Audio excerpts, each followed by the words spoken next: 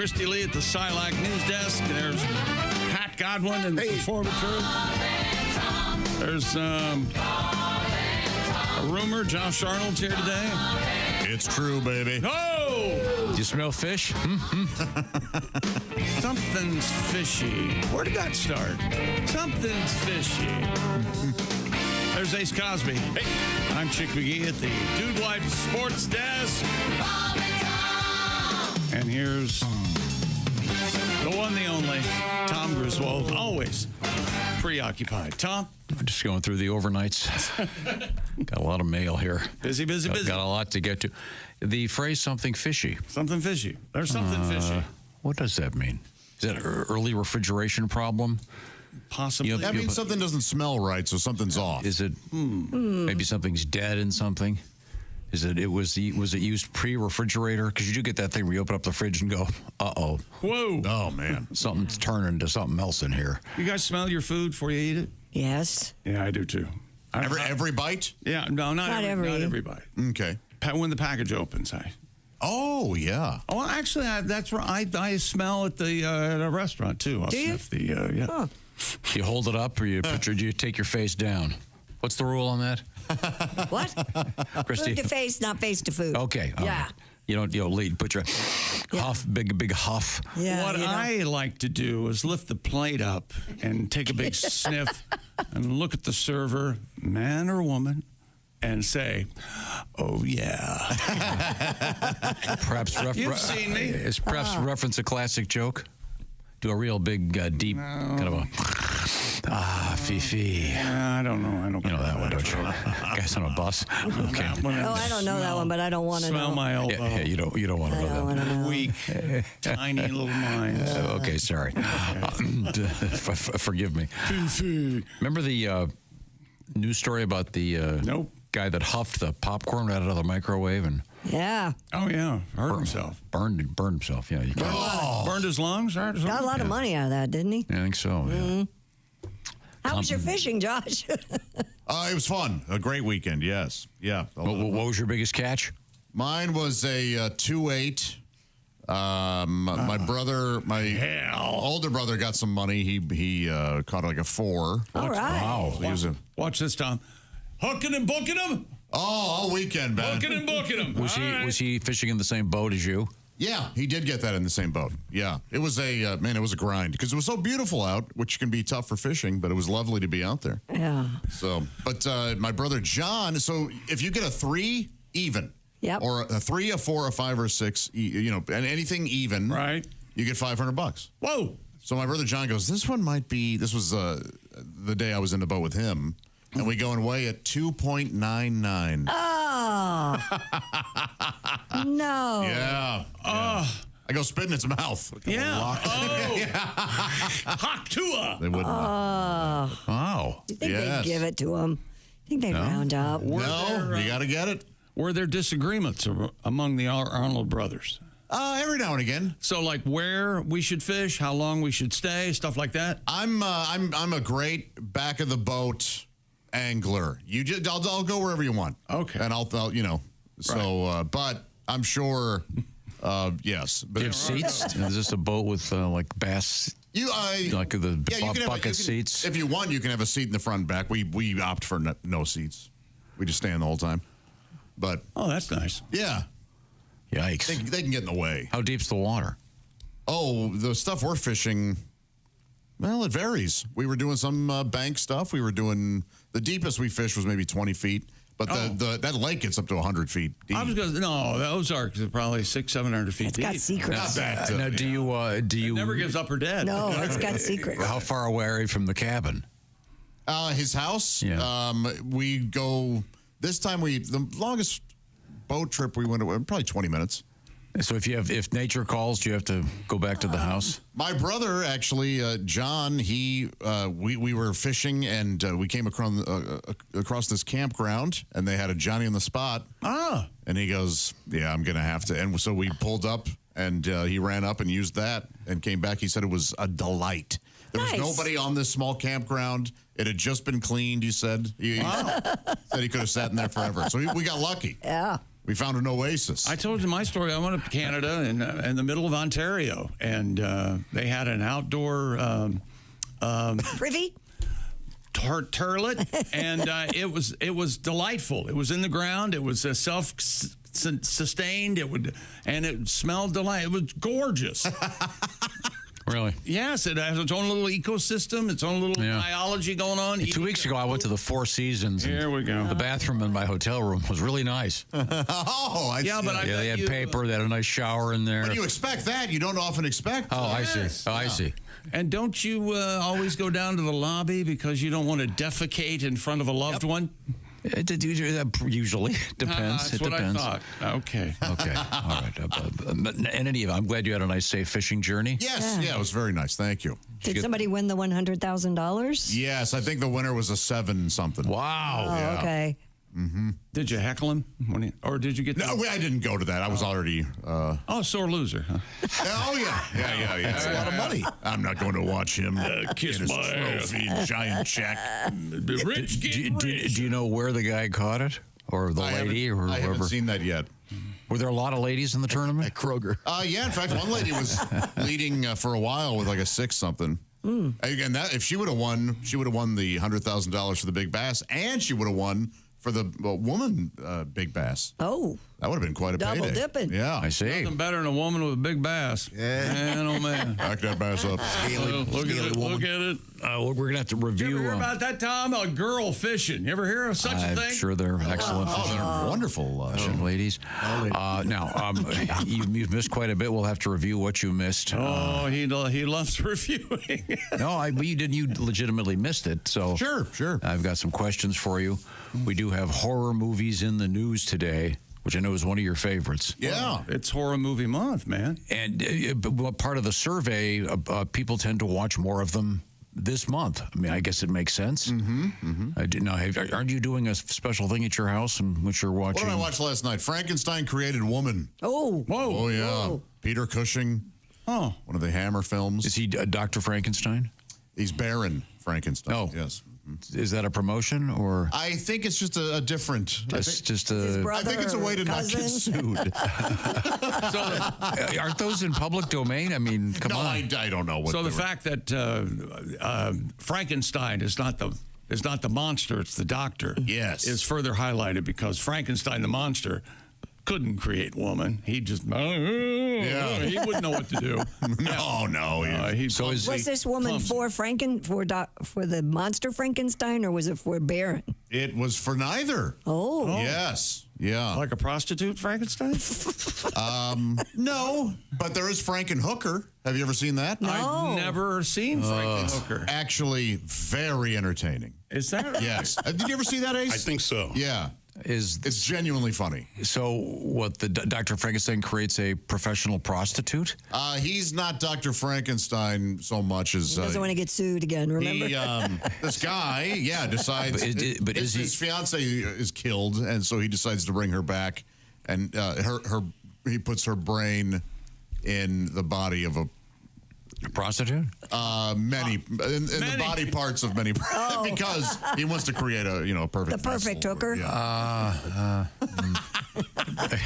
Does it have the scene with the big laboratory and the sparking? He's in his garage, I believe. Something like that. Yeah. So it's not that. Frankenstein? He's got all the schematics and You don't have like the big switch where you pull down and all the Frankenstein movies. not with in that case. The lightning going into the tower, none of that stuff. Right. Isn't Not in that- Frankenhooker. Isn't that called the Frankenstein switch? There. Oh, there you go. Yeah. She's Oh, hot, look, she's sexy, and she's sutured to please. We're looking at a picture of Frankenhooker, and it looks like the doctor is adjusting her head. Yeah. Yeah. Just get it just right. Are there graphic scenes of Frankenhooker at work?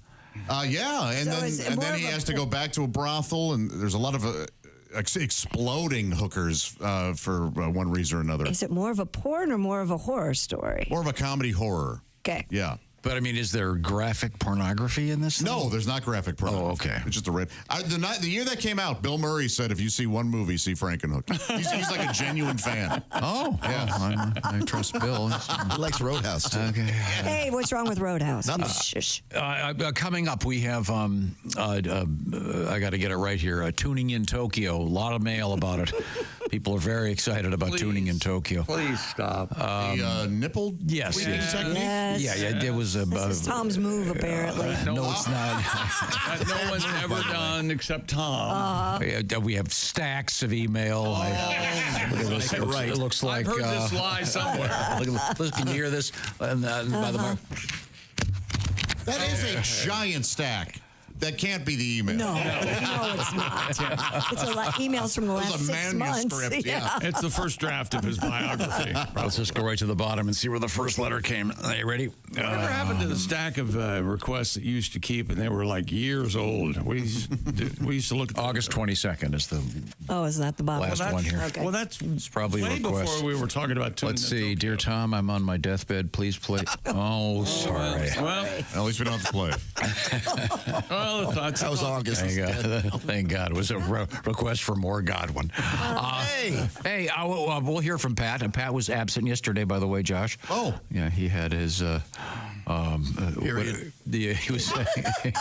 You were flowing, were you? Yeah. Okay, good. Rough day. Now, were you at home with your Simply Safe, having a good time, Chick McGee? I was right up until a couple hours ago. That's exactly right. You get that sense of unease when you leave your home. There's something I forgot. Is there a door unlocked? Is there a window open? Did I leave a car in the kitchen? Well, you can discover in peace of mind with Simply Safe. Security system, you deserve the best. That's Simply Safe. It's protected my compound for about 10 years now, with cameras and sensors and glass breaks and motion detectors.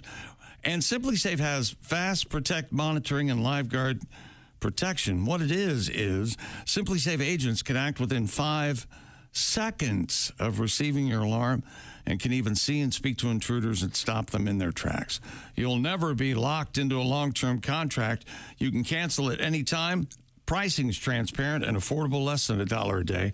No hidden fees ever. And Simply Safe has been named Best Home Security System by U.S. News & World Report for 5 years running, and offers the best customer service in home security, according to Newsweek. Easy to install and activate your Simply Safe system in less than an hour, or choose professional installation. You can have a pro do it for you. Protect your home and get peace of mind, and a swell deal, 50% off a new Simply Safe system, plus a free indoor security camera when you sign up for Fast Protect monitoring. Just visit simplysafetom.com. That's simplysafetom.com. There's no safe like Simply Safe. Thank you very much. Coming up, tuning in Tokyo. This is the Bob and Tom Show.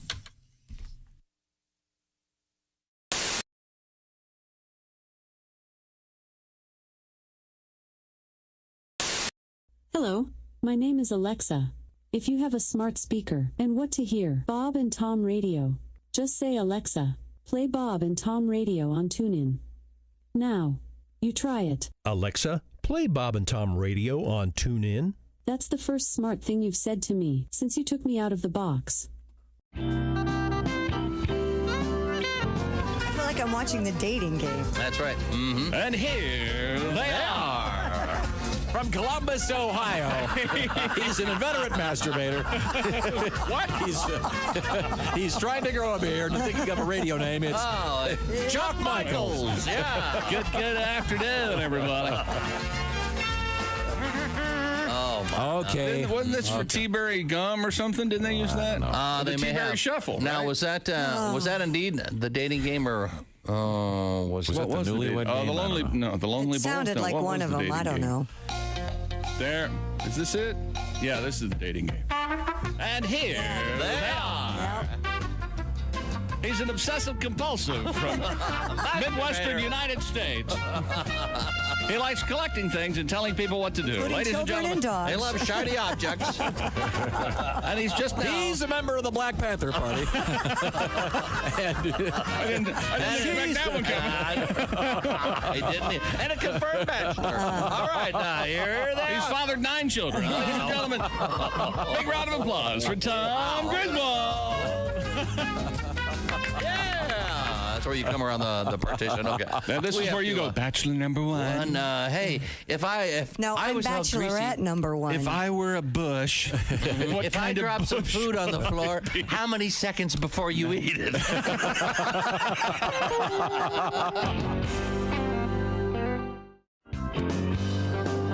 back to the Chinchilla. We sent members of our staff plus Donnie Baker to your garage. She is my mistake. So traumatized right now. She has not come out of her little house in No doubt. the whole The day. Chinchilla? Oh, well, yeah. that's because she met Donnie Baker. Yes. True. Her ears are as big as Frisbees. They are very big. I know. I can't get over how They're horribly... native of South America, and they use those to, and they're nocturnal, so they Must be a lot of listening going on. they do in a lot South of America. listening at night. Size of those because ears. you can't do. see very well. And they respond, of course, with their brain by going, duh. Duh, I'm a Chinchilla. Oh, wow, it's that great big thing right there. That looks like a really nice fur coat that lady's got on. I wonder what that's made of. Duh. Well, I'm gonna rest for a while so I can poop again. Duh. I can tell you. I'm not like a dog. I can't play frisbee or catch. I just sit here going, duh. I'm kind of like something in a frame, like a picture, except I just go, duh, and then I poop. Except you have to feed me and I poop. I'm like a picture you have to feed. Duh. I can tell you what, they don't come when you call them. That's for damn sure. I will. I'll come if you call me. Tell us more about scatting.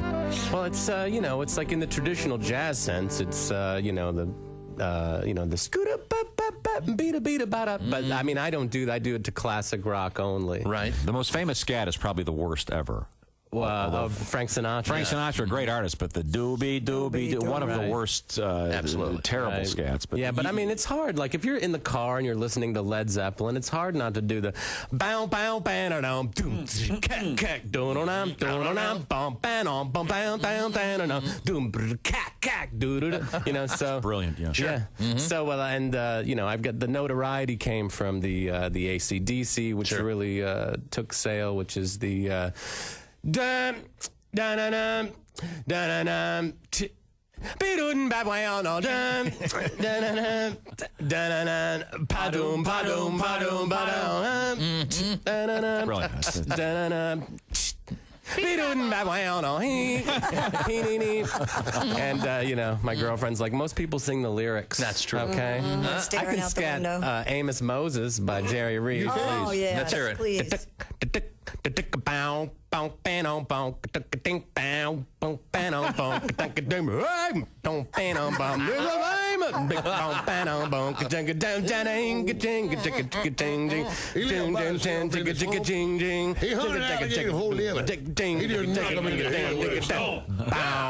Well, on that note, we have to go. Thanks for joining us. hunting alligator down in the swamp.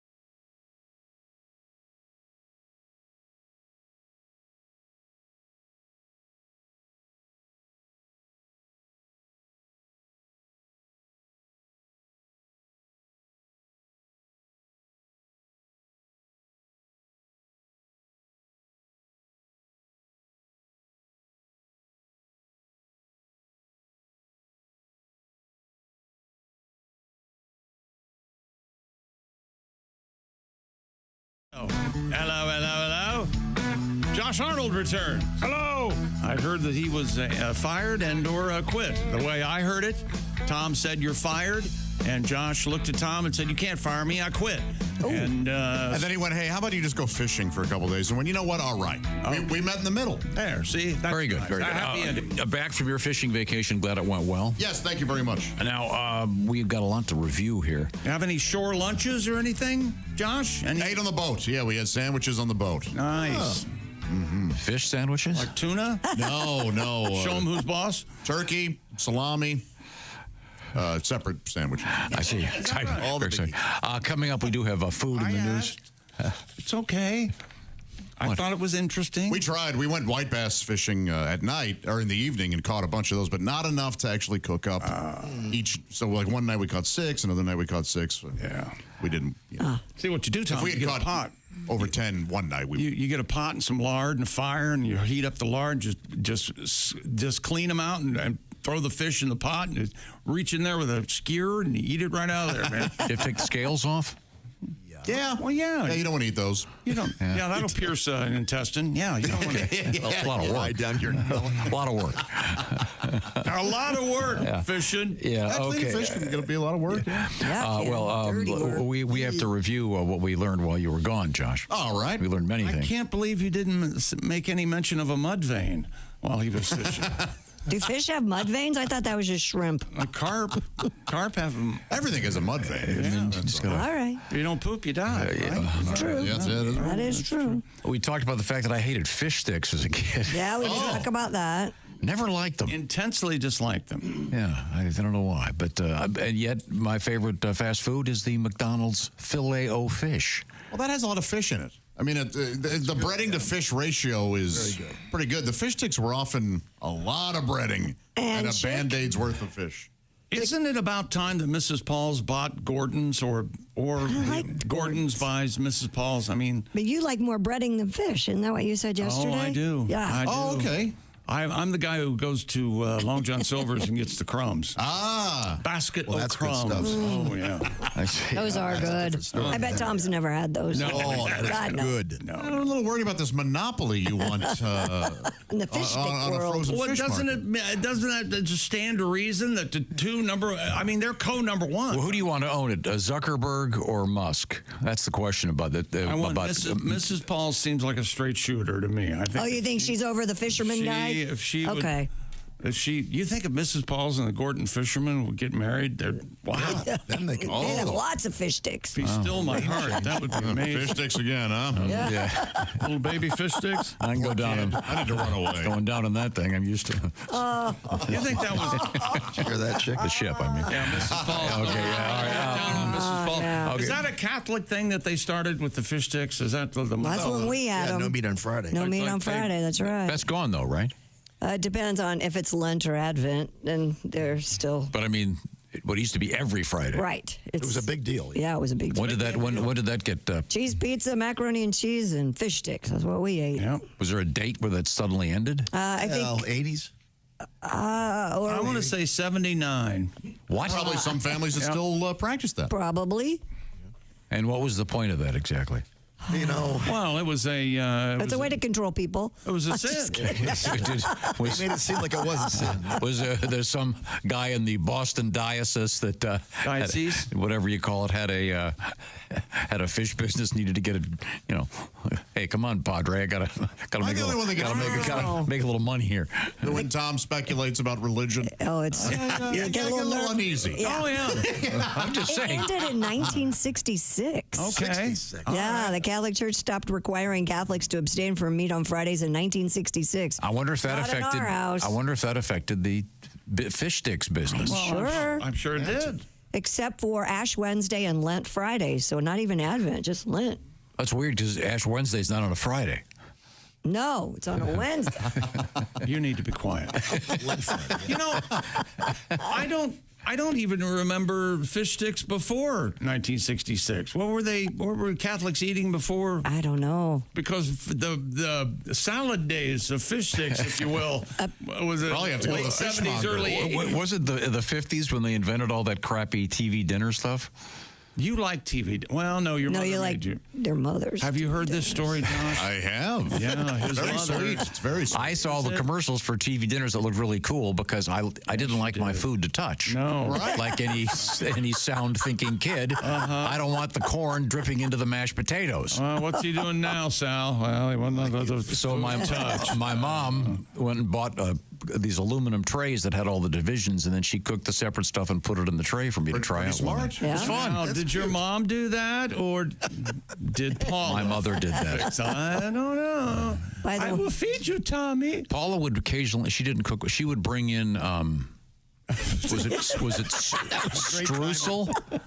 Oh, yeah, sure. Yes, Streusel. Yeah. You can't beat streusel. An elaborate baked thing. Yeah, actually, that was very tasty. There's a good streusel place around here. Very good, very good. The church apparently started that because it was in memory of Christ's death. You were supposed to remember Christ's death by not eating meat on Friday. I don't know about I don't know how Sounds that to me works. like the big money machine that was Mrs. Paul's. All right. Yeah, I think, like I said, there's some guy in Boston that said, "Hey, look, Padre, I need a break. I got to sell some of these fish sticks. Frozen fish. Come on, I'm dying here." Am I right, Josh? Eating fish and so forth. Okay, just saying. Enjoy your clam strips. Now, I love where clam were strips. we? Let's see. But I will say this: I think fish sticks and all that food has come a long way since. Yeah, there's some quality stuff. It's much, much better than it used to be. I haven't had an actual honest-to-gosh TV dinner. I can't remember. Oh, man. Maybe I should try that. I haven't either. It's been so long. See how it, like the classic Salisbury steak with the apple crisp and I like that. all that stuff. Turkey's always good. I like the meatloaf. But actually, that kind of ties in with something, if I can sort of switch gears here. Today in history, I was reviewing it earlier today. Mm-hmm. Guess what year the microwave oven was patented? Patented? I was stunned. I'm going to say 52, 51, 52. 41. 56. Believe it or not, it was all the way back in, wait a minute, I just lost it here. I think it was 42? I can't find it. Sorry, I'll have to redig. I had it here before. But a long time ago, I was quite. Here we go. Excuse me. Forgive me. I had the wrong one here. Today in history, October 8th. Happy birthday, Chevy Chase. The microwave was patented. 1945. I would have guessed 63 or something. Was it? It wasn't patented in Japan, was it? Right. As they were going through some rubble, they went, "Hey, by the way, these meals seem pretty." Sandwiches are still hot. It looks like this. Everything is still really. I have an idea. Let's call it. We can box this. We could call it the radar range. Maybe it's radioactive. Somebody didn't put that together. 1945. Is there a worse song than Radioactive? No, I love that song. Isn't that Paul Rogers or somebody? The Firm. Who? The Firm. We played it. The Firm. It's the great Paul Rogers and Jimmy Page. Radioactive. Will you take Imagine Dragons Radioactive? I've never heard that one. Radioactive. Radioactive. Oh, yeah, I know that song. I've never heard of Imagine Yeah, I think. I like dragons. Do you like dragons? You like Imagine Dragons? That's the only reason I watched Game of Thrones. It's all about the dragons. The dragons picked up. Yeah. Oh, God. I'm sorry. We have, where were we? In any event, I never liked fish sticks. Sorry. I should probably try contemporary fish sticks. But what was your mom's equivalent for you in fish sticks? She just didn't. Well, they weren't Catholics. So they didn't have to eat. She would regular food in pockets? Or the sections? We'd have fish occasionally. Okay. But not. No, thank you. No. But I did love tuna noodle casserole to this day. It's the greatest simple recipe out there. 2 nights ago. Yep. Can of tuna fish, cream and mushroom soup, Campbell's, of course, and then egg noodles. Yeah. And everybody asking, you have a cat all during dinner? I have a cat. And when I was really little, I would pick the mushrooms out because they look too much like boogers. Anybody else do that? No. As difficult as he is as an adult, can you imagine how difficult he was as a child? No. Holy hell. Certainly can. I would pick them out myself. They look like boogers. Now I'm a huge mushroom fan. Mommy. My husband won't eat mushrooms. Doesn't like them. They're delicious. I know. Well, he sounds difficult. It's the only thing. Yesterday we. Is that the only thing he won't eat? Yeah. Oh, wow. Good for you. I saw a great drone. Josh, you'll appreciate this. Yeah. All right. A drone show, a nighttime drone show in the sky. Yeah. Oh, sure. Well, I would hope it'd be in the sky. He And went at night, so you nuts can on see it. this. So it was amazing. I have a couple Amazing. pictures. I'll show you. You'll appreciate it. That stuff's pretty incredible. This is going to replace fireworks in places where there's fire danger. I'm telling you, so they're very exciting. They can do anything. Yeah, they can. And we had it in And you said these are in the sky. Yeah, I suppose you could do one indoors. Well, you're the one who said the drone, and you've specified. You could do one inside a large stadium, I assume. I'm sure. Yeah, How about we drew a drone show up your ass? How would that work? Possibly have one up there. Well, that would be fine. We'll have to get your nose out of there first. Always the shot. But we were talking about that because they're going to. When is that implosion? Tomorrow? in Vegas? They're taking down the Tropicana, and they're going to make a big show out of it. They're going to have fireworks. They're going to have pyrotechnics and what do they call them? Pyro drones. Huh. It's supposed to be at 2:30 in the morning on Wednesday. So there's no such thing. I don't know if that's 2:30 a.m. our time or Vegas time. There's no such thing as 2:30 in the morning in Vegas. I know. Yeah. Anytime, all the time in Vegas. I assume that's in Vegas because they have to clear the area. Obviously, I would think. That's an older casino. Tropicana? Oh yeah. Christy describes herself as a boob girl. Yep. She says she loves a nice pair of breasts on another lady. I got it. This right here. I agree with Christy. I can also enjoy a good set of tatas on a woman. Okay. Thank you, ma'am, for agreeing with me. And the context of that was one of her friends had a so-called boob job. Right. And apparently at some event, went to the ladies' room with Christy and said, go ahead, feel them. I remember that story very well. I did not tune in Tokyo, but I did feel them. Well, that's because you're a woman and you know that's not a good thing. Thank you. And there we go. Then that became quite a subject of tuning in Tokyo, which we'll get to in a second. And then Chick wanted to know if my maid as a child, Paula, had a large bosom, if you will. I imagine she was a busty woman. I described them according to this account. I described them as, because she was of German heritage and born in Germany, I described them as being Zeppelin size. Yes. Which they were. Pendulous in her later years. Oh, Tommy. Kiss me all over. We had as good as your father. We had and your mother. We had an interesting story in the NBA, which I know you don't care about the NBA because you don't speak Chinese, but an interesting story out of the NBA because Bronny.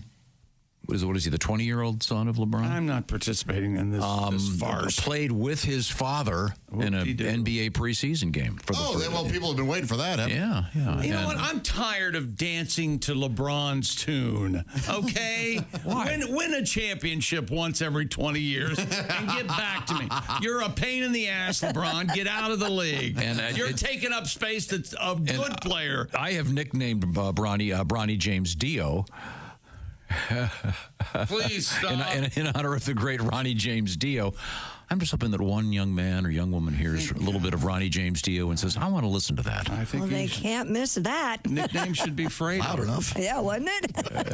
It's lovely, isn't it? Dio, sure, I'm a fan. Did you see the smile on LeBron's face? Did you watch any of that? He was just having such a good time. It was great. Okay. Proud father. Maybe you'll like this, Josh. Okay. The cassette is making a little bit of a comeback again. All right. There was the comeback a few years ago when Guardian of the Galaxies came out, and they had the whole theme with the boombox and the cassette. Guardian of the Galaxy, not Galaxies. Or is it Galaxies? Is it a It's plural? Guardians of the Galaxy. Sorry. The larger point being the cassette is making a return. Yeah, why is that this time? I think he made it up so he could talk. They said that, I want to say 30,000 cassettes of the latest Taylor Swift album have sold. And then someone said, why would anyone want one? Because obviously with vinyl, you get the nice artwork, a larger scale. With a cassette, the artwork is tiny and not really that interesting. I think it's because a lot of people still have cars with cassette players in them. There must be enough. I mean, what did we find? The last cassette player was in a car, 2010. 2010. Mm-hmm. Some great 2010 cars still out there. Sure. Why not? Yeah. Did your previous car, the one you have now, have a cassette player in it? No. It had a CD player. Okay. Not All right. There are a bunch of 2010 cars right now sitting at the repair shop. Yeah. No, some of them still running. Your Hondas, your Toyotas. From repair shop. They run forever. They'd be 14 years old, Tom. I'm not sure they even use gasoline as we know it today. Now. I'm trying over here. There may be some grandmothers out there that have older cars that they drive, they put 1,500 miles on in every 5 years. And then you buy them for your kids. Who was just here that had a car that was just about to go over 200,000 miles? Shane Moss, maybe? I don't know. Every comedian. Ryan Singer. Ryan Singer. Yeah. Oh. And it was a Toyota, right? I believe. We have been on a run with weird comedians lately. Shane Moss, Ryan Singer, bunch of weirdos, right? But happy weirdos, happy man. Weirdos. More power to them. Happy, funny. Greg Hahn, happy, funny weirdos. Yeah. Yeah. Yeah. In any event, I'm sure there's someone listening right now driving in a car with a cassette player. Of course. It's kind of fun. Ace has a cassette player in his car. Oh, you do? Yeah. Oh, okay. Huh. Do you ever use it? And CD. Do you ever use the cassette? Are you trying to tell me that you can tell if a cassette is playing as opposed to an 8-track, as opposed to a CD? Is that what you're telling me? You hear music coming over the radio. You hear music coming in, oh, that's a cassette. No, who says that? That's dumb. What? How do you know? Why would I say no? Cassettes were really convenient. They were a great format. A little hissy.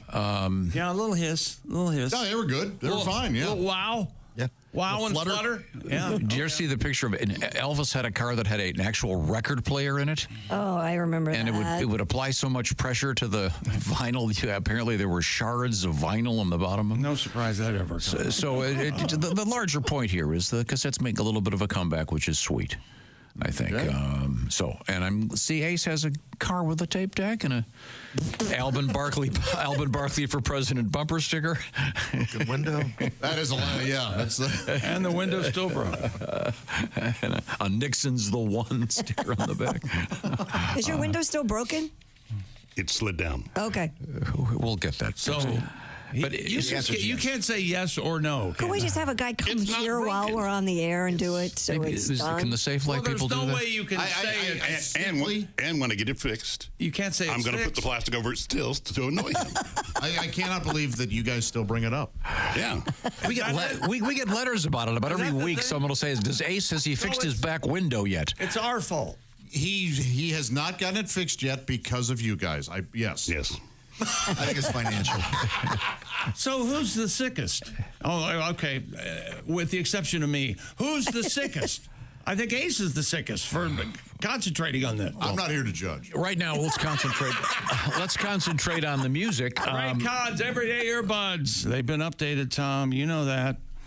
Raycon's latest product update. They added brand new features with the Raycon everyday earbuds.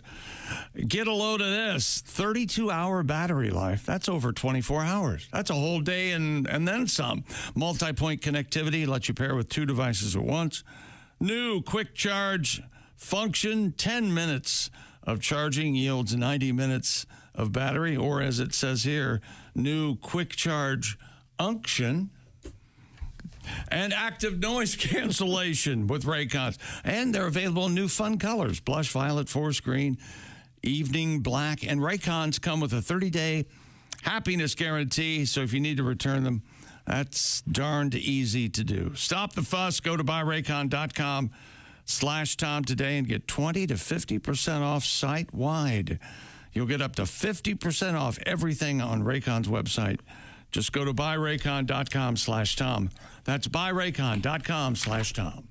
By the way, I just Googled the word unction. Yeah. Yikes. Oh, yeah? Is it a bad word? Extreme unction is the anointing of the very sick. Oh. Often in danger of death. So don't let your headphones die. All right. to tie it in, you see. Keep that in mind. Good to know. Coming up, we'll be tuning in Tokyo. This is the Bob and Tom Show.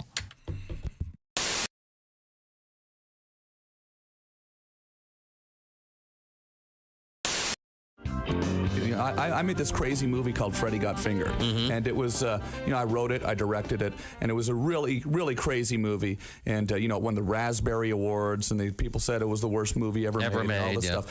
That was sort of the point, was to make the craziest worst movie. Yeah, kind of the point of it, right? So now what's happened is, and really what's been a really exciting thing about going and doing these shows is, people are coming out to the shows. They're bringing their Freddy Got Fingered DVDs, and it's sort of turned into a bit of a cult, smash. I've gotten a call from the studio recently that said the DVDs have been selling through the roof. They've sold over 1 million units of the DVD. And didn't I hear that you're going to do a director's cut? I want to do a director's cut of the movie because because there are scenes that just when you edit when you do one of these commercial studio movies, especially a movie like that, they focus group it and you had to change things and tighten it all up. Right. So there are some crazy scenes that I'd like to get back into it, but also it's sort of just I think the irony of doing a director's cut for me personally is pretty funny. Whenever there's a movie, there's always a porno movie that someone makes based on the title? Yeah, it was called Freddie Got Fingered. Okay, back to you, Tom Green. People actually, to be honest, the things that people really like out of the movie are some of the sillier scenes, not so much the gross scenes, but people always come up to me and they say, "Daddy, would you like some sausage?" Which is this line from the movie. "Daddy, would you like some sausage?" So I sing that on stage. Come see me on tour. We'll be singing some of the hits. Sing along. That's all right. That's your Stairway to Heaven? Yeah, that's my Stairway. The Bum Bum song would be my Stairway to Heaven. That went to #1 on MTV, the Bum Bum song. When you Google Freddie Got Fingered, the first thing that comes up, the first line is Freddie Got Fingered quotes. Yeah. That's the first thing. Yeah. And then you go to that page and the sausage. Yeah. The sausage organ comment is the very first line. There's all sorts of very silly lines in the movie. Yeah, there's a whole pile of quotes here. Yeah, so I was in a rap group when I was in Canada when I was a teenager. That was actually What were they called? We were called Organized Rhyme. We were actually had a record deal when I was 19 years old. No kidding. Right out of high school with A&M Records, and we had a #1 hit, in many Canada? markets in Canada. We were the Much Music Video Award of the Year for Best Rap Video. That was sort of the... Is that on your website? You can find it on there. Yeah, you can find it on there, and you can find it on YouTube. And, the thing, that was sort of my first sort of realization, hey, I want to work in show business, I was sort of like, all of a sudden I had this record, and we were touring, and we were doing radio shows, and I went and started my radio show, and right after that, and... it was initially a rap music show that I turned into a talk show, which then turned into my TV show. I've had a lot of great rappers on my website too. Like if you go on TomGreen.com, you can see me rapping with Too Short and Exhibit. There's this funny video of me rapping with Exhibit where I surprise him with this rap that's ended up on YouTube. It's got 2.5 million views now, and it's sort of funny because you see these rappers who just aren't expecting me to start rapping, and then I start rapping in their face, which is fun. So. Canadian rap. Right back Canadian rap, yeah. You can see why you haven't heard of it. Hey. Canadian rap. Tom Green is our guest.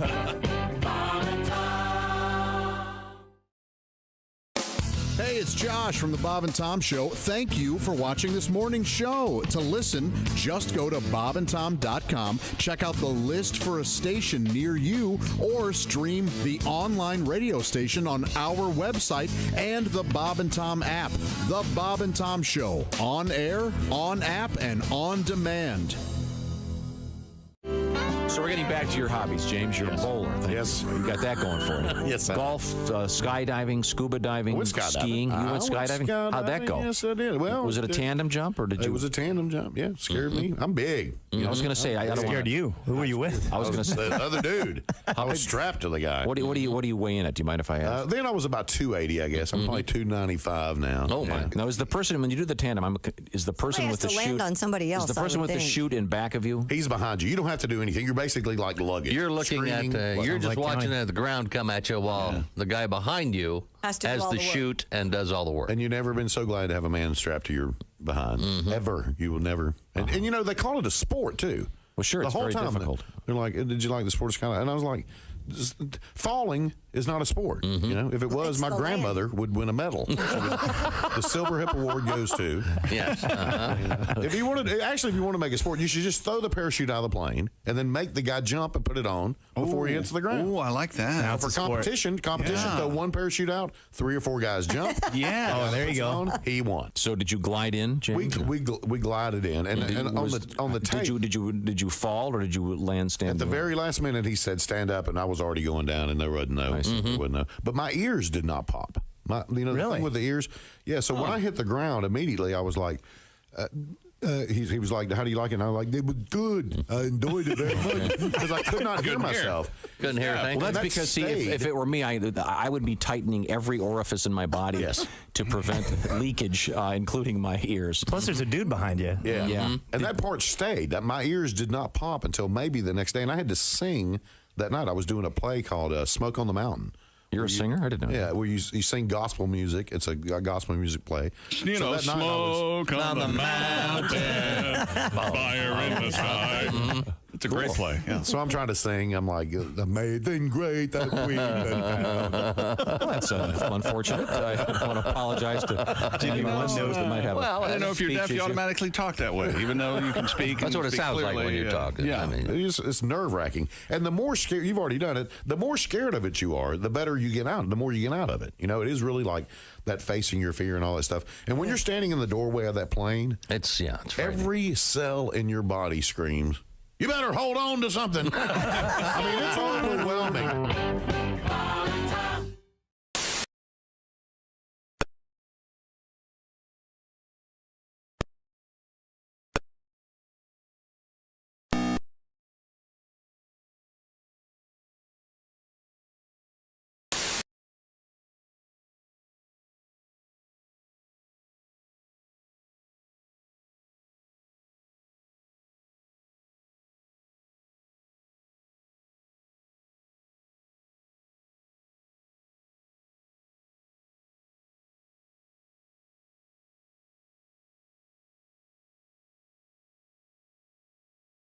At the Carmel Palladium, and Gunner's got some extra tickets for that one, and you could win those this afternoon here on Q95. And also, we're doing that $1,000 an hour thing 9 to 5, so it's a all-day extravaganza. I would like to see that. Welcome back to the Bob and Tom Show.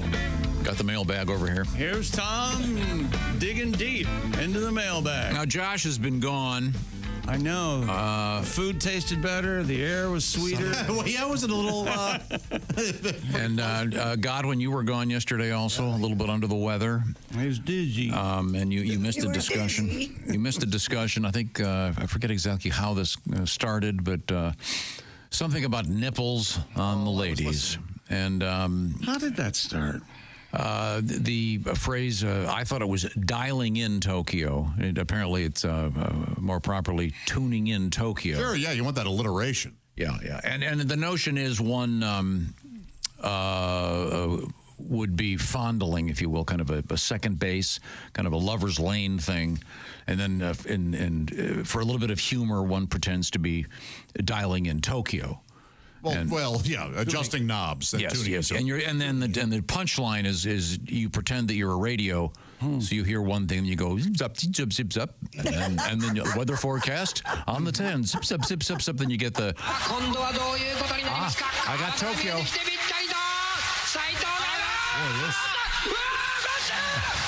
That is hurtful to the ears. That was a Japanese call of a college football game. Okay. Here in the USA. A lot of letters about this, Josh, because these guys said no one ever did it but me. I'm really shocked that you did it. Yeah, it's kind of silly. I don't think you actually did it on a human being. No, I don't either.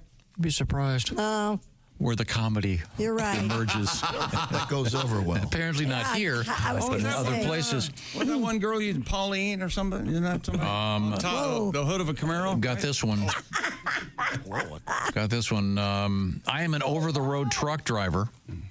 Hi.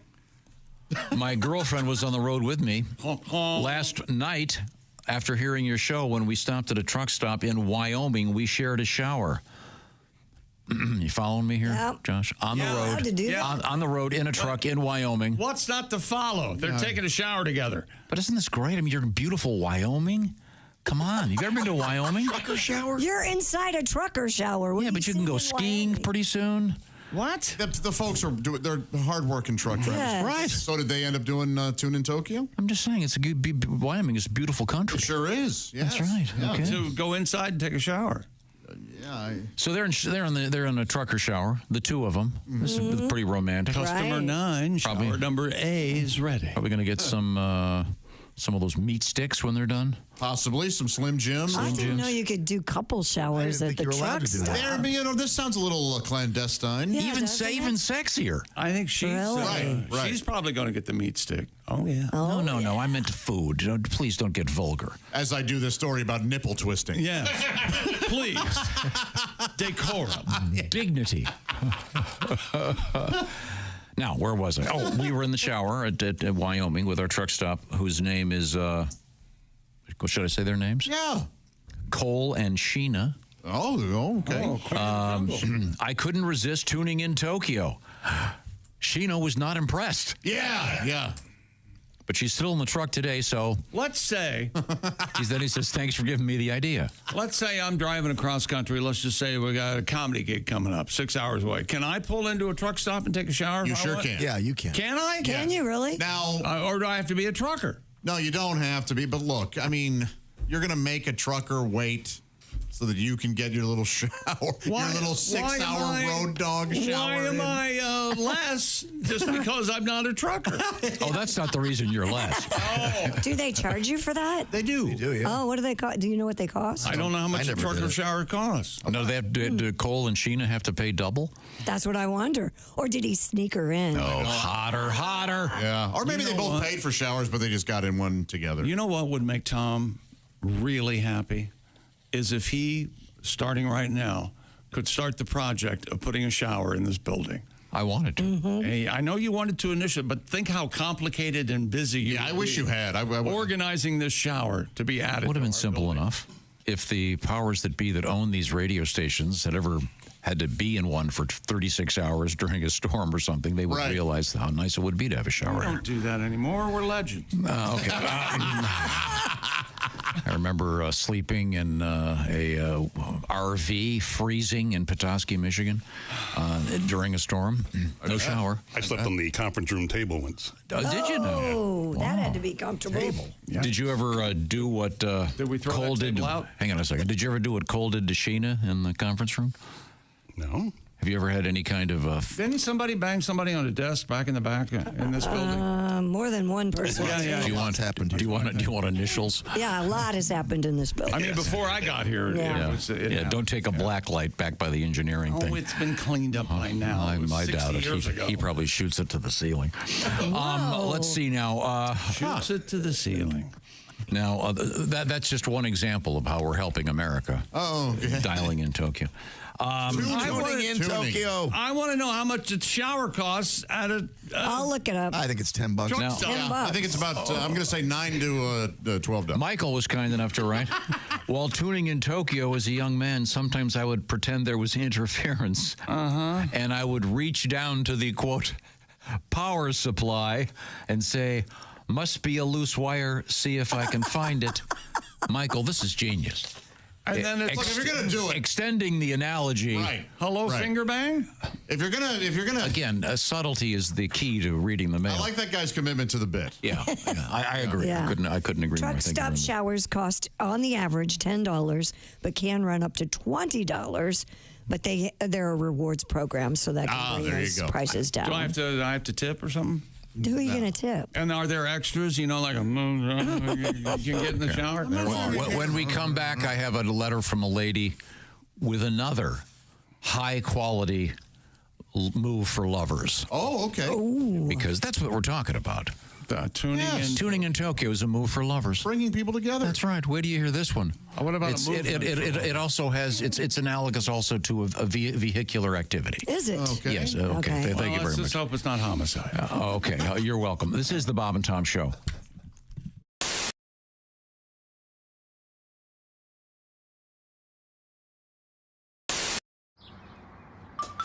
Is that Chick McGee? Why, it sure is. Chick McGee, who knows that an annuity from the folks at Silac Insurance Company means a retirement check in his mailbox every month. Chick works on perfecting his mailbox opening technique. Easy, Mr. McGee. Don't blow that elbow out. Chick isn't quite retired yet. He's just practicing for it. Because one day, Mailbox McGee will be taking his retirement the easy way. SILACINS.com. Silac Insurance Company. We're talking with comedians Mark Klein and Nick Griffin. Nick, anything new in your life? Well, no. I mean, I'm just out there, trying to make it work. I think you got to try to enjoy yourself. Obviously, I'm a positive guy, very optimistic. I've noticed that. That's what I like about you. Yes. Is this your New Year's resolution? Yeah, I feel like, 2010's your year. No, I need to be more realistic, and I feel like, you got to enjoy yourself in the moment because, in an hour, a day, a week, it's all going to suck again. Because that's life, right? Good, sucky, sucky. Sucky, sucky, sucky. You say that in Japan, and you're going to have a great time. It's true. It's just hard adjusting to the sucky part of life because when you first get to Earth, everything's sweet. You know, when you're a baby, everyone's kissing your ass, hugging you, feeding you, and then boom, acne, erections, calculus. I'm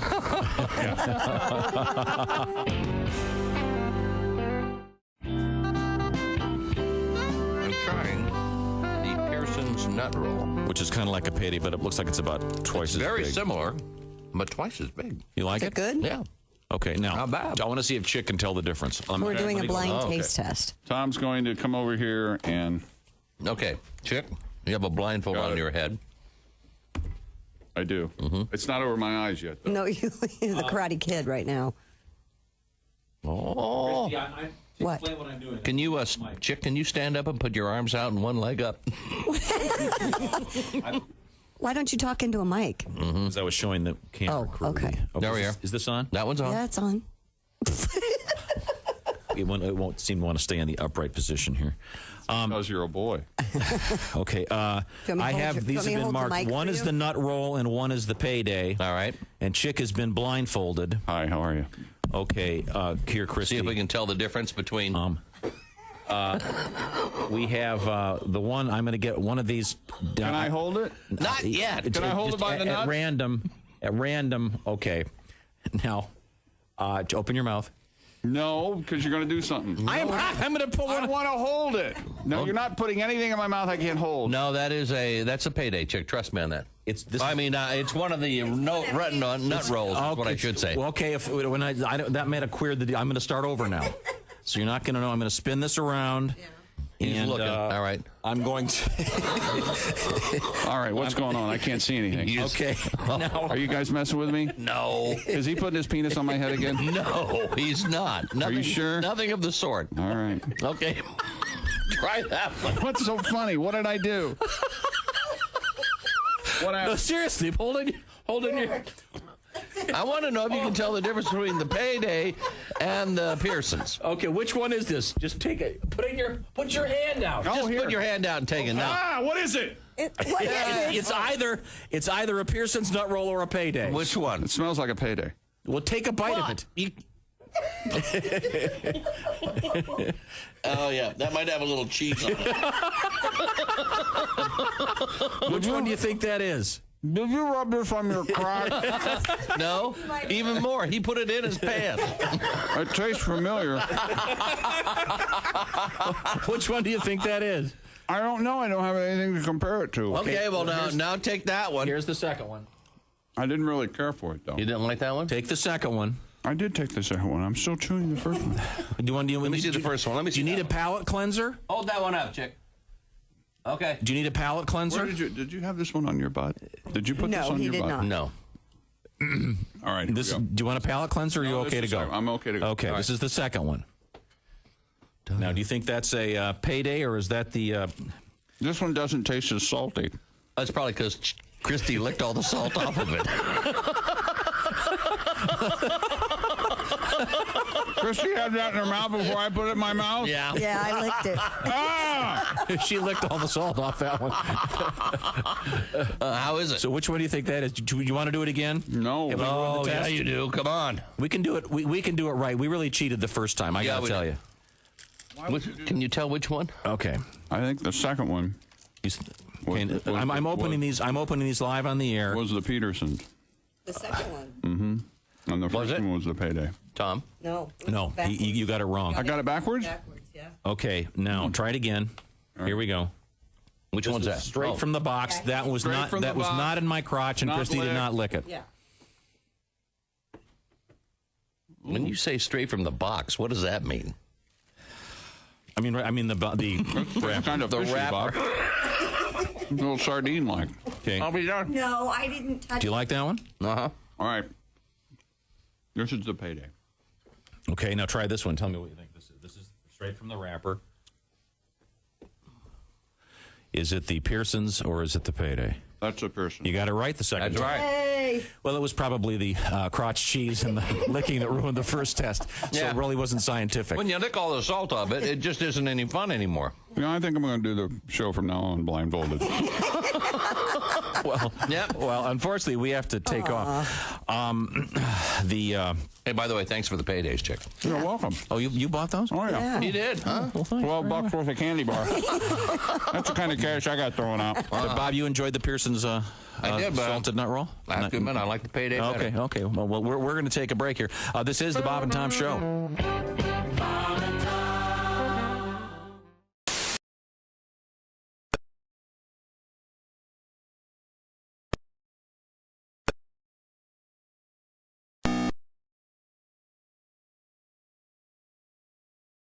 Give him that. What about ejaculate? You come up the mic, Eddie's going to be pissed. Congratulations. Oh. Welcome back to the Bob and Tom Show at the Silac News Desk. It's Christy Lee. Hello. There's Pat Godwin. Hey! Enthusiasm. Just sitting there, aren't you? Yeah. How many songs you done today? None. Zero. Jess Hooker's here. Hi. There's Josh Arnold. Aye. Fisherman or radio star? You decide. You've got to decide. There's Ace Cosby. Hey. I'm Chick McGee at the Dude Wipes Sports Desk. I have a question. I will tell you about Dude Wipes. Get rid of toilet paper. Dump it. Wet cleans better than dry. That's just good science. Try Dude Wipes for the best clean, pants down. Yes, Tom. And not just for your anus. I think it's... Yeah. I used them over the weekend. I use them, too. Anus. I keep them by my grill. Yeah, you can see, they're handy for your whole body. Things, I like to wipe down the salmon before I cook it. Ew. There you go. I don't recommend that. I don't recommend it. No. You don't want minced are there, salmon. Josh, are there podcasts about fishing? There are. Oh, God, Are you yes. kidding me? Do you ever, Tons. Yeah, I'll do you ever listen to them? Sure. Yeah, I watch more videos than I do just listen to podcasts about it. But yes. Yeah, I listen to Because, I mean, fishermen are famous for their tales and... Oh, sure. You know, stories and the one that got away, et cetera, et cetera. Yeah, but for the most part, they keep it honest. I see. Well, no, we were discussing... let me once again say hello to Ms. Hooker. Your actual name, by the way. Yes. I think we need to clarify. And that was a married name. Is that correct? Yes. Was a married name. Was a married name. name. And then prior to that, your name was? Prosser. And so in high school, you were referred to as? Jessie Prostitute. Jessie Prostitute. Mm-hmm. Just wanted to get that out there. That's cruel. Okay. Yeah. That is cruel. I'm still friends with the guy that started it, so it's fine. All right. Yeah. Yeah, kids are awful, aren't they? Yeah, they are. They always do. Can you imagine if it had been Hooker in high school? You would have really. Yeah. Ugh. Yeah. Would they have known even then? In high school, Hooker, was that a thing? Oh yeah, I remember my son getting off the school bus and he said, "Some kid said my last name's a bad word." I said, "You know what is a bad word? A-hole. Call him that." Yeah, there we go. Cut to the chase. In any event, we've been discussing the process, if you will, of tuning in Tokyo. Oh yeah. Which is something. I don't think it's a thing. No. It is 100% a thing. We have received dozens of emails on this topic, and this would involve what it was sometimes referred to as second base. Yeah. Back in the... Yeah, it was in a movie It once, was in Pretty I in think. Pink. Yeah. Pretty in Pink. right. Yes, Yeah. that's where it got its that start. That's where it became popular. I see. Mm-hmm. By the way, does anyone know in the UK, since baseball's not a thing really, cricket is, do they have the equivalent of the bases, first base, second base, third I don't base? know. Is there a some sporting issue analogous to that pursuit? I don't know. But to move on here, we've had many letters. You may have heard the letter we had from folks that were in a truck stop in Wyoming. Mm-hmm. Which is just so exciting for me. You ever been to Wyoming? It's yeah, I have. It's beautiful. Yeah, maybe Jackson Hole on your way to go ski. Jackson Hole. What's more exciting, being in Wyoming or having a shower in a truck stop with your lady? Having a shower with your lady in a truck stop in Wyoming to me would be exciting. Okay. And which happened, and the truck driver he did the tuning in Tokyo, and she was less than impressed. Oh. However, she's still in the truck, so all is well. Okay. One can only assume what happened after the Tokyo incident. Was it a soap Opie tune in Tokyo? 'Cause that changes the dynamic, I think. It does. It's not as abrasive, probably. Yeah. I see. Oh, so that'll be more pleasant. Yeah. Good to know. Well, yeah. Now, Mandy, kind enough to write, and kind of a subject change. She came and she gave without taking. I should have given a fake name just to avoid Sent you away. hearing that. Oh, man. Okay, I like that song. Yeah. It's great. I like the original when performed by someone who can sing. Hey, let me tell you something. I kill it. Okay. I can't really go into too much detail here. Okay. So don't ask me to. Wait, this is Mandy? This is for Mandy. All right. Well, we're going to need more detail. She does something similar to tuning in Tokyo to her boyfriend. Oh, really? And I'm just going to tell you the name of it and allow you to... Does he like nipple play too? Is it No. testicle twist? I can't go into any details. All right. And by the way, the testicle twist, a lesser hit. Oh. Yeah. That wouldn't that hurt? Testicle twist. That's how Frankie Valli got so high. What does she call it? It's called the stick shift. Oh, all right. Yeah. that's done. Yeah, that's a classic. And then part of it involves I can't what am I doing? I can't say. Spitting on it? No, there's no. I asked you not to speculate. What? You don't spit on the stick shift while driving a vehicle. Well, you do. No, but you do. You move. You do if you're about to sit on it. You need all the help you can get. Excuse me. Remember, what did I just say? I know. I just said no. I said no speculating. Mandy, thank you very much. And now there's a speculate involved? Boy, where should you get... Oh, that's speculum. Yeah, that's not fun. You came and you gave without taking. That is back, baby. From Mike, Mike B., longtime listener, second-time emailer. I do tune in Tokyo, and yes, I do that along with motor boating. Oh. Love them both. Well, thank you.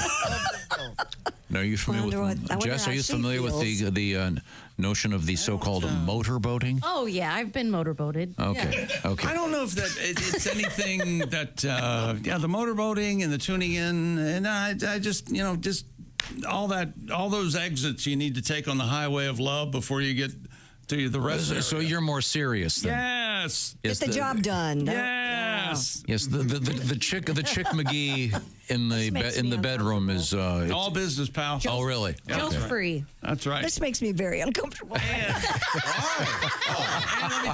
let me tell you something. because we have witnesses. Yes. I like a lot of chatter. Too. You know that. Well, you like a lot of chatter. That's what you told me one time, but you didn't want to be on the air talking about it. That's why it's a lie. And now you might have missed this, and this is there are very few moments on this show that I think are milestones. Yes. This one is, and I only take credit for acknowledging it because it was not mine. Oh. Once again, Michael B. writes. While tuning in Tokyo, I would pretend there was interference, reach down to the quote-unquote power supply, looking for a loose wire. Quote, it worked every time. Well, yeah. This is revelatory. For those listening that don't see what I'm talking about. Woo. This is some fine work here. Who doesn't know what you're talking about? I think there might be some... since we're sort of working around the topic.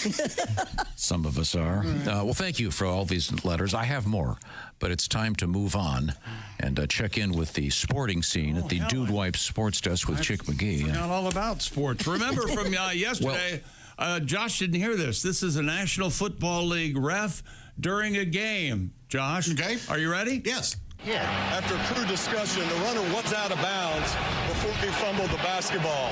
The ball be placed at the 39-yard line.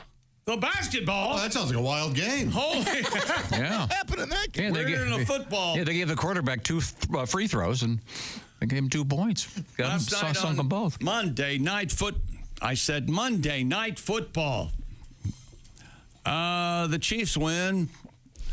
Again, that was one of your picks, correct? You pick all the games? Yeah, I had the Chiefs. What did I fit? 20 and 18 right now on the season against the spread. Very good. Patrick Mahomes, 331 yards.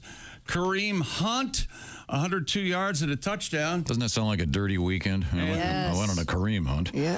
How'd you do? I had to take a Silkwood shower. I got so much of it. Oh, I'm glad to hear it. Kansas City wins 26-13 last night. And big night for Kansas City's pro sports teams. Just as the Chiefs were going to 5-0, the Royals were beating the Yankees 4-2. Oh, that's a great song. That is a great song. What is that, Lord? It is Lord. Lord. First hit. Lord and... we don't need to hear it. We're familiar with it. Royal. Oh, you don't care for that song, I can tell. That's a great song. Mm-hmm. It's so hard pleasing you. That's why I don't try to. Carrie Carpenter. Listen to, what is it? I know. Gracie J.J. Abrams' daughter, yes. Carrie Carpenter hit a 3-run homer, and the Detroit Tigers and a pair of Florsheim shoes blanked the Guardians 3-0 in Game 2 to even their American League Divisional Series at a game apiece. There you go. You like the Tigers, don't you? You're a Tiger fan? Well, I used to, I would run the board during Tiger games. Ernie Harwell. Legend? Yeah. Now, there's a legend. Yeah, very good, yeah. So I would listen to a lot of those. And, of course, I grew up a Cleveland Indians fan, and I have not embraced the stupid name, the Guardians. You're not a fan of that, are you? Dumb, generic. They had so many great options, and it was same with Washington. What would have been better? Well, something that had maybe something to do with history, and not. They're named after some alleged statue on a bridge that no one from Cleveland has ever heard of. I've heard that Cleveland was known as the Guardian City. Absolutely. I mean, everybody knows it. Really? Cleveland, Tennessee, or Cleveland, Oregon? Ohio. Okay. Thank you very much. We'll get back to some sporting news coming up, and your letters. You can reach us, Bob and Tom at bobandtom.com. Summarily. Well, tell me what's coming up in sports. We've got a show. Hey, Otani. Hey, Otani. Doesn't work. Keep trying. It does work. Thank you. If you play along.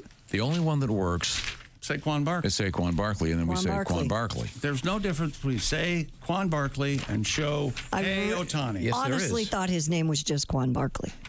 Oh. I swear on my mother. I swear I thought. Hey, when I was a kid, I thought Elijah Pitts was named Eli Pitts. So I thought I thought we were just saying Saquon Barkley, Quan Barkley. I thought you were just. So you never knew it was a bit. No, I thought. I thought Pia Zadora's first name was P.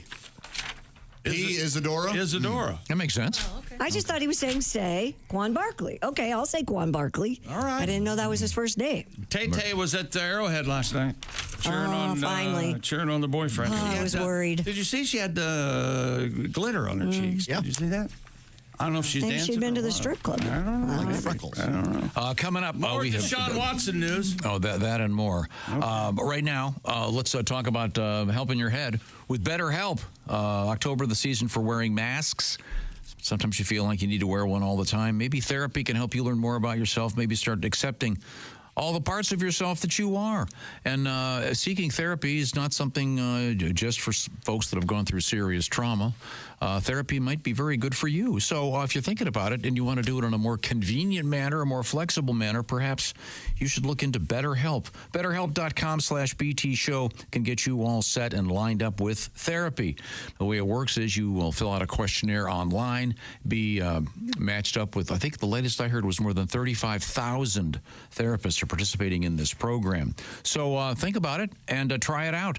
And the way it works is the therapy itself is also done online. You can do it like it's a phone call. You can do it like it's a Zoom call with a camera going. You can do it texting back and forth. It's up to you. And the way to access it, of course, is through BetterHelp. It's BetterHelp.com/BT show. The BT show part will knock 10% off your first month.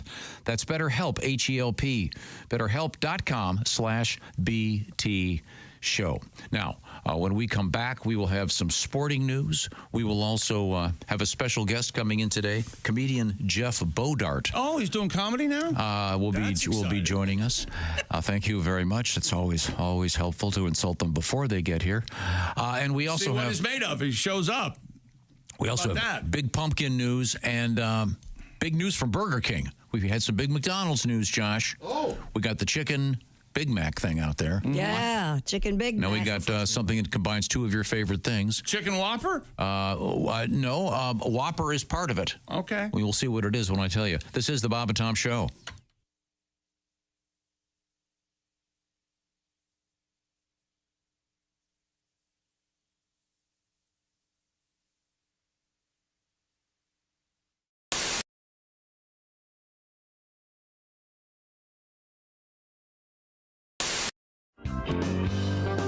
tell you, I am single now. This came up. We'll talk about it more later. I'm sorry. You're not going to be able to stop me. It's come out. But I tell you this much right now. I am trying to talk to girls. Yeah. And I'm young. I can talk to young girls. You ever looked at a young girl? They're great. They're great. Yeah. Sure.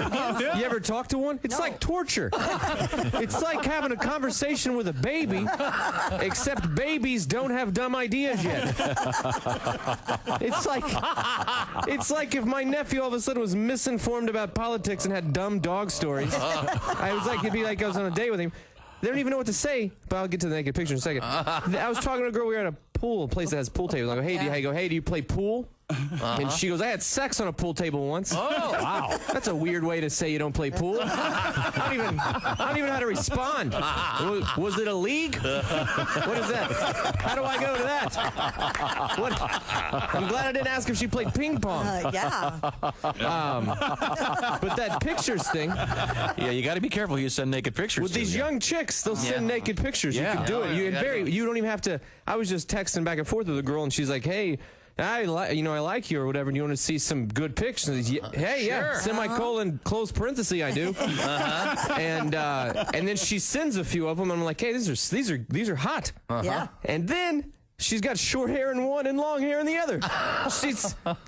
They just keep them on file like W-2s. From now on, send me your boobs and today's newspaper. I want to feel special. See them with today's headlines. Yeah. You want to know that they're fresh.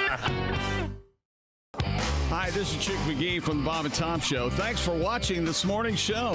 To listen, just go to bobandtom.com and check out the list for a station near you, or stream the online radio station on our website and the Bob and Tom app. The Bob and Tom Show, on air, on app, and on demand. This is a wash. It's a face wash. It's called Soothing Licorice, so it's very gentle. It has very sensitive skin. He's told me. So he does. Now that won't get in his eyes and make his eyes. Well, I'll make it a point. Is this where I quietly switch places with you, Brenda, and Pat doesn't know I'm rubbing his face? I'm sorry, my hands. Yeah, no, that's not so Chick, dripping stuff. Come touch my face, Chick. And those aren't my hands. You're going to start dripping stuff? Hot candle wax? What are you doing? Now, is he going to be able to talk during this after you? He's falling asleep. What are you talking This is really nice. I mean, this is probably one of the best things I've ever done. We're all going to give you the mark of the mushroom. Sounds good. Give me the rum and helmet. His pants. It looks like he's aroused. I think it's just an illusion. No, it's a genie weenie. I think it's No, it's my quads. You got to remember, my quads are so big, everything sits atop the mountain. That's right. Everything. They're saying big mountain, small flag. Yeah, just like the moon.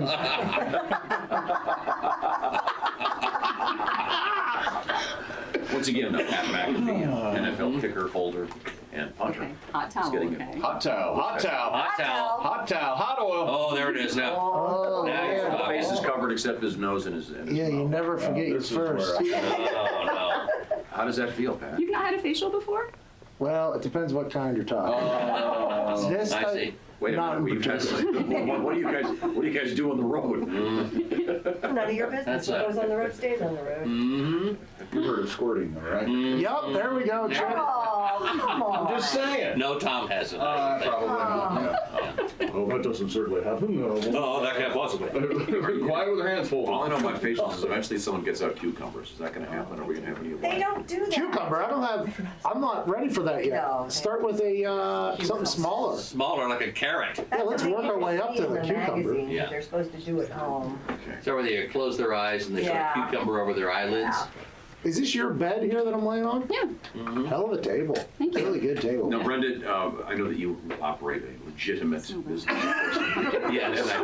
I feel the need to mention this at this point. But do people ever come to you when you? Oh, honey, we could write a book.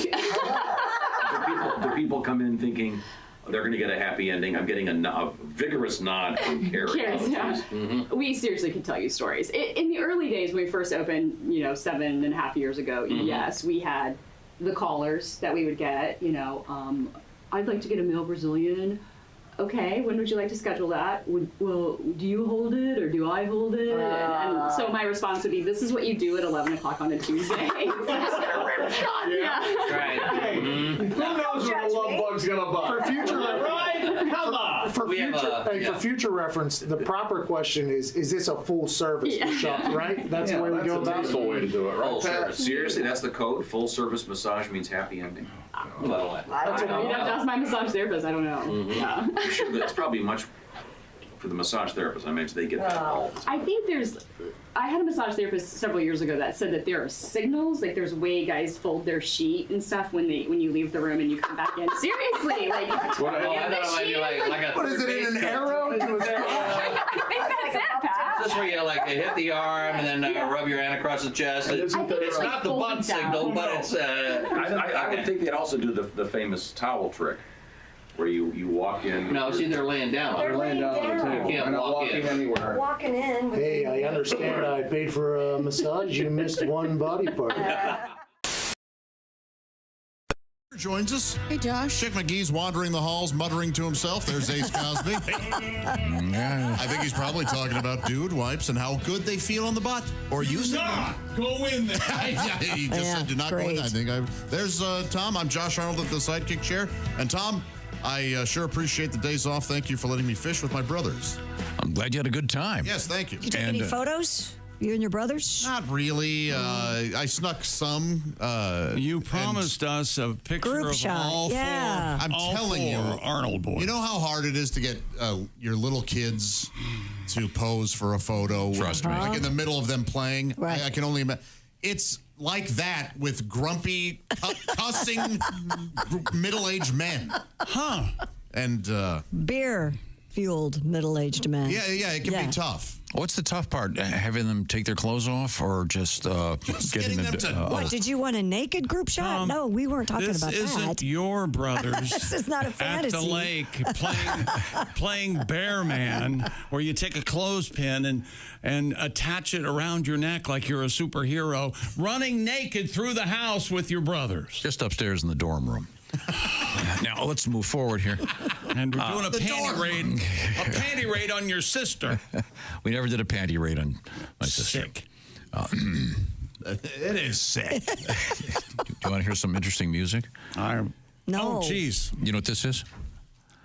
This is the great band Pear Ubu from Cleveland. Ever hear these guys? What the hell are you doing? I like Ubu better than Pear. I used to go see these guys. This is a song called 30 Seconds Over Tokyo.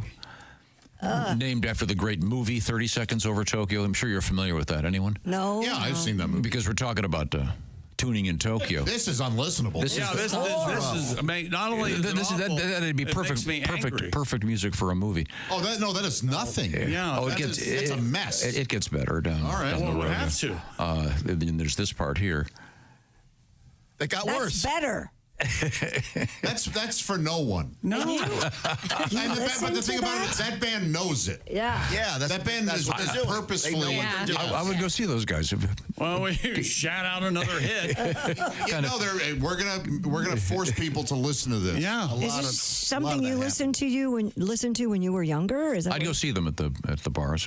Get kind of an artsy crowd. Okay. But right? Deaf people. Yeah. But 30 Seconds Over Tokyo, because our theme today is tuning in Tokyo. Oh my God! Have you guys ever done that to a girl? Have we? No. We're gentlemen. No, none of us even heard of it. You learn what? Except for the movie. That was the only thing. Yeah. I don't want to hurt my partner. Yeah, exactly. I did it. 16 candles. You it betcha. happened to me. I think it's Girls Just Want to Have Fun. We were talking about it. Okay. One of those movies it was in. No, my best friend's little brother just out of nowhere ran up and did it to me when we were kids. Started twisting it? Yeah, Huh.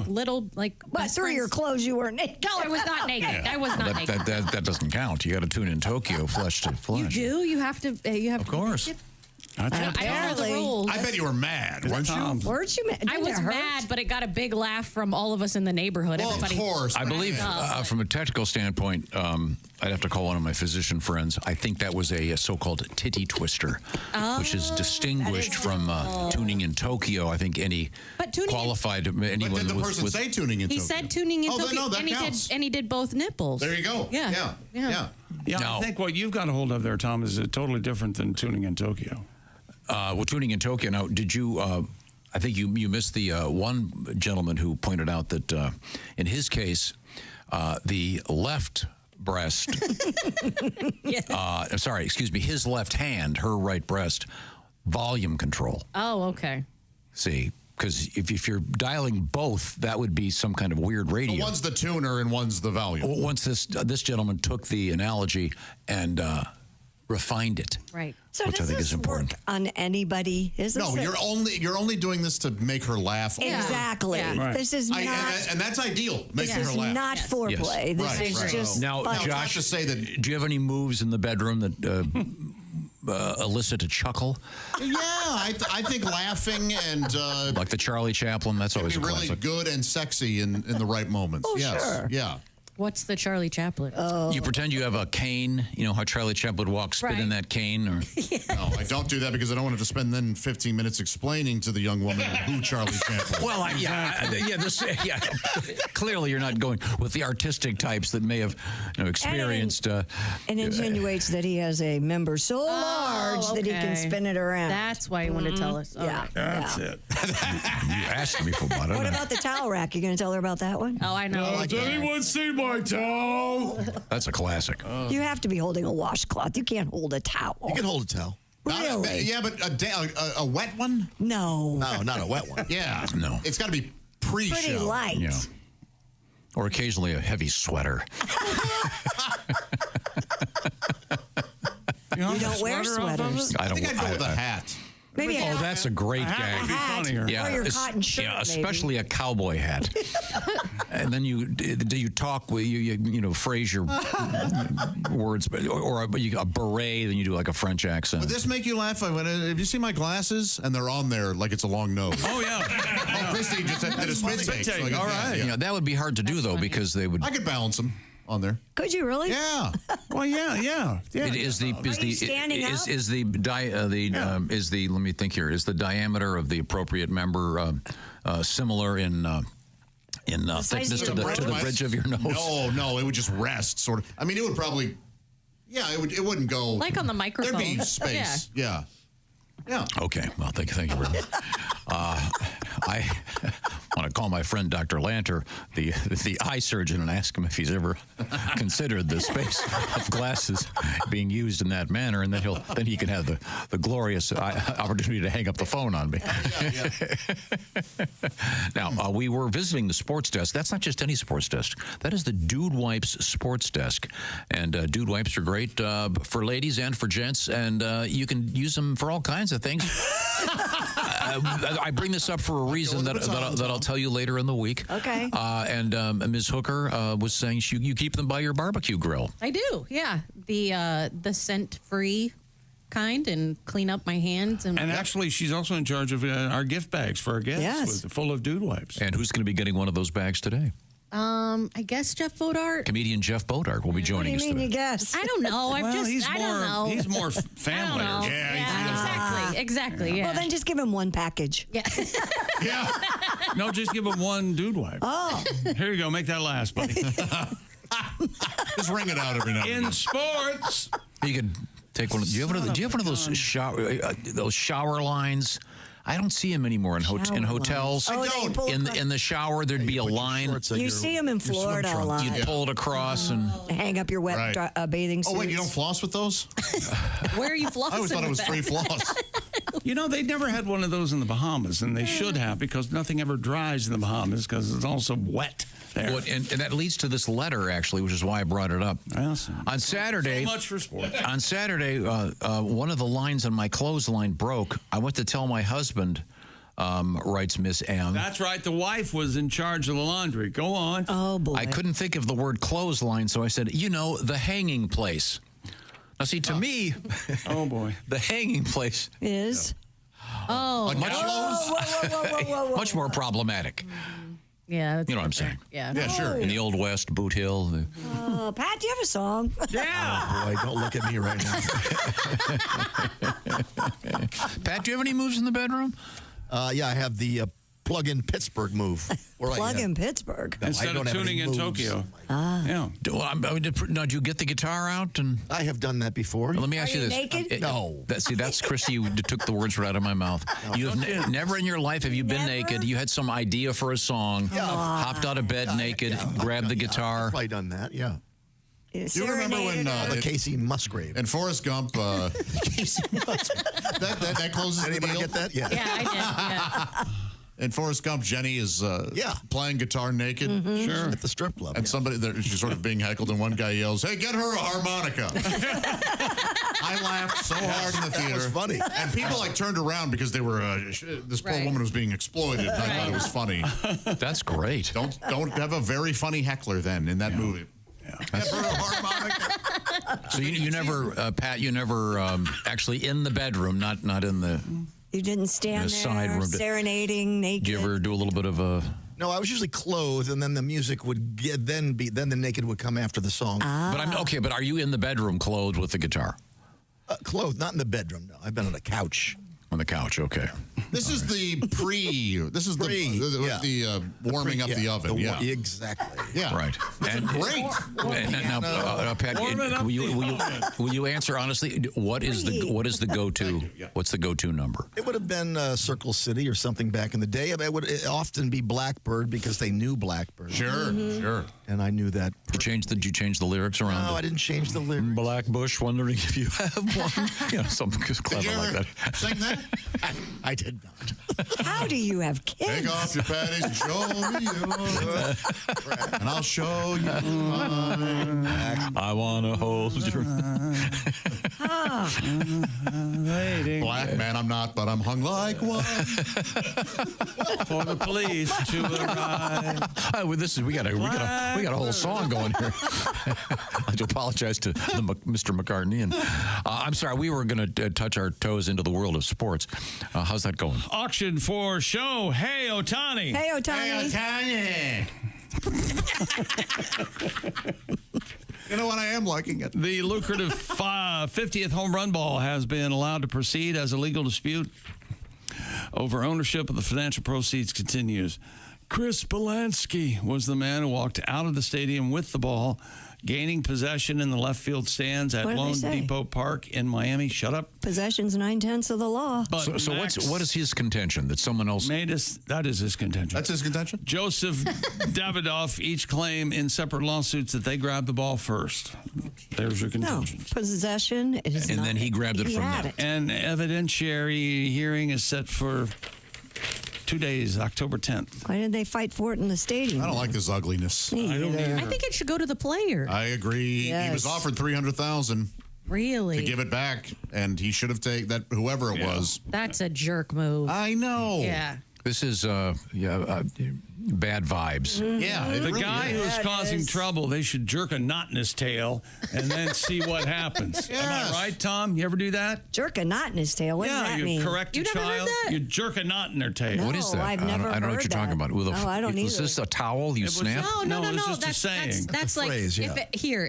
if someone is showing their ass. That's right. You really showed your ass. You jerk a knot in their tail, which means you straighten them out, tell That's them to right. act right. So there's no physicality to this. Well, it could be depending on your parent. Yeah. There's a lot of Fix, physicality Mom. in my This is not a spanking or a. No. No, Just, it's more of hey, a punch. It only travels about a correction. that far. What is the phrase again? Bang. Jerk a knot in your tail. That's it. It sounds like you're forcefully removing some kind of. Anal bead? Yes, thank you, Christy. Anal bead. You don't want to be too forceful. I mentioned your Christmas anal beads. Typically, they're green and red, Josh. Yes. Every other one. It does kind of sound. It does. It sounds bad. I don't. Yeah, I've my never family heard. always said that. Yeah, I come from, that. I have never heard that. I never heard that. Here we go. This is from AI on Google. Jerk a knot in your tail is a Southern expression that conveys disdain or dismay for someone's actions. It is often used to indicate that someone is not in good standing with another person. For example, someone might say this if someone gives excuses or denials, crosses the line, and does something wrong to someone's family. A Southern woman might say this to a child who's gone too far. The child should understand that what comes next will not be pleasant. Ooh. There you go. Yeah. What did your dad say to you, Josh? I'll give you, playfully, it was a lot of knuckle sandwich offerings. Mm-hmm. How'd you like a knuckle sandwich? Do you want a knuckle sandwich? Mm-hmm. I should have looked at him one time and just go, yeah, punch me in the face. But he would have done it. Yeah, there you go. I didn't realize this. In the Jungle Book, Baloo says to Mowgli, "You turn him loose or I'll jerk a knot in your tail." Oh, yeah. That's Phil Harris, right? Yeah. Yes. I used to joke with my kids, if you don't stop that, I'm going to beat you with a stick. My dad was more about looks. Yeah. He didn't have to say much. They knew I was kidding. What was the one? What was the one about hand? I'll poop in your hand or I want this. I want that. And my dad would say, "Why don't you crap in one hand and want in the other, and see which one gets fuller the quickest?" I'd never heard that either. Oh, That's a great. I've heard That's that a big one. Yeah. Okay, well, I'm learning a lot. But pulling a knot in your tail? Jerk a knot in your tail. Well, yeah, it makes sense if you're talking with an animal with a tail. Yeah, it's just a euphemism. It's a playful threat, like to just stop acting up. Not in my house. Well, I know. Okay, we know. All right. Well, let's move forward here in sports. What else do we have? By the way, I hope knuckle sandwiches are still being served up in households. They are across. You know, or the offer is what I'm saying. Yeah, we do that at our house still. Yeah. My grandma said that her mom used to always tell the kids to go play in traffic. Oh yeah, my mom said that. Yeah. What about horn blows? How about the driver? You ever yell? Oh that's my favorite. That's a good one. Honk, honk, horn blows. How about the driver? I had no idea what that meant. Me when neither. We said it, we were young. And then I found probably out. get shot doing that these days. Right? You ever see a couple walking and you yell, "Hey, banger, I did." That's classic. Yeah. I don't ruin a moment. How about this? Hey, take it easy, and you go, "I'll take it any way I can get it." One of those things. These are classics. Coming up, we have Deshaun Watson coming up. Taylor Swift coming up. Take her easy, and if she's easy, take her twice. I've heard that. I've never said it, but I heard it. Coming up, we have Halloween. We have magic tricks for the blind. Okay. Oh, well, they're easy to fool. I swear it's your card. Yes. yeah, this is interesting. Why do we have a car horn angry here? I have no idea. That's how I pick up dates. Oh, yeah. You got the Mr. Microphone? Hey, I'll be back to pick you up later. Okay, thanks very much. That coming up in the Doomsday Asteroid in the news. This is the Bob and Tom Show.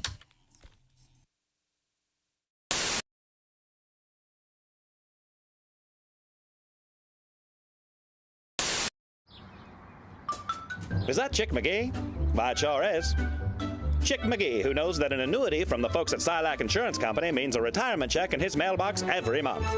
Chick works on perfecting his mailbox opening technique. Easy, Mr. McGee. Don't blow that elbow out. Chick isn't quite retired yet. He's just practicing for it. Because one day, Mailbox McGee will be taking his retirement the easy way. SILACINS.com. Silac Insurance Company. This is a song so girls don't get anorexia. Okay. Oh, all right. Ooh, I wanna be a plus-sized model, the kind that can't run very far. Doodle-doodle-doo. 'Cause if I could only be a plus-sized model, I know I'd be a big, big star. Please feed me. Some people get sensitive about it, but don't, because the beautiful women are the big women. I agree. And I gained some weight, then I couldn't afford to keep it. Here we go, and I want a carbo load without having to exercise. I don't want to worry if the fat goes to my thighs. I want to wear a plus-size brassiere for room. I want to eat chips and wash them down with beer. Well, I've got a plus-size dream, but I'm plus-sized. Ornery for the best job in the world goes to the bigger girls than me. They're all sluts.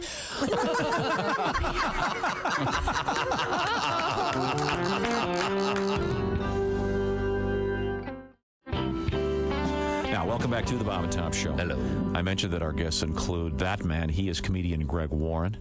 And this other guy who is word dude lexicographer. Did I get it right? Yes, you did. Steve Kleinedler, who is originally from Flint, Michigan, now living in Boston, part of the American Heritage Dictionary Group. And they've got a bunch of books that are actually kind of fun. The series is entitled 100 Words, etc. 100 words, for example, that make you sound great. 100 words that make you sound smart. We're looking at 100 words for lovers for Greg Warren and Christy Lee. Here's one. We're not lovers. Well, no, but you're on your dream. But here's one. Matter of time. Here's one. Heartthrob. Oh, heartthrob. Come on. It's an easy one. Sure it is. I bet you're quite the heartthrob. There you go. Yeah. I can feel my heart throbbing. Excuse me. I'm sorry. When I pee, is that what you said? Wow. Wow, that is really bad. Very, very uncomfortable. Do you have another word? Now let's move on. I like pigeon and I cannot lie. See, that's where I say that. One of your people up front were telling me you were having a problem last time with the word entrance. That you were all reading it as entrance. Well, when we first got it, so why in the world would entrance be? Oh yeah. Why would entrance be in a book about lovers? About lovers. That is not an entrance. That is not an entrance. That is the wrong entrance. That is an exit only. Yeah, that's how we were doing. That's how we. Yes, you're right. Entrance was. Yeah, here it is, right here. Greg, your eyes are so entrancing. See, I told you they twinkle. Look at them. They do twinkle. To fill someone with delight, wonder, and love. It looks like an entrance to an empty room. There's nobody home. I got stuff up here, Bob. I got stuff up here. I'm sorry. All kinds of stuff. Okay, here we go, Greg. Here's an easy one. Ecstasy. Oh, yeah. Ecstasy. And don't be going. Do you know where I buy some ecstasy? I'll tell you what would really make this date go better. The only way I'm getting laid is if I can find some ecstasy. Well, next word. All right. You'll notice the American Heritage Committee did not put date rape in here for a reason. All right. Is roofie in there? No, it is not. Okay, here we go. Here's an easy one. Crush. Oh, yeah. I need to confess that this chair is crushing my nuts. Crush, please. You are a horrible date yeah, you doctor. Are. Counselor. You're telling me? I'll have a beer and she'll have an orange crush. And keep them coming. Now, here's a word. If you can use this on a first date, comely. Oh, that's not. You don't want to use If this that word. happens, wait, I think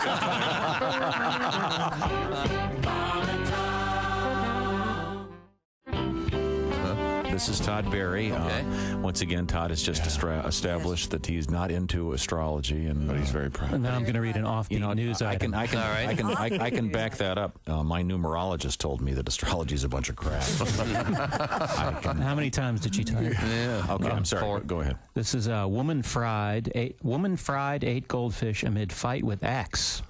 This is in Pasadena, Texas. Authorities say a Houston area woman who was burned up at her former common-law husband fried their pet goldfish and ate some of them. In front of what? Pasadena police say it's a civil matter and no charges will be filed. The 7 goldfish were purchased together by the couple during happier times. Now, this sounds like it's from The Onion. I know. It does. Remember when we bought the goldfish? How much in love we were. Police spokesman Vance Mitchell says the man reported on Saturday that the woman took the goldfish from his apartment. Mitchell says the two argued earlier about some jewelry the man had given her but took back. She wanted the jewelry returned. Oh. So the natural go-to response is to eat goldfish. Right. Of course. Officers who were dispatched to the woman's home arrived to find 4 fried goldfish on a plate. The woman said she already ate the other 3. Show him. I mean, you do eat other kind of fish. So Yeah, I guess, but jeez. Stay away from her. Wow. That's a kind of basic instinct. What was 7 that? goldfish. Oh, the bunny Fatal rabbit. Attraction. Fatal Attraction. Bunny. Bunny rabbit. Bunny. Glad they didn't buy a dog. They bought the goldfish Together. During happier times. Oh, yes. 7 goldfish. When did they buy the deep fryer? Next summer at the State Fair.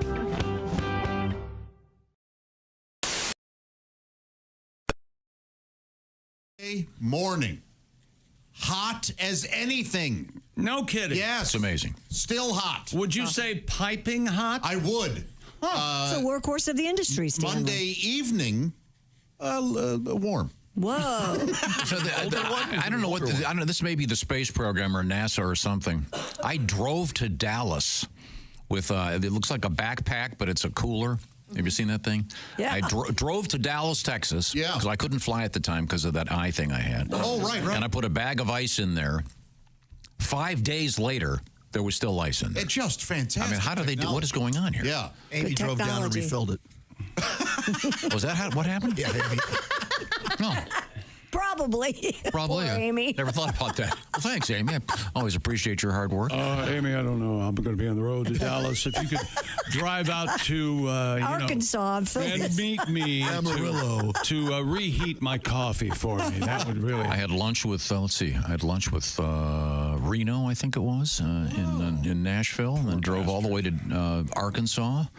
Had a nice journey. Nice. Ate for the first time at a Waffle House.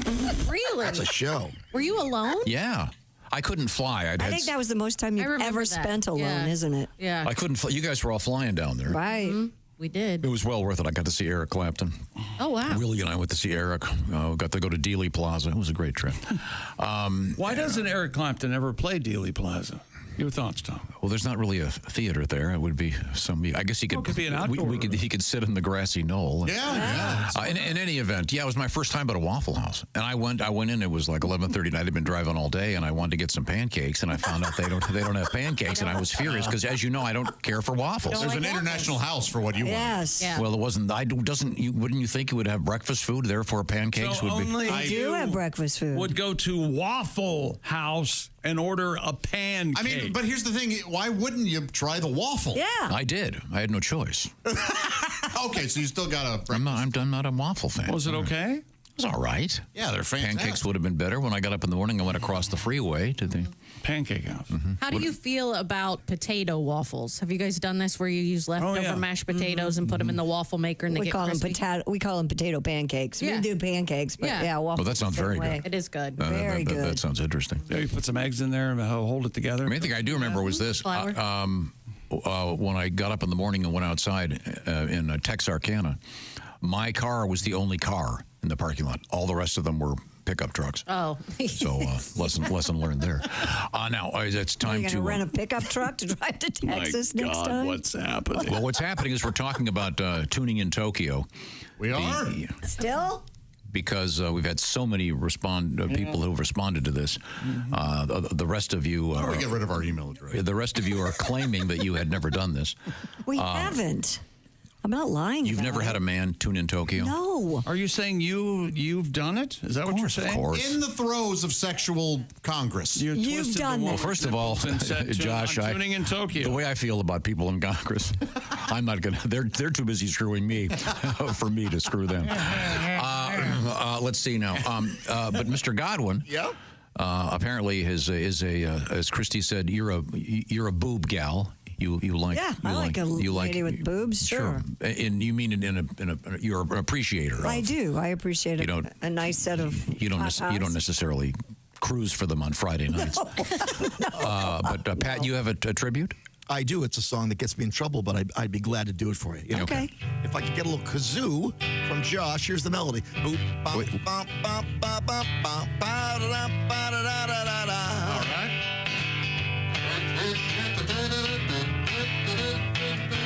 I'll give you a look when it comes up again. Here we go. Got a gal named Paula. Paula O'Brien is her name. She's very intoxicating.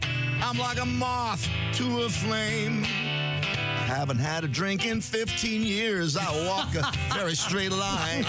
But if Paula O'Brien's boobs were booze, I'd be loaded all of the time. Josh!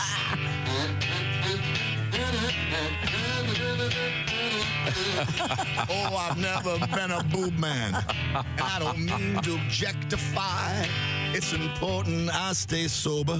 Oh, heaven knows I try. I I go to my AA meetings, but all I think about are her double D's.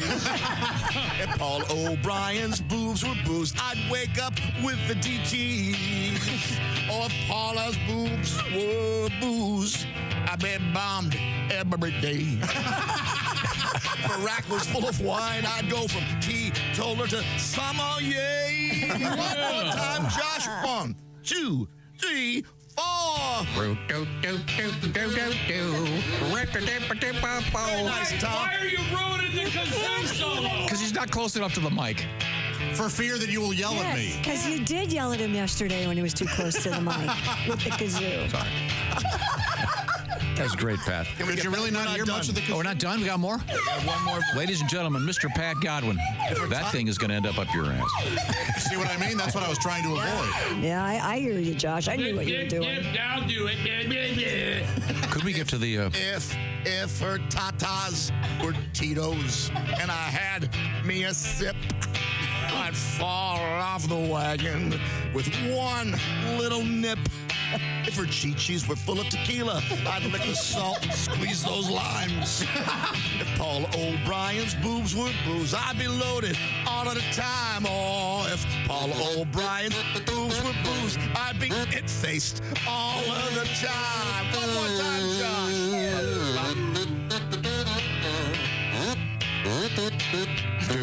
Wow. Woo! Bravo. Right, very nice. Mr. Pat Godwin, ladies and gentlemen. That's great, Pat. I love it. We're going to have to re-record that. Horns. Now, Pat, by the way, along with Josh, will be part of a special event. Friday night, October 25th, the Grand Falls Casino and Golf Resort Event Center. That's in Larchwood, Iowa, right near Sioux Falls, South Dakota. Pat Godwin, Al Jackson, Jeffrey Oskey, and your host, Mr. Josh Arnold. What a great show that's going to be. Welcome. You're in Shake everyone's hand. Yes, thank you for being here. Well, you were an usher once, so you're... Oh, yes. Folks, would you mind scooting down one more seat so we can get this nice couple in here? Thank you very much. I'm your host. The Santa Claus 2 will be starting in just a minute. Would you actually usher people to their movie theater seats? When it was super busy, we would have to go in and say, hey, guys, I know you'd like to have a seat between you, but this is a sold-out show. Would you mind go ahead and scooting over so we can get this couple? What movie was the most popular when you were doing this? Oh, gosh, so many. The Santa Claus, the first one was one of them. And Deep Throat? Deep Throat would sell out on Saturday. Did you really do that one? No, we never did that. We would have special midnight showings sometimes of like Rocky Horror. No, we never did Rocky Horror, sadly, because I would have enjoyed that was a classic. Doing something, but like heavy metal, and The Exorcist, and stuff like that. I see. Well, coming up in sports, have you given up? Oh, me? Yeah. I'm sorry. I was having a great time. Taylor Swift, Deshaun Watson. Are together now? Yep. This is big news, folks. UFC. We're going to talk about pumpkins. And what is this? What is this story he's put in here between the pumpkin and the... Oh, yes. Origami. Isn't that exciting? Origami. Oh, boy. Uh-huh. It's a world record. Paper art. Oh, look, a swan again. Yes. It's a swan again. Amazing. It's a swan again. I can't believe I made a swan again. To trim a tree when we come back. I got a paper cut. I'm bleeding to death right here. We have also a new sport. It involves getting swift kicks to the groin. Oh. And, yeah. Oh, a ball attack. Yeah. Well, wait till you hear what this is called. When we come back, this is the Bob and Tom Show.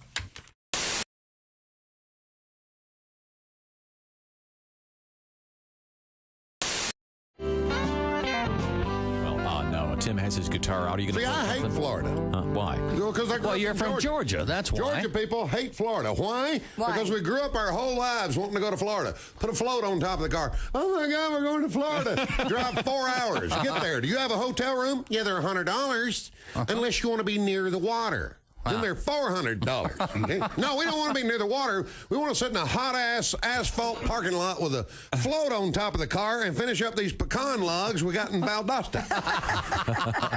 So then a hurricane comes. They evacuate back to Georgia. Oh, my God, do you have a hotel room? Yeah, they're $100, unless you want to be away from the water.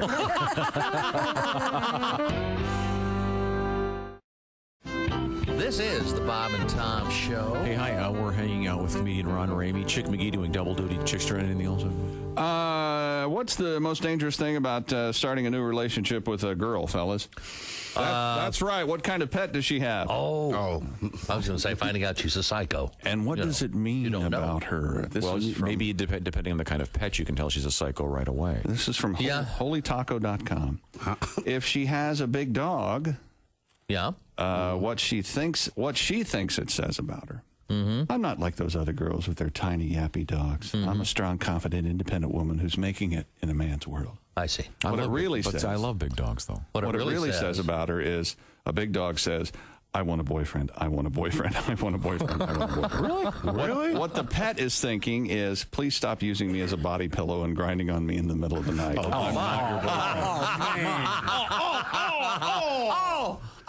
You took a perfectly good strike. There's no grinding. No grinding? A small dog. Okay. What she thinks it says, I'm not just adorable. I'm really adorable. I'm so adorable that I have a living accessory. All the cool people are doing it. I'm just like a famous celebrity. What it really says, I want to be exactly like Paris. So if you're looking for a stupid, annoying, talentless woman like Paris Hilton with a little dog, I'm your girl. Really? Or maybe it says, I like a little dog. What does the pet think? What the pet thinks is, if that purse she carries me in is full of used condoms again today, I'm going to bite her. I miss my ex-wife. This is a mean website. Here's a cat. What if she owns a cat? What she thinks it says, I'm responsible enough to care for another living creature, but I don't want to have to pay a lot of attention to it. That's why I have an animal that I could potentially leave alone for a few days, and it would be just fine. What it really says, having a cat, I don't like having guys spend the night at my house, so I adopted one of nature's ninjas to scare off any non-regular visitors using a razor-sharp pounce attack in the middle of the night. Ouch. What the cat is thinking, come on, dude, that I'm not familiar with, show me something dangly. I dare you. What she thinks it says, owning a fish. Fish tanks are sexy. I know this is just a small bowl, but it still oozes sex. This fish depends on me, and if it lives past the first day, people are going to know that I'm responsible enough to take care of another life. What it really says, one time I had sex with a biker in the parking lot of a county fair, and he spent $26 winning me this goldfish to remember him by. I forget his name, but I call the fish Nemo. Okay. What the pet is thinking, that whore hasn't fed me in 6 days. My water looks and smells like a sewer. And finally, a parrot, what she thinks it says, I enjoy having a pet that's interesting and intelligent. I am an exotic person, so I have a pet that reflects my personality. What it really says, if you own a parrot and you're a girl, my grandpa died recently. He was known locally as the crazy bird guy. So he left me this temperamental, awful bird to remember him by. What the parrot is thinking, squawk, F you, F you. Hi, this is Pat Godwin from the Bob and Tom Show. Miss some of the show? You don't want to do that. Become a Bob and Tom VIP and subscribe to the audio and video podcasts. The Bob and Tom Show, on air, on app, and on demand.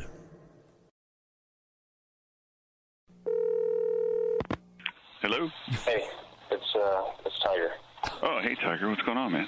I need you to do me a huge favor. Yeah, sure thing, man. What do you need? Can you please take your name off your phone? My wife went through my phone and maybe call you. What? Oh. If you can, please take your name off that. Are you me? She knows about us? Oh, man, this is bad. This is really bad. Just have it as a number. Oh, boy. She hasn't seen the photos yet, has she? Tiger, you still love me, right? Okay, you gotta do this for me. Please tell me you still love me. Tiger? Tiger? Hello? Hello? Paul, you kind of came off the road as a comedian many years ago when you started doing the TBS show. How many? We started in '95, so really 14 years. Wow, doing it. But you occasionally go back out on the road and do stand-up. I do. I took a little time off the last couple of years, but now I'm getting back out there. You know, it can kind of burn you out being on the road. But, sure. You know, I always see stuff on the road that you just don't see anywhere else, and it just makes you laugh. And I was staying at this hotel, and one of my club dates, and I go down to to the jacuzzi, and there's a sign above the jacuzzi that says, "No one shall jump or dive into the jacuzzi." Now, if you're going to dive headfirst into a jacuzzi, are you really going to be swayed by the word shall? Come on, boys, let's go into jacuzzi. Hold on, I see the King's English. Wow. What the heck? I'm guessing that was a lawyer. They really should have. That just made me laugh all day. That takes away the loneliness of the road. 'Cause it can't get lonely.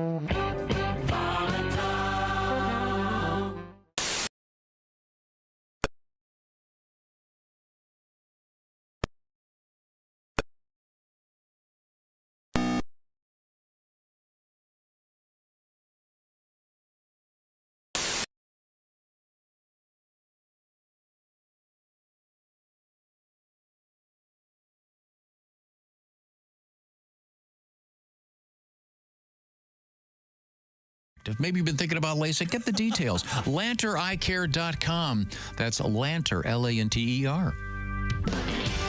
Sorry, had to run down to the basement real quick. Good morning. Welcome back to the Bob and Tom Show. Christy Lee at the Silac News Desk. Yo. There's Pat Godwin. Hey, chick. He did a song. Maybe another song. That's a great song, Pat. Exciting. Very good. Except for Josh's... Why doesn't Paula like that song? It's kazoo very solo. nice. I guess she gets teased about it. I gotcha. Okay. There's Jess Hooker. Hi. There's Josh Arnold. Chick, did you have a basement growing up? No. Did your grandparents? My grandparents had a basement. I have a question about it when I have an alarming answer. There's Ace Cosby. Did they call it the basement or the cellar? The cellar. I'm Chick McGee, and here's Tom. You remember about my grandfather going down to the cellar. And eat dirt. He would eat dirt. He would eat dirt. Oh, that's right. Dirt floor. Were you afraid of their cellar? Yes. Yeah. Because he's down there eating dirt. Did everybody have a basement they were a little afraid of? Yeah, my grandparents did. I think so. I can smell it still. See, my grandmother had a beautiful basement because I think it was because it had one of the doors that came, you would go down the steps on the side of the house and go in from the outside. Oh, so it was like there was a lot of sunshine the ones in the movies, people always run up and they open them up during tornadoes and go down there. Yeah, not that kind. They're kind of at an angle from the bottom of the... that's like farmhouses. We had that at the farm, but I'm talking about you could actually get into the basement from the side of the house just going down steps. And it was like an part of the house. It was like... I don't get it. Yeah. So it was real clean and it smelled nice, and that's where I played with my Slinky all the time because it had steps. Did you? That were nice. Have you heard Christy's Slinky story? That's where she used to play with her Slinky. I had a very nice time there. Really? Yes.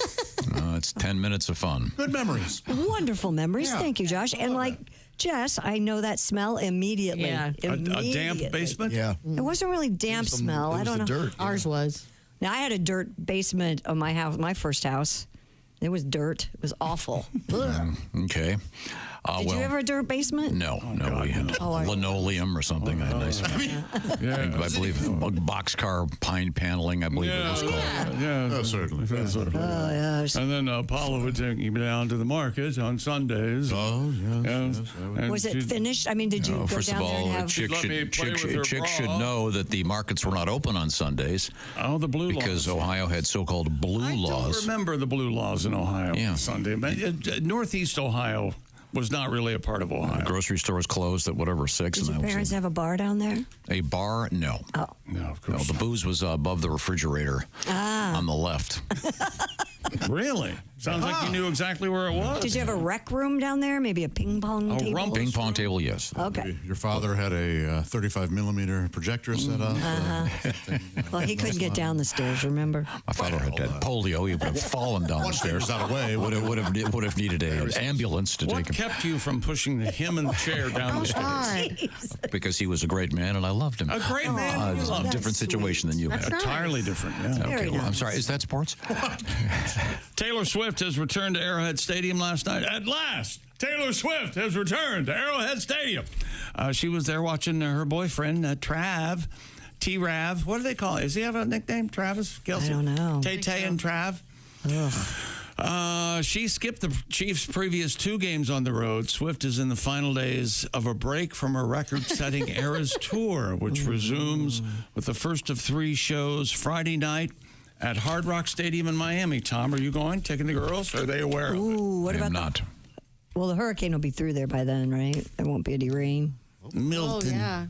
And Cleveland Browns quarterback Deshaun Randy Watson has resolved the latest civil lawsuit filed against him by a woman claiming sexual assault and battery. The plaintiff's lawyer, Tony Busby, said in a text message that his client's claim against Watson has been settled confidentially.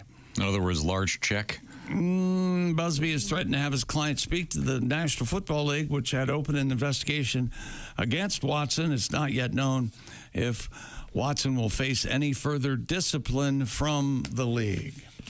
He's certainly playing in his last days in What's the NFL. the running tally of this, you know? 26 Whoa. women have come forward and said that he touched them. So we got some good lawyering. Got some good, you lawyered up. Diddy will probably call him this afternoon. Diddy, yeah. A veteran UFC fighter, Matt Brown, officiated at what the promoters are calling the Ultimate Dick Kicking Championship. What? Really? The event took place at something classy.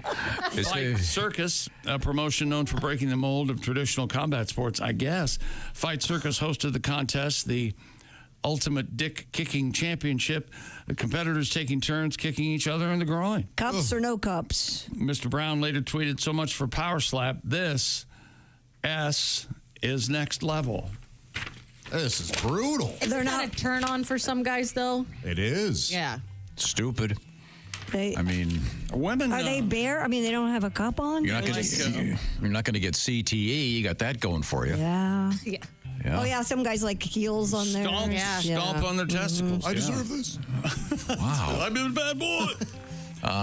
Do they have we got a song about the dick kicking competition? In the ring stands a kicker. Had a slapper once was he.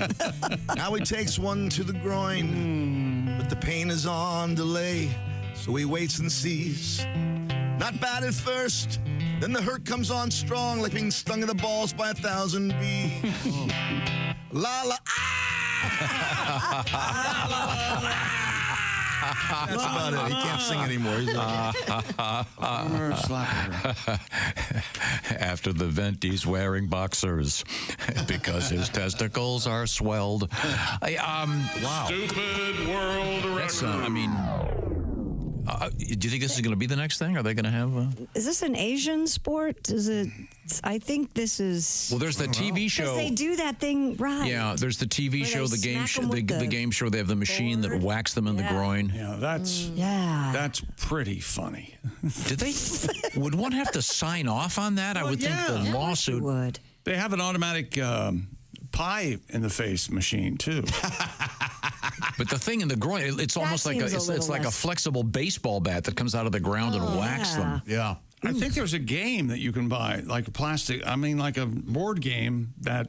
Pie in the face. The payoff is, and I think the game's called Pie. Yeah, we play that in the lake. But it's not kicking. You're not kicking the crotch. No, you put whipped cream on it. That is funny. It's so because have you seen the videos of the slapping thing? Yes, I have. And they're now saying it's always looked crazy dangerous and not a great It's great not idea. any slap that you would see in real life. Like you don't they wanna practice. Jiggle your brain. That's not a good idea.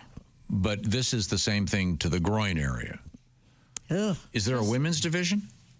Maybe. I mean, that hurts too, from what I understand. Hell yeah, it does. Does it? Yeah. Same way. I'll tell you what, John, if you saw that, Mike, she really buried her shoe in that one.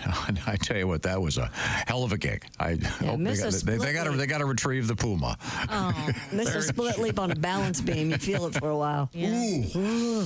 Ooh, I can.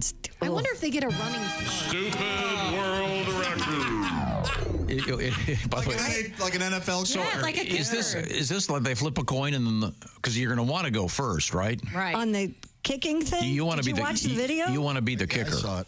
I saw the video. You don't. Are they just puking? Yeah, right. That makes you guys sick. Oh, Yeah, it's bad. it's so awful. Have you been kicked in the groin out of anger before? I got a helmet in the groin on the practice field, football practice. I don't know. Do brothers do that, or is that just like a no-go? That's a no, but you know, little kids don't realize. Have you ever been flicked? I've been flicked. We used to have a game where we flick Flick each other. it? Yeah. Ugh. Yeah. Bag tag? Okay, exactly. In the video, it's none of these guys are over 15. Yeah, they look young. That's what I was. That's why I'm asking. That's even more problematic. Yeah, no kidding. Right. Isn't there a thing where a testicle can burst? Yes. I mean, yeah. These kids aren't thinking about a future where they may want a family. Yeah. How can this be legal? That's why I asked where it was. I don't think it would appear it's in an Asian country. Yeah, I think it's overseas. So they probably have, I don't know, fewer people that are thinking in terms of decency with respect to this sort of thing. I don't know if that has anything to do with anything. You don't do that to a 15-year-old boy. Well, it's 15-year-old boys doing it to each other? Yeah. Well, of course, 15-year-old boy. This sounds like a game for 15. But not in an organized fashion where you have to spread your legs apart and, go ahead, Robbie, hit it. Go ahead, Robbie, hit it. The Wyoming State Pumpkin Weigh-Off. Officials dropped a 1,200-pound pumpkin from 175 feet. According to the Cowboy State Daily, the event held at Washakie County Fairgrounds followed the competitive weigh-in of 18 pumpkins, watermelon, zucchini, other squash. Mr. Chad Kurtenbach took home the top prize, 1,254-pound gourd. Wow. Afterwards, several of the competitors had their pumpkins hoisted up 175 feet in the air by a crane and dropped, including 1,285-pound pumpkin exploded. It struck a wooden cutout of Wile E. Coyote. That's got to leave a mess, though, right? Seven of Kurtenbach's competitors elected to drop their pumpkins as well, striking the ground, and they hit a clothes dryer. I don't know why. I always felt like this is how they should have ended the every season of The Biggest Loser. Whoever was the fattest got lifted by a crane and dropped. Oh, jeez. Or maybe catapulted. Should have worked out harder. Catapulted off the property. Well, that's interesting. Those are all water at that point, right? Oh, it's got to be 90%. Right? Milk fed or something, right? Milk fed pumpkin? I think so, yeah. Look it up. I'm not going to look up something as dumb as that. Okay. Stupid. Well, we'll have to come back to this fantastic world record. More? Yeah, but more coming up. Right now, I want to talk about Chick McGee's success with his shoe-in picks. Very well done, and we'll be urging you to be taking part in our picking contest. But speaking of picks, how about some Prize Picks, Willie? Football season is heating up, and Prize Picks is the best place to get real money sports action while watching football. With over 10 million members and billions of dollars in awarded winnings, Prize Picks has made daily fantasy sports accessible for all. The app is really simple to use. Pick 2 or more players across any sport, pick more or less in their projection, and you could win up to 100 times your money. Prize Picks even invented the flex play. You can still cash out even if the lineup isn't perfect.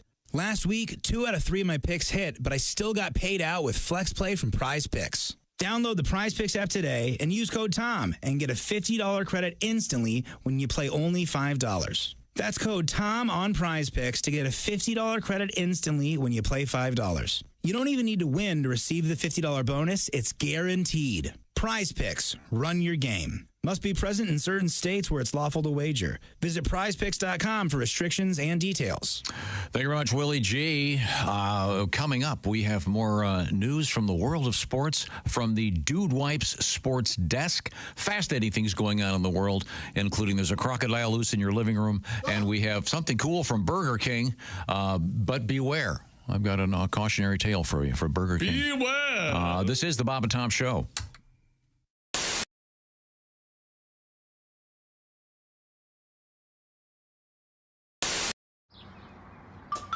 Is that Chick McGee? Why, it sure is. Chick McGee, who knows that an annuity from the folks at Silac Insurance Company means a retirement check in his mailbox every month. Chick works on perfecting his mailbox opening technique. Easy, Mr. McGee. Don't blow that elbow out. Chick isn't quite retired yet. He's just practicing for it. Because one day, Mailbox McGee will be taking his retirement the easy way. SILACINS.com. Silac Insurance Company.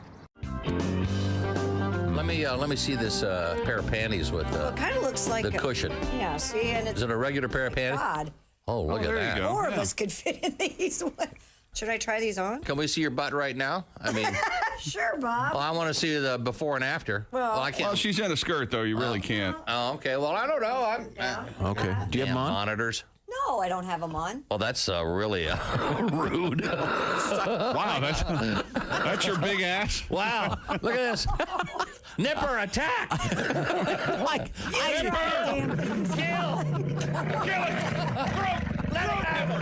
Get him, do you have them on? No, your ass looks very nice. You don't need to put them on. That's not what you That's not what you said. No, You see, implied she had a big ass. now. All right, we need a before of Christy's butt. Take as long as you like, Dean. Come on, smile. Now, do you just put them on? Are you going to put them on? Can you? Oh, remember, Christy, the padding. put 'em on right the now. padding goes in the back. Yeah, now, make remember sure you that. do it Just right. like pant. Oh, she's slipping them right on. So, okay, wait a second. No, she's slipping them. She has a trick. skirt on, so she can just put them right on. I didn't know we were. Okay. Dean, get some of that while you're at. Come on, Dean. You're not wearing. Come on, Dean. Are you wearing hose? Come on, what are you, queer, Dean? You're not wearing. You're not wearing hose, are you? Women don't wear hoods. Now, are you wearing? But are you wearing traditional panties right now? Yeah, boring. It's Friday, yes. Okay. Yeah, just boring, ugly. No, I mean, but you do have panties on because those haven't been laundered. You might get some. So do you. Come on, Dean. Make love to the camera, Christy. Go for it. Okay, now she's slipping. you can't. Could you let's allow a little bit of dignity. Christy Lee is now slipping on the booty pop Okay, where's the cameras? panty augmenter. What does it say on the? Okay.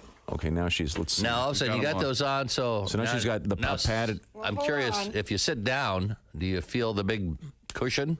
Is it like being on a on lawn furniture? Oh, Oh yeah! Oh, baby's got back. Oh wow! Looks like you've Let's got. take a look at that. Oh my God! Dude, looks like you got a huge ass tumor. You have shelf ass. Nice. So step out from behind the monitors. Okay. Let's see what. Oh yeah. Oh my God! Yeah, look at that. she's got baby's got back now. Well, that really does pop them out It there. really really accentuates the backside of your backside. Oh yeah. Oh, that's. Look at that.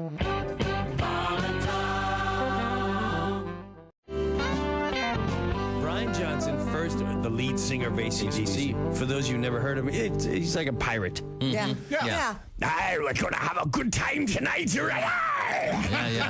Hey, matey, we're going to roast up shore and give him a nice concert. I go down and have it. He can like it. Yeah. He goes.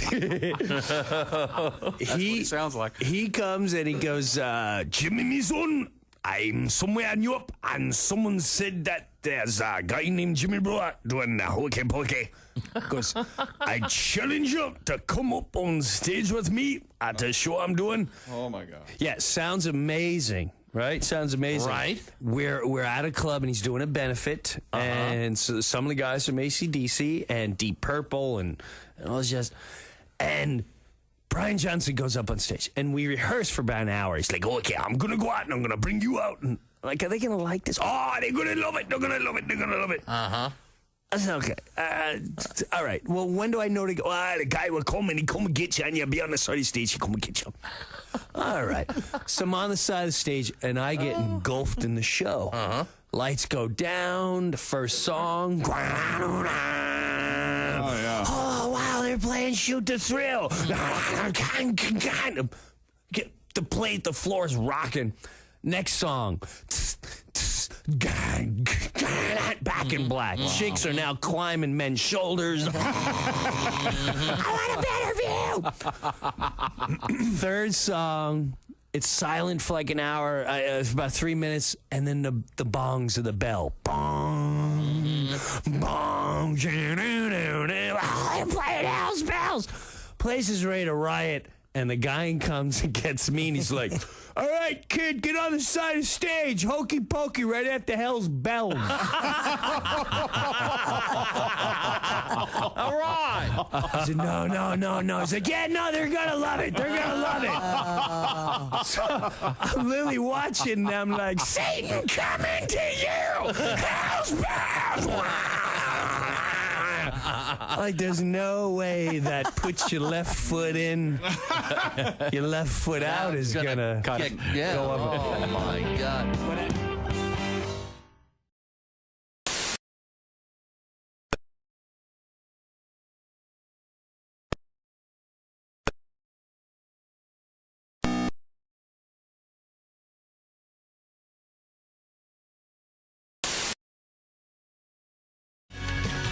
Welcome back to the Bob and Tom Show.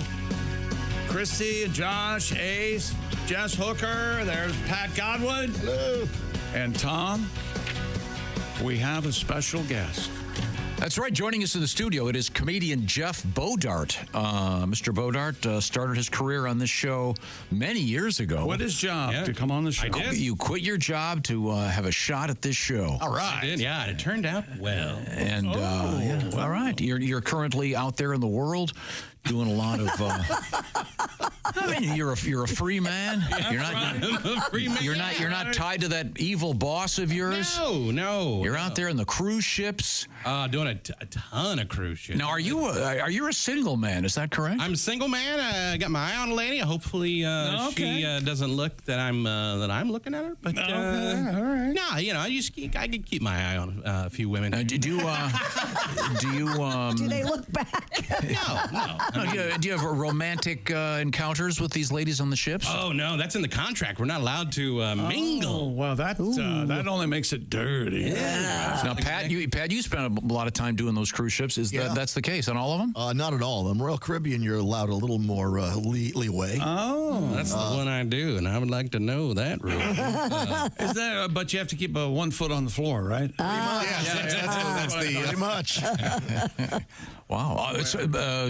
When you go into port, can you go into town and? Yeah, you can go into port and meet a lady there. You have a girl in every port. Oh God, yeah. Oh yeah. Now, what do the ones in port charge? How does that work? Are they primarily? You walk in with 100, you are a rich man. Right. No, I don't know. I don't mingle around. But I do love the ships though, and I don't want to say the last ship I was on was full of nothing but old people, but whoever was selling oxygen tanks was making a killing. I see they're old. A lot of old people. There was one guy so old, he looked at the ocean and said, I remember when this was all farmland.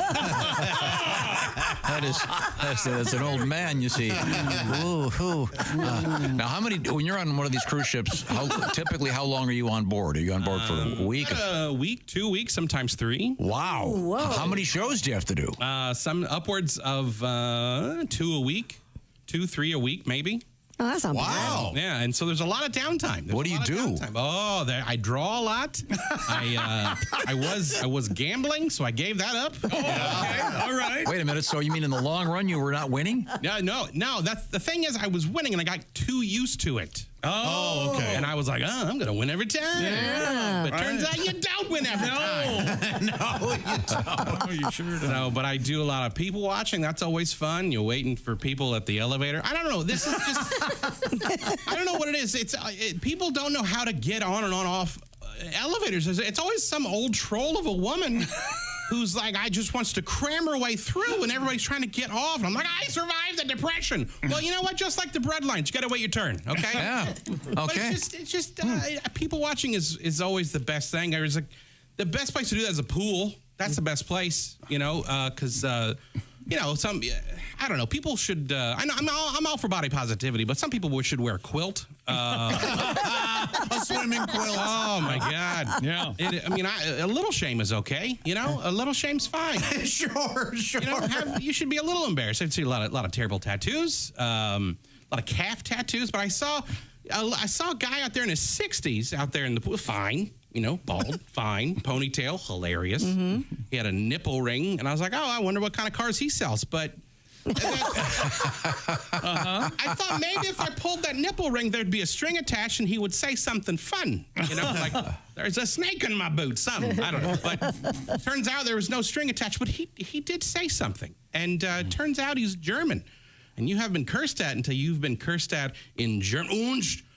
Son of a... I'm like, calm down there, Adolf. But and you don't have to be offended because that name died out a long time ago in Argentina. But it's just...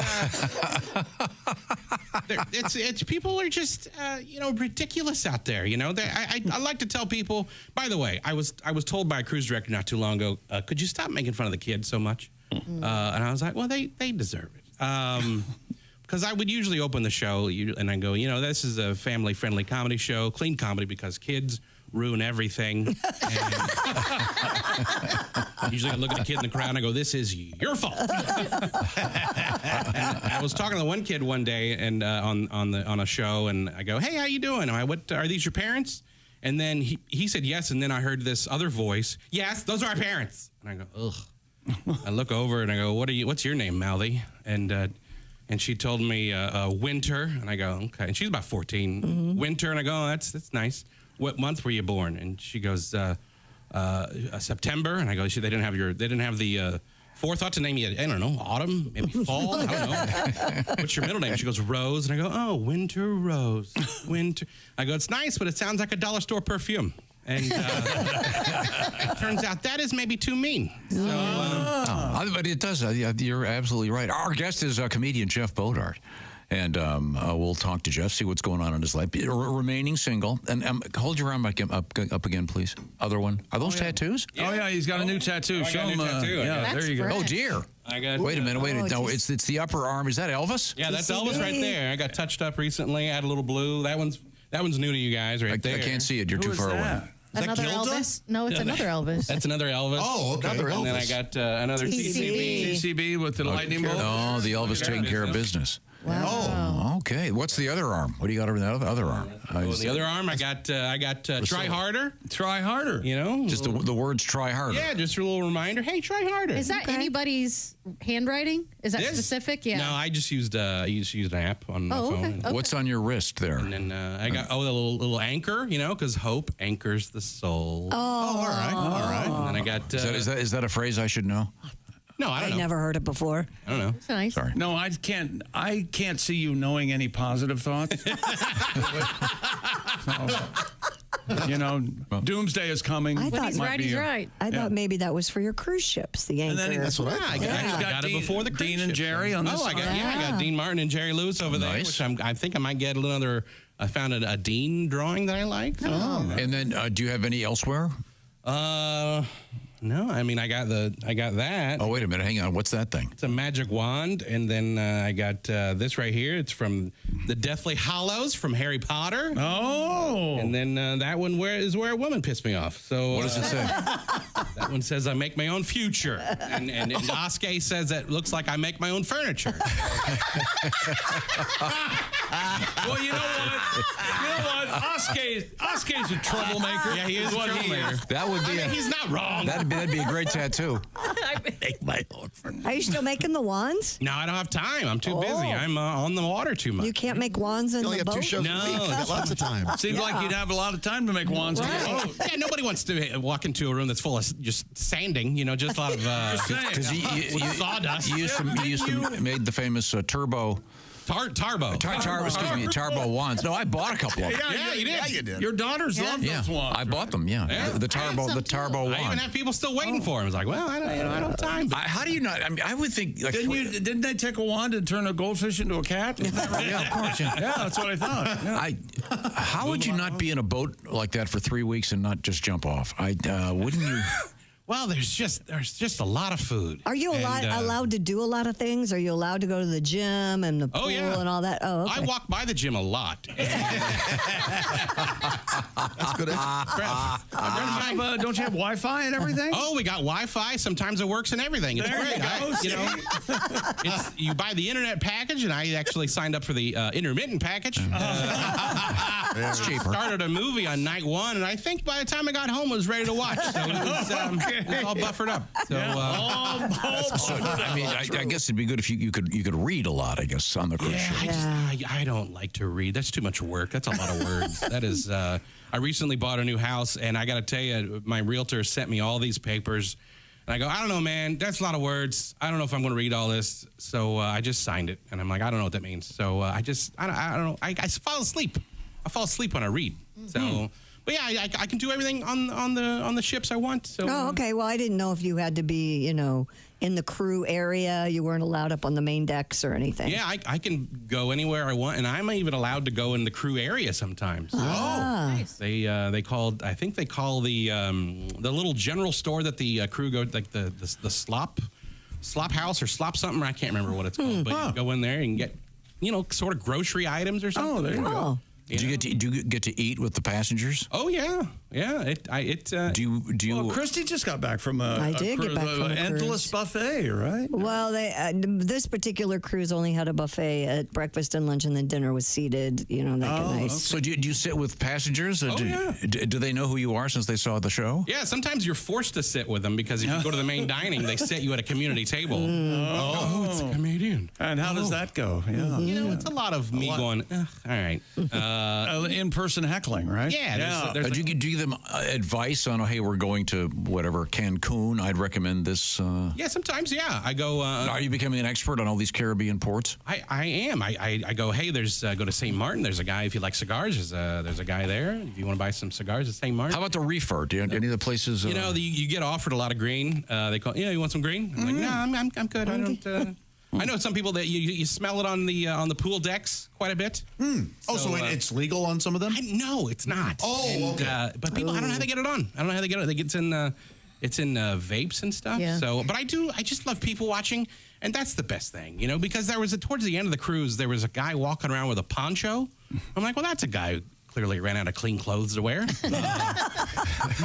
Nobody wants to wear a poncho. No. They have to wear a poncho, right? That's a guy who didn't want to admit his wife was right when packing. Because women pack for what ifs. Yeah. I know that's a generalization. Right. I'm sorry, but women pack for what if we go somewhere nice? Or what if I get something on my top? Or what if I pee my pants? I've got 3 kids. There's a lot of that. And All true. Yeah, men pack for what nows. You'll never surprise a guy with a destination. What now? No, I'll just wear this. This is fine.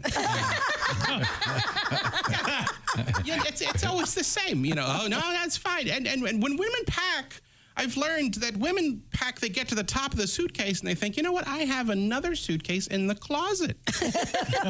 And when guys pack, they get to the top of the suitcase. I'm done. I don't have anything. I don't have more room. Yeah. I mean, if it were up to guys, I think we would just pack a pillowcase and tie it to the end of a stick and walk around with a bindle through the airport. Oh, look at that hobo can afford a flight. That's fantastic. We're talking with Jeff Bodart. Thank you very much, Jeff, Jeffrey. on any of these cruise ships, have you ever dined with the captain? No, but I had a joke about the captain because I got to tell you, they're kind of annoying. Oh, really? Because they come on during the day. Like, we're going to 25 knots. Who cares? Nobody. We can look up the weather. But then one night there was 3 in the morning and they had an alpha, which means somebody was medical problem. Oh, okay. They were flying somebody off of the ship. Wow. Whoa. Like 3 in the morning, I was up naturally, but they go, I know. I just want to let you know, I'm sorry to wake you up, but there will be a helicopter landing, and please do. I know how you people like to take pictures, so do not take pictures of the. Now they're gonna take pictures of the helicopter. Sure. You put it in your head, in their head now. It's like, and he just kept going on and on. And I was going to talk about that on the show the next day, and the cruise director was like, I wouldn't do that. He's going to be here. Oh. I was like, all right, fine. Oh. But yeah, it's So did you get a good picture of the helicopter land? I couldn't find it. Okay. Right now we have to get back to the sports page. That's not just any sports desk, Jeff Bodart. That is the Dude Wipes sports desk. Featuring Chick McGee. An artist in China has set the Guinness World Record for the longest strip of paper cut from one sheet of paper. This is amazing. Oh, man. Amazing? Josh, the guy takes like an 8x10 of paper. There's regular office size. 8.5 by 11. Okay. Mm-hmm. Whatever it is, whatever. Yeah. And then a pair of scissors. Yeah. And without breaking the paper, cuts it into a piece of paper to like a little thing the length of a football field. What? Oh, I wonder how the hell he did that. Pei Ho Zhang cut an 8.5 by 11 sheet of paper into a single strip that measured 354 feet 9 inches long. Whoa. Earning him the title. All right. The strip he created was just 0.5 millimeters wide and ultimately became an art piece. 0.5. He titled it, Josh, you'll like this, Between Chaos and Order. Well, that's just stupid, but... Oh, there it is. Oh, man. Yeah, there it is. Yeah, so it looks like it's gone through a shredder. Mm-hmm. Looks like somebody's hair. But it's one piece of paper. It looks like white hair that's been put into the shape of a brain, a profile of a brain. Yeah. It kind of looks like pubic hair. It kind of does, yeah. Tom, does that look familiar to you at all? Is that what your pubic hair looks like, Tom? No, mine is thicker. Is that right? Oh, that is wispy. That would be very old pubic hair. Just an awful waste of time. You were well into adulthood before you got pubic hair, though, correct? That's correct. That's why he saves all of them. I might regret asking this question, but is there blonde pubic hair? Oh, yeah. Really? Yeah. Absolutely. I've seen it on women. I have not. Yes. Well, I was going to say I've not seen it on guys. No, you're among friends. Yeah. There's blonde. I've never seen it. Oh, yeah. Red. Ginger. Do you have blonde pubic hair? At one time, it got darker as I got older, but yes. Oh, there you go. How did that happen? I think when you have babies, Pat, things change hormonally in your body. I think my eyebrows are the same color as my pubic hair. That might be. I think that's the deal. I don't have gray pubic hair. I keep waiting, but it hasn't. It'll make you once again have a very distinguished penis. You will know. Just gray in the sides. If it happens, I will tell you. Stupid world record. Is that true for everybody? Your eyebrows match your. I'm absolutely and then pretty sure. Now, Pat, you have very dark eyebrows. Yeah, I have dark pubes too. Yeah. There you go. See. Oh, can you bring some in tomorrow? I have them with you right now. Okay. A pair of brothers. No, wait a second. I'm not done with this longest strip of paper. Okay. Because we all hated it. Yeah, we were moving on. We wanted it to be anywhere else. Yeah. I want you to think about this. Talk about anything else. This guy had to spend hundreds of hours with one piece of paper and one slip. Yeah. Because when he gets to the end, he's got to do a turnaround. I wonder how many times he had to start over. Well, I'm sure that he was in China, so I'm sure he probably knew that eventually he'd get his freedom if he finally got this thing. But he's an artist. Wow. Sad, really. I'm sorry, do we have another world record? A pair of brothers-in-law from the United Kingdom have broken the Guinness World Record for the farthest distance covered while pulling a vehicle in 24 hours. This is great. It was a charity. These guys, they put on this harness. Yeah. Each of them. They're pulling it, not with like a car or something. No. John Darwin with an E, not I-N, and James Baker, the record maker, achieved the title after they each separately pulled a 1.6-ton van 32 miles in Elvington, England. Darwin diagnosed with leukemia as a teenager. No, I'm sorry I laughed. And James has been a big support to him. The strong bond inspired them to break their record together. Nice. They're each hooked up to a car, and they're walking together, towing this car for 24 straight hours. I'm sure one of them did most of the work. No, they're not in the same car. They're each towing a different one. They're both towing separate ones? Yeah. James Baker is married to John Darwin's sister, Samantha, who's a bitch on wheels. No. Said, what made our record different and the heart behind it, it wasn't about being the best. It was about being the best together. See, it's a happy record. It's nice. Mm-hmm. You don't think that you and your brothers could do this, something like this? Tow a car? We wouldn't. We wouldn't.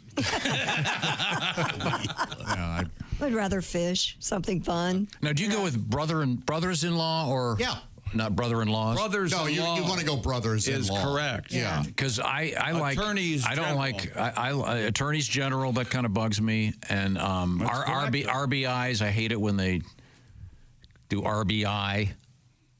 Like there's only the one. No, thank you. I like RBIs. What if you only have one brother-in-law? Then you just say brother-in-law. Oh, well, you said brothers-in-law, like. Well, they are brothers-in-law. You see, right? Those two guys. But I have multiple sisters-in-law. Yeah. Okay, not sister-in-laws. No. Gosh, Okay. no. And But- you, of all people, should want to go with the correct. Oh yeah, but sometimes the correct sounds wrong. I like the way that sounds. Do you like attorneys general? I do. Yes. Yeah. I like attorney generals. Well, that's wrong. Because you'd have a group of generals. Yeah. And there's a group of generals and a group of attorneys is the one guys are going to all sue you. You know, I didn't think I'd be sitting here hoping to talk about the world's longest cut of paper. I'm with you, and I was half of that conversation. Yeah. It was really something. What I want to talk about right now is the fact that the Bob and Tom Show is sponsored by BetterHelp. BetterHelp is all about mental health and helping you with your mental health through therapy. I can get that out. It's all done online, which is really interesting because it makes it a lot easier to access a therapist.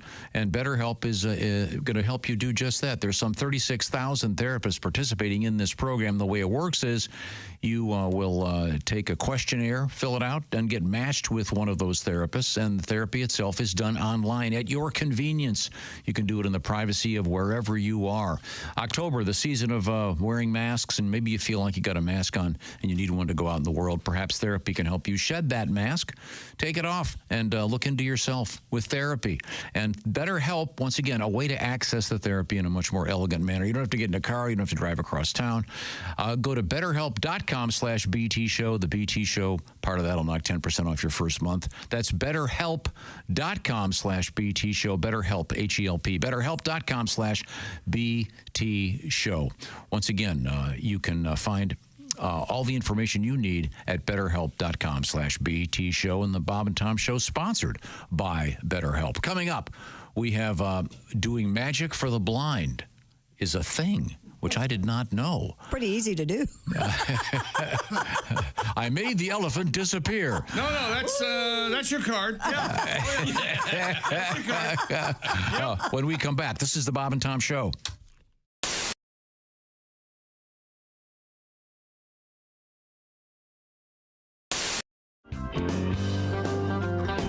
Oh, how I do get sentimental about me carefree days as a lad. We never had toys that were store-bought. We would improvise with things that we had. We made forts out of cardboard boxes. Yardsticks were swords or were spears. But of all these things, none gave the hours of fun like me mother's gigantic brassiere. Oh, me mother's gigantic brassiere. It was of the finest label, canvas, lace, and stainless cable. Me mother's gigantic brassiere. Yeah! Oh, I leapt from the roof of the garage, though I was but 6 or 7 years. Oh, I would have broke me back, but I clung fast to the straps of me mother's gigantic brassiere. Oh, me mother's gigantic brassiere. Wing nuts, cleats, and spoiler, brass grommets, and cup holder on me mother's gigantic brassiere. We tied the bra between 2 trees. The neighbor boys, they did declare. We ended the attack with 6 pumpkins and 2 cats flung from me mother's gigantic brassiere. Oh, me mother's gigantic brassiere. Delicate flower appliques, 8-track tape and safety chains on me mother's gigantic brassiere. One time we used it to slow down our dragster or parasail behind our boat. Then there was the time it was used to airlift an injured skier off a treacherous mountain slope.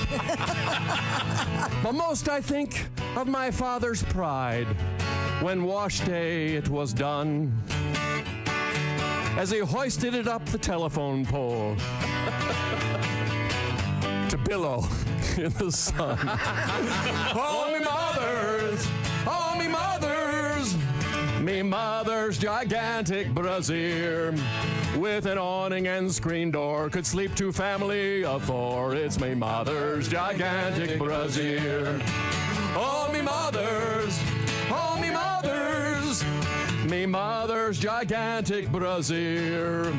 Reinforced hydraulic winch, reflective tape, and 3-point hitch on me mother's gigantic brassiere.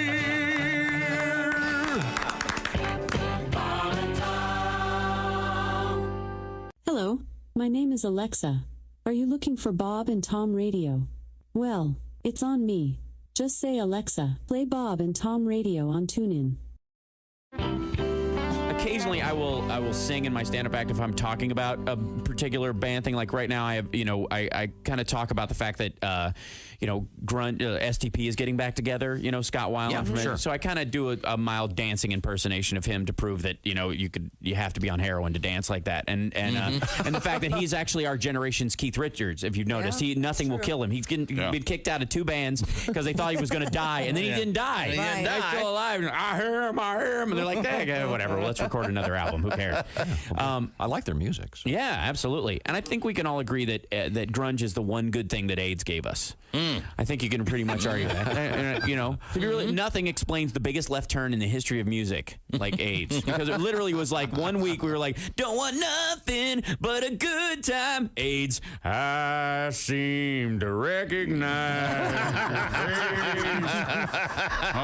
your face. Pour some sugar on me. AIDS. Me. You tell a generation of 13-year-olds that sex equals death, you're going to have them going, I deny.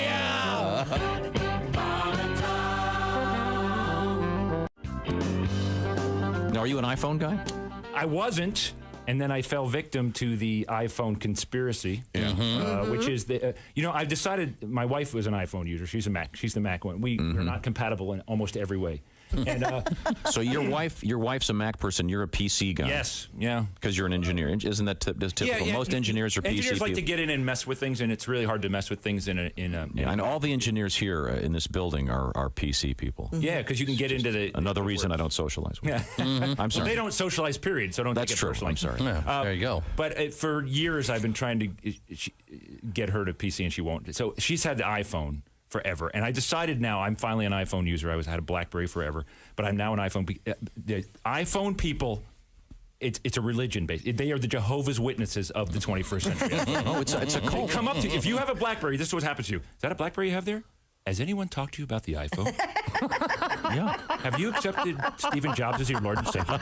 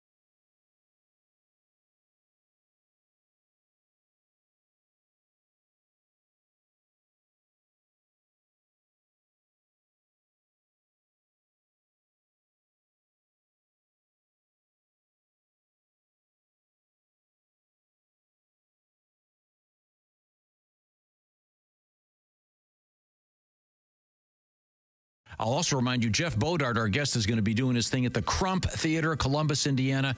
Check out that show with his magician buddy, Evan Bright, for tickets. Evan Bright. Did I get it right? It's Event Sorry. Bright. Damn it. Well, Event Bright. I know I'm going to get blamed for that, but I didn't say a word. Welcome back to the Bob and Tom Show. That's a T, right? Listen, just getting some stuff sorted out. Let's go down the list. You can't read. You can't stay on subject. You can't handle more than a couple topics at once. I'm disabled. Maybe. Maybe radio isn't for you. I need to get one of those parking passes. Welcome back to the Bob and Tom Show. Here's Tom. Remember, everybody, we're in this together. Yeah. So go ahead, Tom. Our friend, comedian Jeff Bodart is here with us. Jeffrey started his career on this show, and I'm so pleased and proud of you for doing so well. You're on the ships like 42 weeks a year. Yeah, it's amazing. Make it worth it that Tom's proud of you? It does. It feels like a crazy uncle. It's proud of you. Yeah. No, I love it. It's great. Right. Glad to be here. And we were talking off the air, and your favorite place to go was the East Coast, going up through Maine and Canada. Oh, and the ships. I love Maine, and I recommend an East Coast cruise. Really? All right. Yeah. You go from Boston, and you go to Maine. You go to a couple of places. And probably great in the fall with the colors changing. Honestly, yeah. Nova Scotia, right? Get an overpriced lobster roll. Hey, listen. Couldn't stand you explaining what it was like. It was colors in the fall. Yeah. Will you let him tell us a story? Have you been to Nova Scotia? Yeah, it's gorgeous. I've heard it's amazing. Have you been? Jeff? Oh yeah, yeah. I flew out of Halifax. They keep that in Nova Scotia, and I flew out of there, and then on the 16th, 15th, I'll be flying back to Halifax, Nova Scotia. So beautiful. To get on another ship in the middle of their cruise. So cool. Yeah, and that's actually easier than getting on when everybody else gets on. So I bet. Yeah. Oh, thousands of people. Have you ever been? You mentioned there was an emergency situation. They had to fly someone off the ship. Yeah. Have you ever been flown onto one? No, and I don't. Yeah, never been flown onto one or flown off of one. I've heard of stories of comics.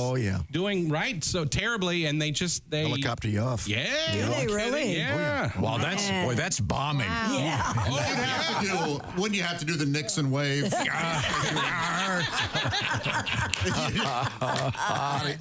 not gonna have this comedian to kick around anymore. I said the F word. Sparrow made me do it. They're dead set against the curse words, right? Oh yeah. Well, on the family shows, I actually said the holy S word. Oh. And then I swear to God, I almost said OF. I just said S.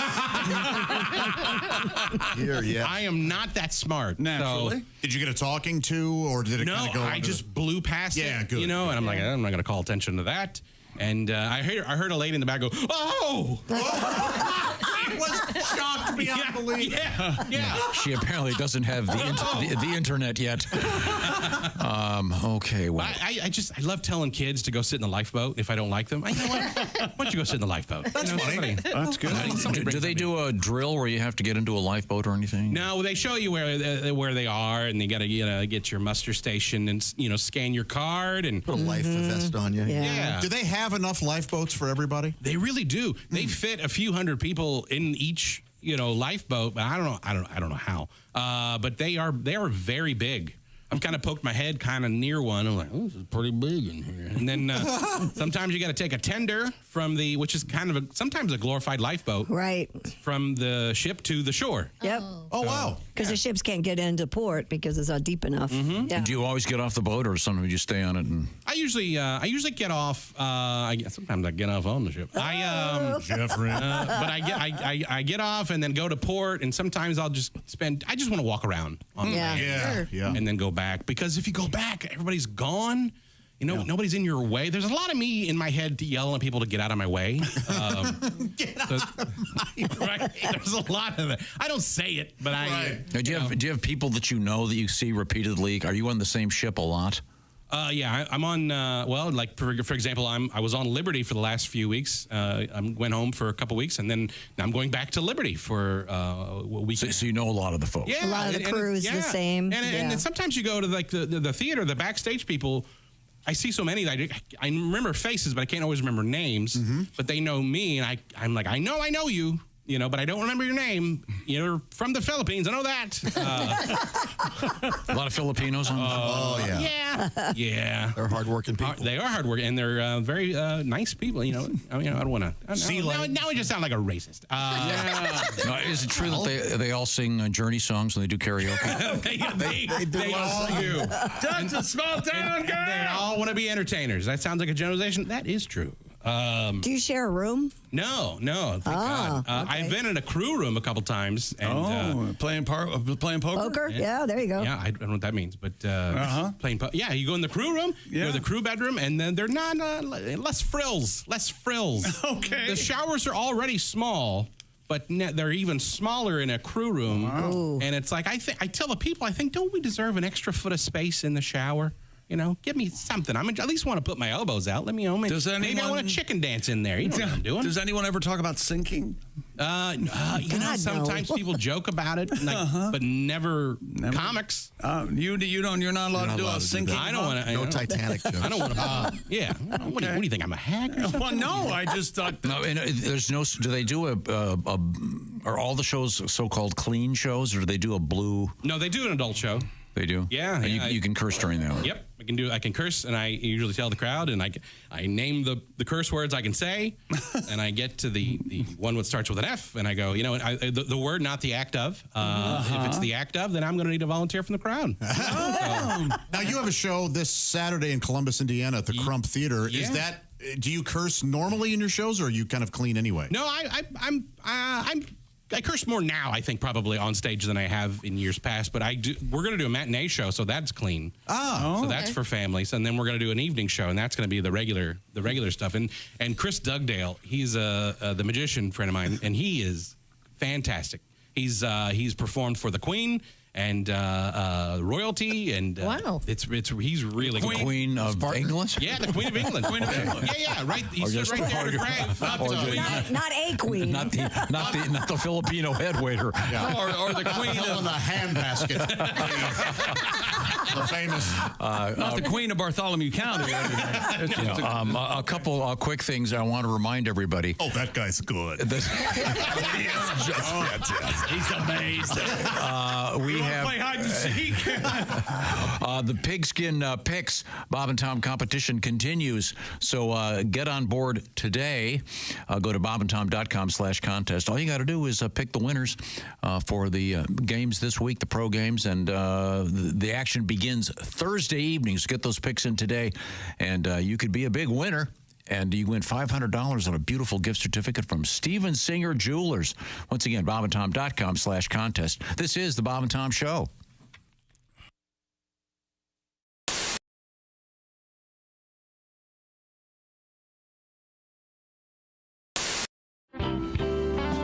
We have Etta May in the studio with us. Etta May is the mother of several. What is the official count now? 4. Okay, great. Not counting my husband. Yeah. You're done, right? Thank you. My oldest boy, Bud, is 17, and then Corona, she is 16, and Miller is 13, and then Jack is 8. There's a theme there. Well, Jack. no, trust me, after the third one, I had graduated to hard liquor. Understood. It helps. And Jack is just a dream. Is he? My little 8-year-old. He started kindergarten this year, so we're very He's 8? Wow. Yeah. Chick, take you back, doesn't Yes, it does. Yeah, buddy. Yeah. That kid's huge. Nothing like being 20 during your senior year in high school. You're popular. Yeah. You can drive and Drinking. Oh, yeah. Okay. Drive your buddies around. Yeah. So we're very proud of him. And my 17-year-old is problems are arising. And I'm seeing flags. Let's put it down. The other day he walked in the house. He had pierced his bottom lip. Ooh. Jeez. And tried to hide it from me. It's like, you know what? Be a man. Own it. Mm-hmm. Don't hide it. And it's, it's like, hello, you got a spike sticking out your bottom lip.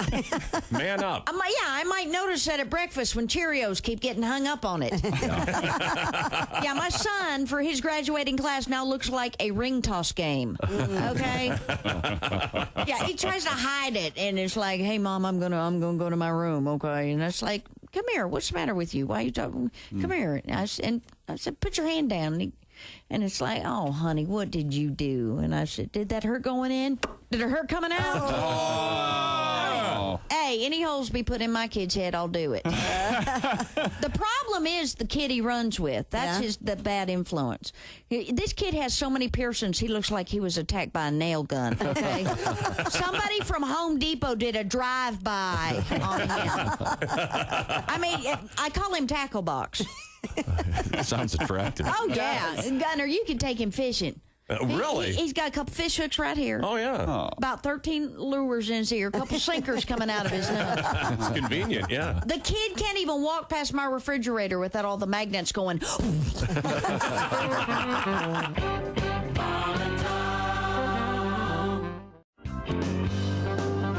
Okay. Well, we were talking about it's wonderful. You fly all over the place. You work a lot with the comedian Jeff Dunham.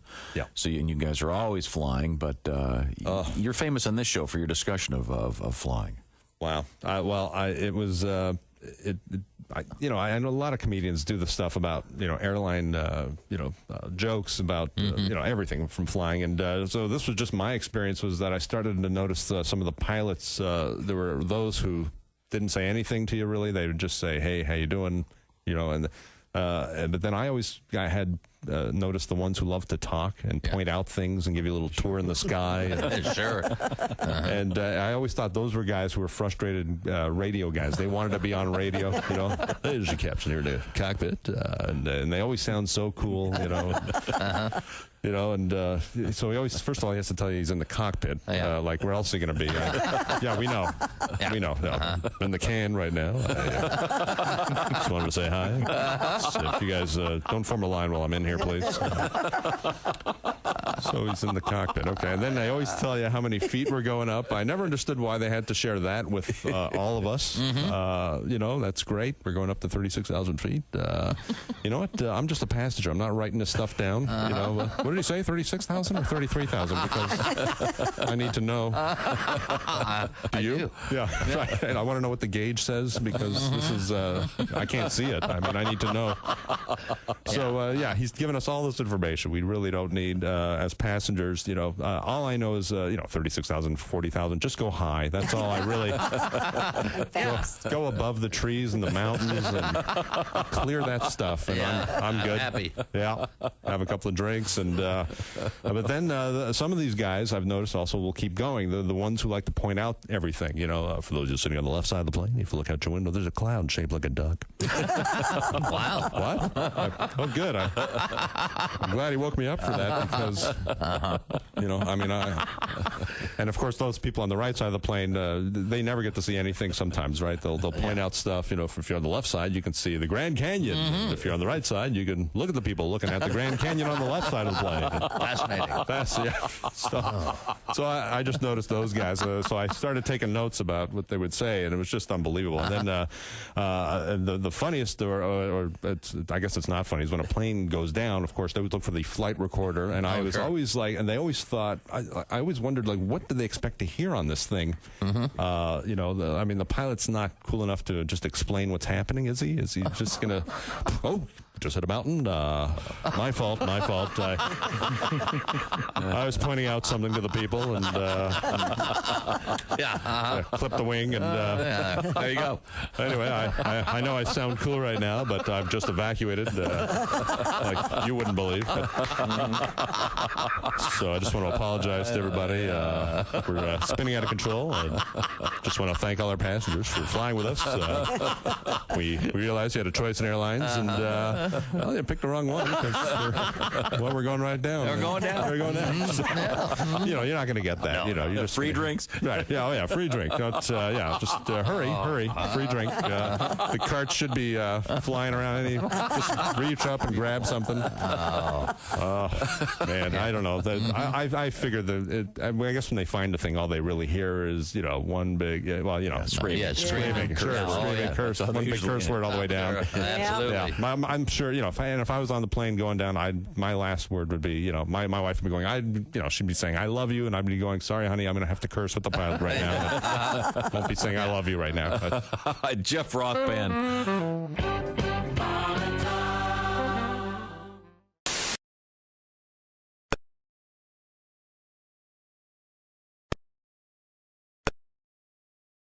Big winner, Columbus, Indiana, the Crump Theater. At Eventbrite, you can get the tickets to see Jeff Bodart and his good magician buddy, whose name I forgot. What did I say? This is your fault. You used up too much of my time. Oh, my God. I blame you. Me? My fault or her? He's blaming me. Oh, it was my fault. Both of you. If it's anybody. Welcome back to the Bob and Tom Show. Christy Lee at the Silac News Desk. Yeah, boy, I'm the one, the troublemaker. We should be able to do TV news just one night. Because you never see this on TV news. No. It's always happy talk. Yeah. Oh, you look so nice. You ran over my time. I can't believe you did my story. You look so nice today, Ginger. If it's only they could see your saggy ass back in the green room. I saw you on Instagram with pictures of your dogs. Tell us about them. Yeah. There's Jess Hooker. Do you paint on that mustache? That's embarrassing. Josh Arnold last decided to come to work. There's Ace Cosby. Yes, I know. I'm Chick McGee, and here's Tom. Tom, we have a special guest. He's a comedian, Jeff Bodart. Very good. Mr. Turducken. Jeffrey is mainly out there in the ships. Yeah, doing a lot of ships. Out at sea. Have you gone? No ship, huh? Out at sea and out to lunch. Have you been to Europe yet? I have been to Europe. I flew into, they call it Barcelona. And are your arms tired? Yeah, flew into Barcelona. I've been to Barcelona. I've The been to Sagrada Familia. Yeah, it's beautiful there. The dripping church that's not quite done yet. They promised by next year, and I'm like, going to be right. So I'm sorry, you've been on the Mediterranean cruises. Mediterranean, went to I've been dismissed. France. Go ahead. Went to Rome, got yelled at by a priest in Italian. Nice. For having my hat on. Yeah. At the Vatican. At the Vatican. Yeah, you got to take your hat off. It's so I wear a hat because I'm thinning, and then what a rube! You're a rube. Yeah, I take it off, and then I was like, I have my hat in my hand, and then I'm like, oh, I've been put my hat. It's just a reflex, and then I got. I'm like, crap. You son of a bitch! What you doing? Now, do they sell like Pope hats? Yeah. As you're leaving? You know what? I don't know, but they sell everything. I don't know if you guys know, but the Catholic Church doing fine. Yeah. They have to have like baseball caps with a picture of the Pope and a circle on the front.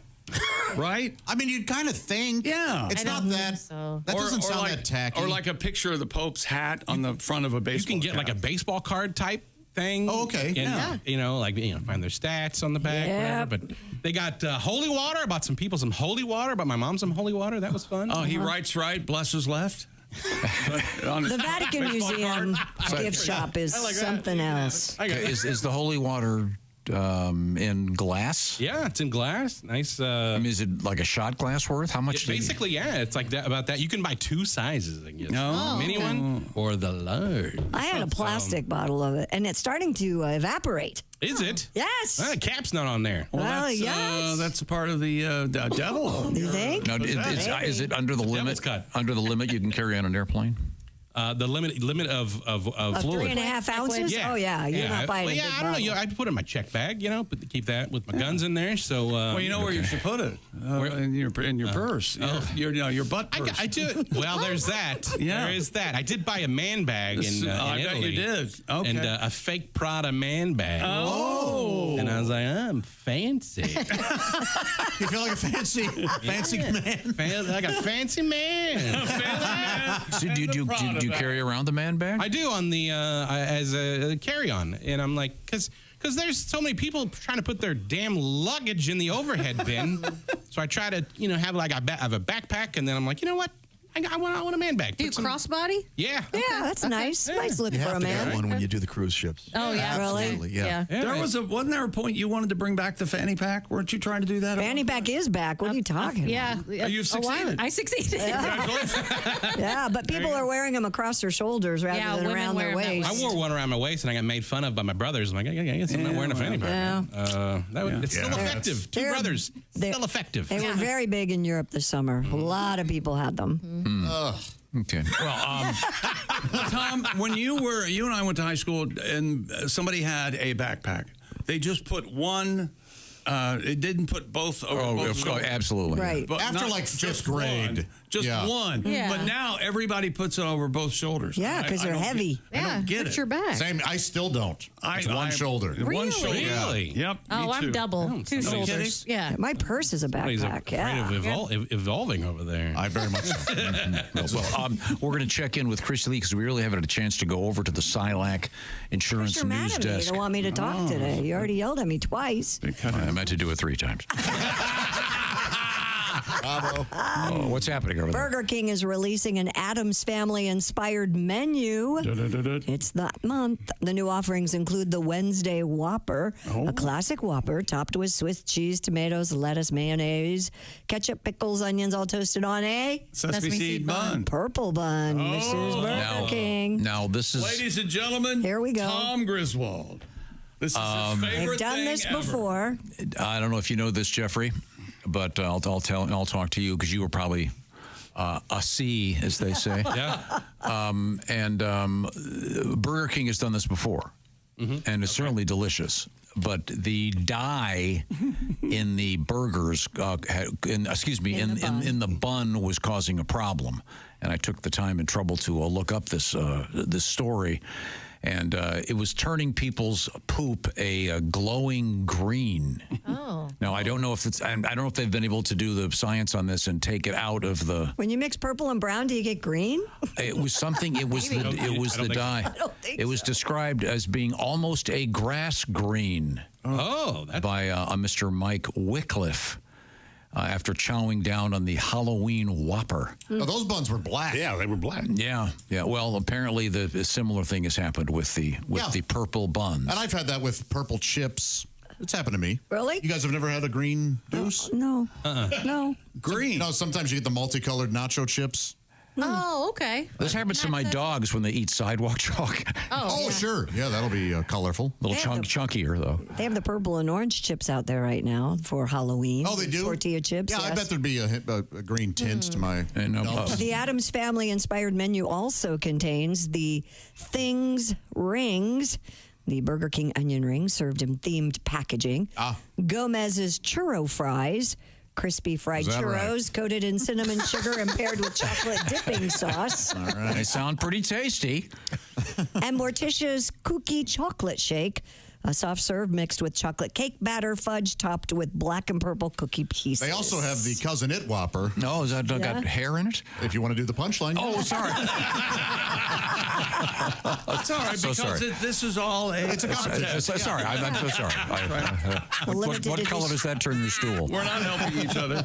You're right. The limited edition items will be available starting October 10th at participating restaurants. I don't remember them making a big deal out of Gomez was Italian on the TV, or not Italian. Spanish. Spanish. On the TV show. No. On the movies, he was Raul Julia, but they never made mention that he was of and John Aston made him famous on the black and white TV show in the 60s. And speaking French, right? Yeah. He went wild. She spoke French. And he called her Cadita, was it? Or something like that. No, Candida. When you speak French. Candida, we can work it together. Tony Orlando and Dawn, ladies and gentlemen. Don't sleep on Dawn. Don't sleep on Dawn, Josh. Don't wake up at the crack of dawn either. A new poll out there reveals our love of horror tends to be discovered in childhood. Oh, I love horror. Sure. You Not love horrors. I said horror. Horror. Oh, I'm sorry. A survey of 2,000 U.S. adults who celebrate Halloween found almost 2/3 saw their first scary movie before they were 11 years old. Okay, go around the horn. First scary movie, Ace. Probably Dracula or Frankenstein.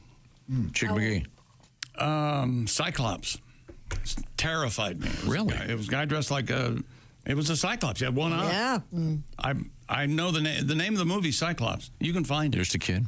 Mr. Bodart. Oh, God. It was either Friday the 13th or the Thriller video.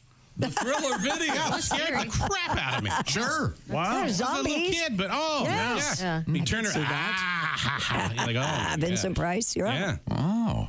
Jess? Miss Hooker? Pet Cemetery. That's a good one. Yeah. Sometimes they come scary. back. That is sometimes dead is better. That's right. I don't like to tread on your, but it was Creature from the Black Lagoon. Yeah, me was too. Mine Famously. for the very first one. Terrified me. So realistic. Terrify me like it did you, but it was. Oh, I still to this day like to water ski with socks on. Just keeps it coming up from the bottom for me. Josh? All of it. We watched all of it when I was a kid. Yeah. Well, you don't remember your very first one? No, because it was some scary movie was always on. Oh, so your dad was a big fan? My whole family, my grandparent, my grandma, Oh, okay. Yeah. So this we all loved it. And have you published your top 5 scary movies? No. Would you like to? Not really, but I will if you want me to. I'd like you to. Yeah. We can give you something to do today other than, scratch your ass and I do plenty look at the squirrels.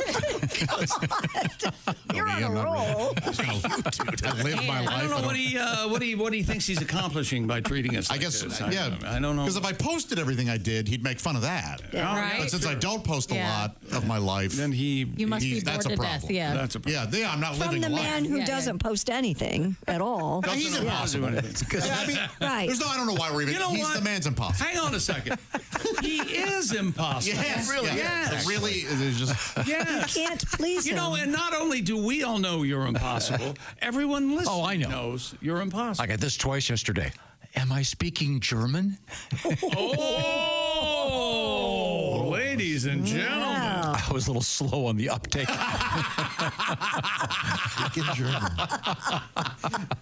We'll have more of our horror film news coming back. Isn't that the human equivalent of being swatted on the nose with a newspaper? I think it's. Am I speaking German? I think it was, could you possibly focus and listen to me for 10 seconds? You should wear Raycon earbuds. You could hear everything better, Tom. Okay, good. And they've recently been upgraded. Raycon's best-selling everyday earbuds. They connect and work without drama. And Raycon's latest product update, they've added new features to make them even more swell.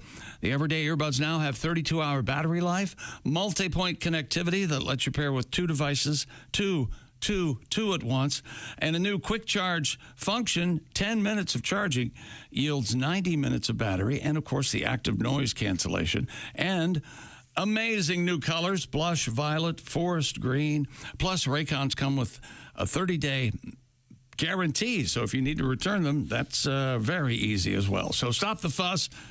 Put the brakes on the drama. Go to buyraycon.com/Tom today and get 20 to 50% off site-wide. Up to 50% off everything on Raycon's website when you go to buyraycon.com/Tom.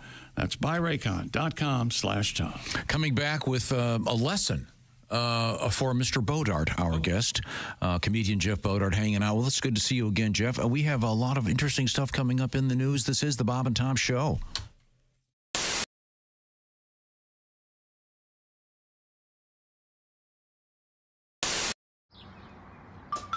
Is that Chick McGee? Why, it sure is. Chick McGee, who knows that an annuity from the folks at Silac Insurance Company means a retirement check in his mailbox every month. Chick works on perfecting his mailbox opening technique. Easy, Mr. McGee. Don't blow that elbow out. Chick isn't quite retired yet. He's just practicing for it. Because one day, Mailbox McGee will be taking his retirement the easy way. SILACINS.com. Silac Insurance Company. Let's see, that's Bob. I'm Tom. Chick McGee's over there at the Quality Drivers Sports Desk. Christy Lee, future truck driver. That's me, baby. I'm going to be driving the big rigs. We're going to get Christy over to Quality Drivers and learn how to drive the big rigs. Comedian Justin Willman has joined us in the studio. Hello. You may have seen him on Ellen. You may have been at the White House when he was there. It's amazing. He's here in the studio. I was being dragged out of the White House when he was there. Were you wearing a cape? I wasn't supposed to be there. I was not. Did you ever buy a cape? You ever had? Did you ever? Gotta have a cape. Oh man, you know no cape. It's How about a little top? on the nose for me. Like top hat. A top hat. I do own some top hats, Okay. but I'm trying to help shed Magic that, wand? Do you have a shed magic that wand? image. Magic wand? I don't have a magic wand. The tuxedo and the cape is traditional. Those are the. I thought they required accoutrement Magician. for a musician. Magician. And that too. a musician as well. But I had that phase. We were talking about Lance Burton off the air. I had that Lance Burton phase where I would put that tuxedo on and make doves appear. But there's something about like when you're 14 and owning a tuxedo that just doesn't seem right. You have to take care of the doves too. And the doves, yeah. A lot of work when you're 14. You know what doves eat? Dove chow. Dove chow. Purina Dove chow. Purina Dove chow. I'm sure they do. I'm sure they make it. Now, you were a longtime host on television of Cupcake Wars. Which is now on Netflix. It is. Is it it? is. The war rages on now. Mm-hmm. Yeah. 9 years of production on the Food Network. 9 years. Wow. That might be America's longest war. But you're a very slender man, so you never ate a cupcake. Diabetes won the war, sadly, in the end. Now, it's my understanding we're going to try to do another magic trick on the radio. That is, your understanding is correct. Since we don't know what you're going to do. Is this the kind we can do? I thought this would be interesting for the listeners. This is a lucky die I have. I'll show, and we're filming this, so if they wanted to watch it later on the It's a pretty big stream, die. they could. Half of 1 through 6. Do you want to hand that to Bob down there? To me? Oh, all right. Let me tell you. There's something strange about this. Does that feel weird, Chick? No, not at all, actually. This feels like a regular die. So, Bob, think of a number from 1 to 6. Don't say it, but turn it so that number's up, and then put your hand on the die. Okay. And tell me when you got a number that you like. My hand in there. My hand is on the die. Hands on the die, right? Mm-hmm. Okay. So it's a number from 1 to 6. I want you just to say 1, 2, 3, 4, 5, 6, monotone. And then we'll see if I can pick it up in your voice. Maybe the listeners will hear it as well. Just a tell, if you will. Okay. 1, 2, 3, 4, 5, 6. Wow, it was subtle. It was subtle. You know, I'm going to say because I mean that was funny, but I think the number you sped through was 2. I think it was 2. Is it 2? It's 2. It is 2. Okay. Because he went 1, 2, 3, 4, 5, 6, which is kind of a misdirect. Now maybe that was Warlock! He's a warlock. Okay, how the hell that happened? How did he do that? You could try it again, but it gets harder every time because you get very self-aware of your voice. That's a good trick. That's a nice trick. It's it's a little psychological. Here, you do it with Chick? That's a gorgeous piece. That's a gorgeous piece of business. Wow, gorgeous. Now what do I do? What do I do? I'm going to look away. Think of a number from 1 to 6. Turn it so that number's up. Put your hand on it. Okay. Christy's watching me. Put my hand. Right now. She's on to me. She's like, "Where? Okay, No cheating. Got my hand in a mirror. I'm not cheating. Your hands on it. My hands on it, baby. Okay, I'm going to turn your way now. Is that all right? Okay. Go. Now you have to say 1 through 6. Go 1, 2, 3, 4, 5, 6. 1, 2, 3, 4, 5, 6. Oh gosh. Okay. See, that was your radio voice was very good. Go backwards. 6, 5, 4, 3, 2, 1. 5. Is it 5? I felt something with 5. Please tell me it's 5. It'd be embarrassing if it's not. Zoom in. It's 5. Okay, that's the greatest trick I've ever seen. We're hanging out with... He's God. That's who that is. We're hanging out with Justin You're Millman. God. We're doing... My mom and I, we've been playing this new game over the holidays. You might want to try it yourself. It's called Joy Whack-A-Mole. What happens? I bring up something that I'm happy about, and then she comes in and slams it down before I can ever feel too good about what's going on. I see. Okay, all right. I told her, Mom, my friend Amy had her baby. Oh, that's great news, honey. That's not the greatest news for the 600,000 kids in foster care. But if she wants a fresh one, everybody wants one that looks like them. So, Mom, I'm doing a show tonight. Oh, sweetie, I have a joke for you. Listen. A friend of mine, Quincy, she was in foster care. She was airlifted out of the Sudan in the late 90s. She'd been be-armed and be-legged by the Janjaweed, the horseback militia. She'd love to do stand-up, but she can't. And she's just a hoot. She's in a hospice situation. It's really just a matter of time. But the priest comes in and asks her, would you like us to light a candle for you in the chapel? And she says, sassy as you please, teletyping through her eyelids. Well, how many candles you got? Because so many horrible things have happened to her. And keep happening. Sweetie, have a good show. What you do is so important.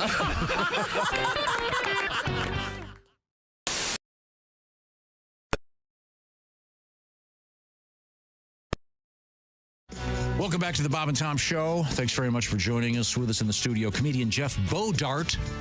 It's like Bogart with a D. Yeah, that's right. And Jeffrey is a stand-up comedian, and he's also an artist. You draw. Yeah, draw constantly. And whether they're good or not. I have seen many of your caricatures, and you made them of us one year for Christmas. That was a very nice gift. I need to redo them because I can probably do a better job. No, I mean, you've got some talent, man. Yeah, of course. Yeah, those, yeah. Did you ever do the thing where do they still have the thing with the matchbook where, to draw? When was the last time you saw a matchbook? That's what I'm saying. I'm asking if it's still out there. What, draw tippy? No, I think it's safe to say no. Wasn't it draw tippy? Yeah. And you go to art school? Very safe to say that is not out there. Yeah, I don't think I bet those would be kind of cool to have. Yeah, somebody like an ad for draw tippy. And, the reason I bring this up, you are also a man with a certain, you have 5, 6 tattoos. Yeah. Why haven't you done a drawing that you have tattooed on your arm? I don't feel like they're good enough, to be honest. I'm very particular. It's like I get real perfectionist type. I'm like, crap. Have you found over the years that you're getting better? Oh yeah, I feel like I'm getting better. I think, and I've figured out how to draw hands now a little easier. I've always heard that's hands and eyes are the hardest. Yeah. Oh yeah, but you just. I got going too fast, finishing a drawing too quickly, and then I was like, I think that's careless. So I started taking my time again, and I feel like I've improved. You told me you're on the ships 42 weeks a year. I would think you got plenty of time. Oh, you can pretty much draw the Sistine Chapel. 16, 17, whatever it takes. But I just. What would your next tattoo be? Because you've got a couple of Elvis, you've got taking care of business, you've got some positivity phrases, whatever the hell those are. Because. I want to do a cat and just says hang in there. No, I want to do Dean Martin over here. I want to do because I think Dean Martin and Jerry Lewis were the first rock stars of comedy, and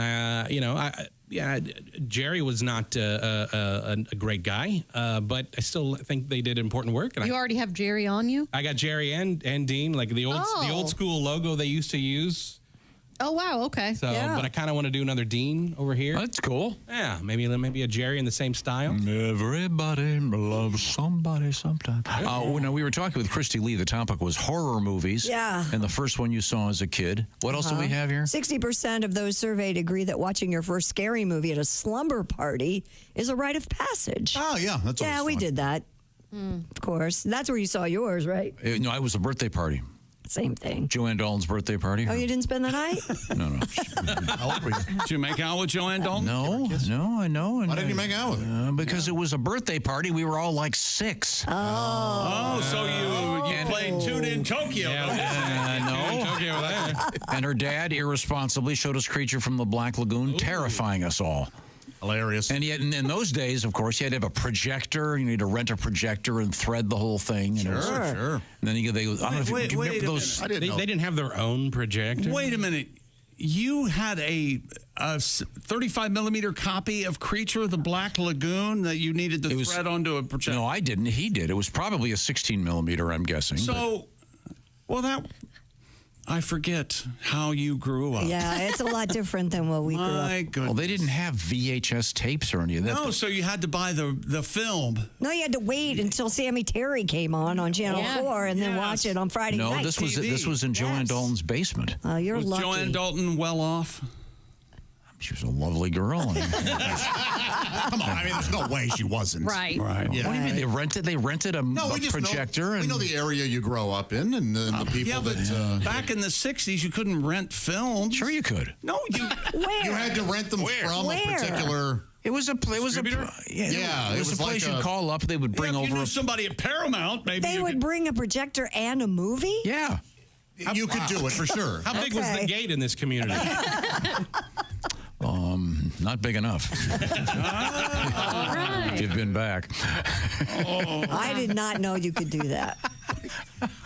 More than 2/3. I'm joking, for God's sake. I don't care anymore. More than Welcome to my side of the street. I've given up on political correctness. All right. More than 2/3 of Americans polled enjoy horror movies when they were a child, and that number holds strong at 75% today. I don't. I don't like scary movies. I don't either. My mom used to No, make us neither. watch them with her because she was scared. Made us. And didn't want to watch them alone.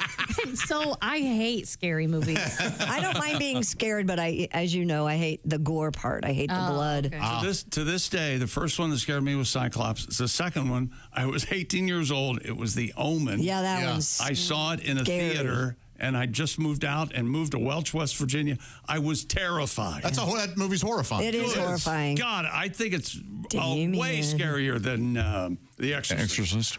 85% of respondents said scary movies are a staple of the Halloween season. Well, of course. Yeah, that goes without saying. The average American will watch 5 different scary movies during spooky season, though 25% will enjoy 10 or more. You watch one every day, is that correct? I'm 30 to 50. Okay. Probably. Yeah, my girls do in one a day. October alone. Yeah. Because I'm at least one a day. Yeah, in and October. then, on certain days, I'm. Do you have a ritual? Do you get popcorn and turn off the lights? And No. Do you have it planned out or just whatever you feel like watch? Both. Do you keep a chart so you know what you've already watched?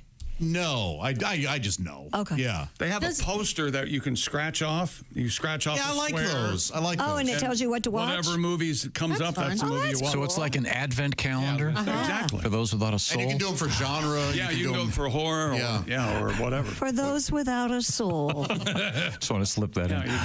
So, Josh, are you going to make the list of your top 5 horror films sure, for me? I'll do I that. would like to see that. I'll make a video and I'll give a Thank you. I'd like to speak on behalf of Josh. If you'll shut up about it, I'm sure he'll do it. Yeah, I'd be happy. They'll just be my top 5 favorite. Not necessarily the best, my favorite. Okay, that's good. Scary movies? Yeah. Okay. Survey respondents, this is kind of going along with this, picked supernatural and paranormal movies, 45%, as their favorite type of horror flick, followed by psychological thrillers at 40%, and slasher films come in at 30%, while 20% of all those identified as gore hounds, which that's what they seek out as much as possible. Oh, okay. Okay. Well, they'll all be seeing Terrifier 3 this weekend. Oh, have you seen is that with the weird clown? Art the Clown. Yeah, those are as gory as anything. What's his weapon of choice? Oh my gosh, he uses everything. I mean, he really does use whatever art can get his hands. Do you get concerned that these give people ideas? I don't. No, I'm not of that ilk. I don't buy that argument at all. I think if somebody goes crazy because they saw, or after, if they do something awful because after they watched a horror movie, they were going to do something awful anyway. But now they know what tool to use. No, I don't think that's how this works. I'm just asking. No, I know. Yeah, in fact, that argument has been very widely debunked by psychologists. When you watch all of these, especially in the month of October, do you have more nightmares? Does it affect your dreams? No, I have nightmares all the time anyway. Okay. Oh, wow. You're welcome. I was told. I was told it's a side effect. What am I wearing? I was told it's a side effect of my medication. Oh, okay. Nightmaritol. Nice. Yeah, that'll do it. You think they come up with a different name? Yeah. In fact, I don't know why I take it. Yeah, I take no acid all. And, you too? I have it natural. I see. Well, it's time now to educate our guest. We have comedian Jeff Bodart in the studio with us. And you'll see him on a cruise ship near you. You're going up to Bar Harbor, Maine in Canada. And what's the name of the boat, can I ask? Liberty of the Seas. I'm going up to, flying up to Halifax, Nova Scotia, getting on Liberty of the Seas, and that's the end of their cruise. And I think we're going to Bermuda after that. Now, you're one of the main sources of entertainment on the ships, but are there other shows that you can go watch? Oh, yeah. There's a lot of there's a lot of great shows. There are a lot of good singers. There's a Whitney tribute one day. There's a lot of Whitney tributes, and there's a lady, great voice, great singer. Too much chatter, a little too much, and then I said out loud to myself, "Hey, why don't you just sing the song?" and then there was a lady just slowly turned to me, and I'm like, "Oh crap! All right, I guess I gotta go out of here, get out of here," because the comedian was talking crap about the Whitney tribute, so I don't want to, I don't want to get in trouble. So I thought it was tasteless when the Whitney tribute singer did Splish Splash. I was taken aback. I didn't quite understand. It would be bad, you see. No, I made friends with. There's a group I love called the Modern Gentlemen. They toured with Frankie Valli for like 13, 15 years, and they're great. They do all the ships now. Are they old? No, they're like my age. Oh, I mean, I'm a little kind of old, I guess, but they're modern. Yeah, they're modern gentlemen. They're great. Well, in spite of all of your experience as a comedian, we probably have to just give you a little bit of a lesson in how to deliver a joke. Oh yeah. Exactly. I showed him that a few years ago. Maybe this will help, ladies and gentlemen. Without any further ado. Who's that sexy man with a deep voice? Ace Cosby. Here he is with his joke of the day. Jeff, you were just talking about buying holy water at the Vatican. Yeah, just talking about that. I was fascinated to find out how they make that. Oh. How do they make it? They boil the hell out of it. I don't. That's an okay joke. Yeah, that's not bad. Yeah, that's not bad. Very timely, fit in with our conversation today. Yeah, I like that. Boil the hell out of it. How do you boil it in turkey? I don't know. Isn't Ace's joke of the day brought to us by Sleep Number? Not anymore, but you know what? All right. Sometimes when you help, you don't. Sometimes I just put my foot right in it. Not this week. They're taking a break. It'll come. They're taking a rest on their Sleep Number. bed. Jeff has a Sleep Number bed. Yeah, what's your Sleep Number, Jeff? 45. Nice. Oh, you like it on the softer side. You like it gooey, do you? I do. I'm a 35. I like it soft. Now, when you're in the ships, we made a love connection right here. When you're in the ships, are the beds affixed to the wall? No, they move independently. I mean, they do? Yeah. If they're two beds put together, and if they need to all of a sudden split it up, they can. So it's like it could be like that old Stooges or cartoon gag where the ship is listing and the bed goes from one side to the other. I just assumed that they were kind of welded to the wall. Oh, okay. And sometimes when they get the new mattresses, pretty nice. Oh. Have you been there that day? Oh yeah, it was real nice. No more bugs, huh? What's the best food? What food item is the tastiest on board? They're all pretty gross now. You can eat 17 times a day on a. It's great. It really is great. I'm just too used to it, and I I like cooking. That's what I like, but I don't have time. You can't cook on the ship. No, you can't cook on. So when you're home, do you cook for yourself? Yeah, when I'm home sometimes, yeah, I cook for myself. But by the way, who do we call, by the way? Because I did keto for a little while. I lost a little bit of weight, but I did keto, and I was looking for a recipe one day. Who do we call to have murdered the person, the author who writes their whole life story before they get to the recipe? Oh, God. I know. Just, Terrible. just yesterday. You got to look for the jump to recipe button. Yeah. There's a button. Jump to recipe. This recipe reminds me of the coastal beaches of Italy. No, it doesn't. No, it doesn't. Nothing about a meatloaf tells you anything about Italy. All right. One day I did keto, and so I was looking for one recipe, and it said crack dip, and I was like, oh, I wonder what. But the one day I wanted the story, I didn't get it for crack dip. I had to write my own. Oh, I was trading back alley sex favorites for beef tips. Beef tips. Ran into my dealer. We all called him Ground Chuck. That's the story you want. Thank you, Jeffrey. Now, we have time for one more story from Christy Lee. This one I found fascinating. Researchers investigating whether it is possible to make magic tricks accessible for a blind audience. Very few magic tricks focus solely on auditory perception, as you can imagine. Scientists state that magic relies on manipulating the perceived state of the world, which hinges on our visual perception, while sound provides information about an event that has happened. A study on the subject has been published in a journal called Trends in Cognitive Sciences, and scientists have also launched a competition challenging magicians to conjure up tricks using only sound. Interesting. And the results are expected this November. How? I'm sure someone can do it, but it seems... Because obviously you can say, hey, I just cut a woman in half. Hear her screaming? I know. Yeah. I mean, you gotta say, ta-da!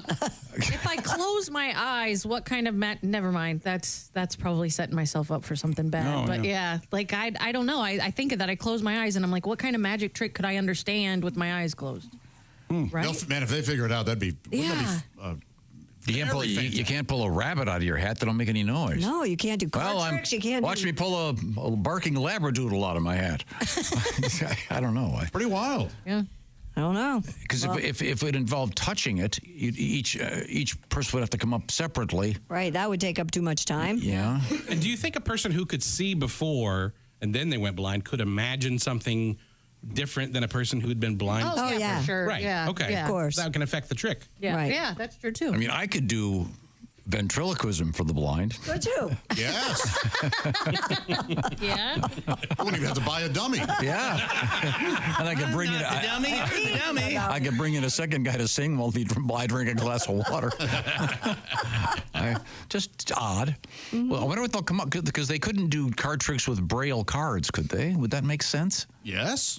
But again, it would be one person who would verify. Right. Yeah, you'd have to have a sighted guy verifying that you're not putting the card in upside down. You know what? It's a worthy research project. See if they can do it. Okay. Get those blindies enjoying some magic. Blindies? That's what they'd prefer to be called. Really? Yeah, blindies. Yeah. No blindy. Get over here. Really? I'm going to let you let that gestate for a while. Maybe I was told wrong. It was a non-blindy who told me. I see. Thank you very much. Right now, speaking of surveys and horror movies, there are surveys about everything. Yeah. A recent survey about retirement. Well, that kind of turned into a horror movie for some folks when they realized, hey, I'm not going to have enough money. Social Security is not going to cut it, even if is it going to be there when it's time for me to retire? This is why AARP did the survey. They found that 61% of Americans over 50 said they're worried about having enough money when they retire. So this is where annuities come in. And who are the experts on annuities? SILAC Insurance, SILAC. They know what's going on in the world of annuities. They'd like to pass the information along to you, and you can find out what it is by visiting the website. Just go to SILAC.com. That's the SILAC Insurance Company. And find out what's going on. Restrictions apply. See if you actually can do this and live in comfort knowing that you're going to be taken care of down the road with an annuity. So find out all the information, like I said, at SILACINS.com, or just go to bobandtom.com, where we have Chick McGee starring in an informational video. It's up for an Oscar, Tom. Helping you do that. The SILAC Insurance Company, because there's not going to be a pension. Jeffrey, when you retire, no one's going to go, here's a gold watch. Thanks for being on the ships. I'm going to save up for that. It's a layaway. We'll be giving you a lot of checks. Nope. See what Silac can do for you. Give them a call. Find out all the information at bobandtom.com and switch over to that Silac website. Coming up, we're going to learn a little bit about history and perhaps a little bit more about our guest, the handsome Jeffrey Bodart. Yeah. This is the Bob and Tom Show.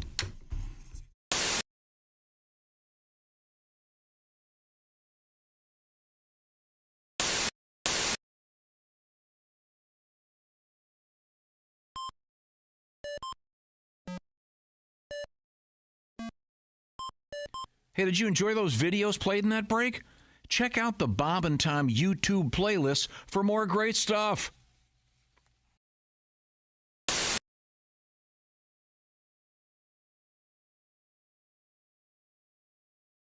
I puked on my dog once. That was No. That's Are pretty you bad. kidding me? Okay. This Olympic moment brought to you by Little Christy Lee, downhill slalom specialist, yeah, the once 20s. puked on her dog. Animal cruelty. Puked on your dog. the 20s were not good to me. You know how to party. No, and I had an Afghan hound. Do you ever? Oh, yeah. man.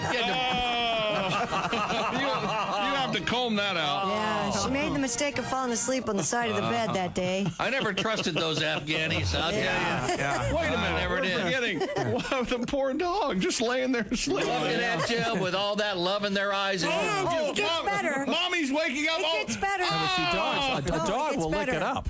Christy puked on her dog. Do you know what my dog's name was when he gets better? Ralph?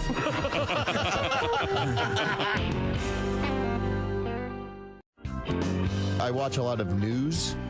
By the way, my favorite news channel is CNN Headline News. Is it? Because there's no segue between stories. They go from polar opposite A to B with nothing in between. Yeah. And that's what the future looks like with a nuclear North Korea. Coming up next, a boy in Pittsburgh collects nickels. It's like the news for people with ADD. We're all gonna die. Hey, a horsey. Squirrel. But these are some news stories that I noticed over the past several weeks. Could I share some? Sure. A woman in England pled guilty to disturbing the peace with her noisy lovemaking. Yeah. Well, she said guilty, but you could totally tell she was faking it. Sure. A company in Ireland created the world's first ever green technology vibrator that's powered by winding it up. Which means basically it's a Jack in the Box.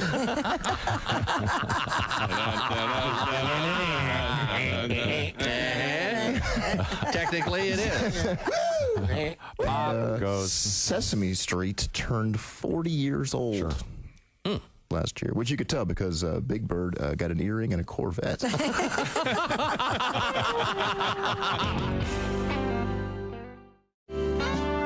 There is that fear for me of doing the person and them not liking it. You know, it's a very real possibility. Like, for example, recently I started doing the voice of a British action star, Jason Statham. Oh, Love that guy. My man crush. I love Terrific, that guy. right? Bank job. Oh, So my fear is, though, because I didn't know whether to do him in the stand-up special that I mentioned is coming on in Showtime in the summer. So I struggle with doing it because I am afraid to do his voice and then get a call from him in the middle of the night. Do you know who I am? Do you know who I am? Why don't I tell you, mate? I'm the bloke who's going to rip you into little pieces. Then I'm going to swallow those pieces before you die. And even though that doesn't make sense, I don't want that call. No, I don't blame you. So fantastic. Yeah. I love that guy, too. Oh, he's great. That's Kevin Pollak.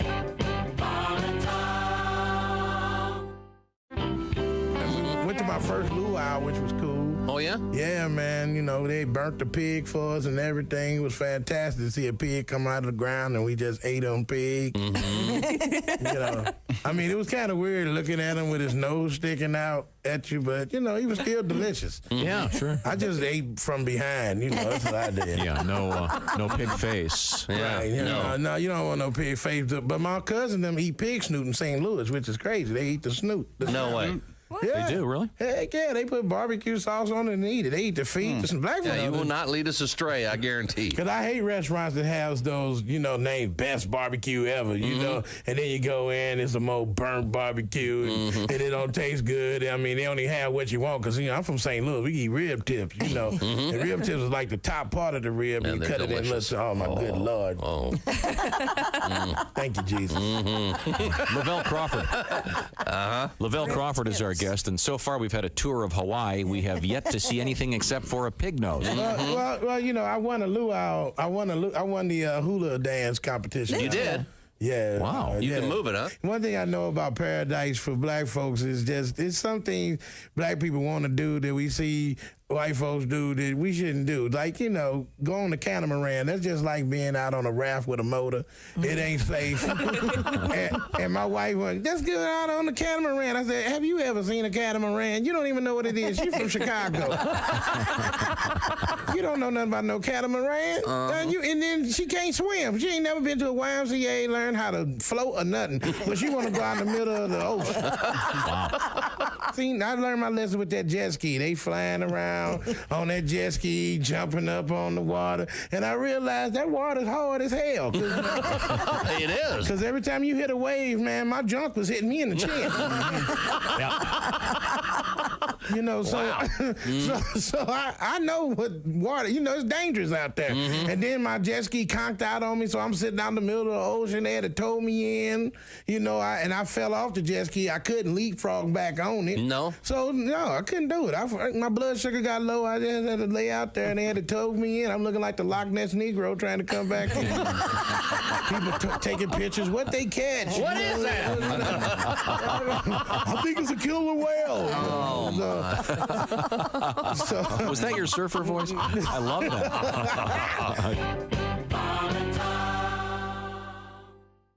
Hello, my name is Alexa. If you have a smart speaker and what to hear, Bob and Tom Radio, just say Alexa, play Bob and Tom Radio on TuneIn. Now, you try it. Alexa, play Bob and Tom Radio on TuneIn. That's the first smart thing you've said to me since you took me out of the box.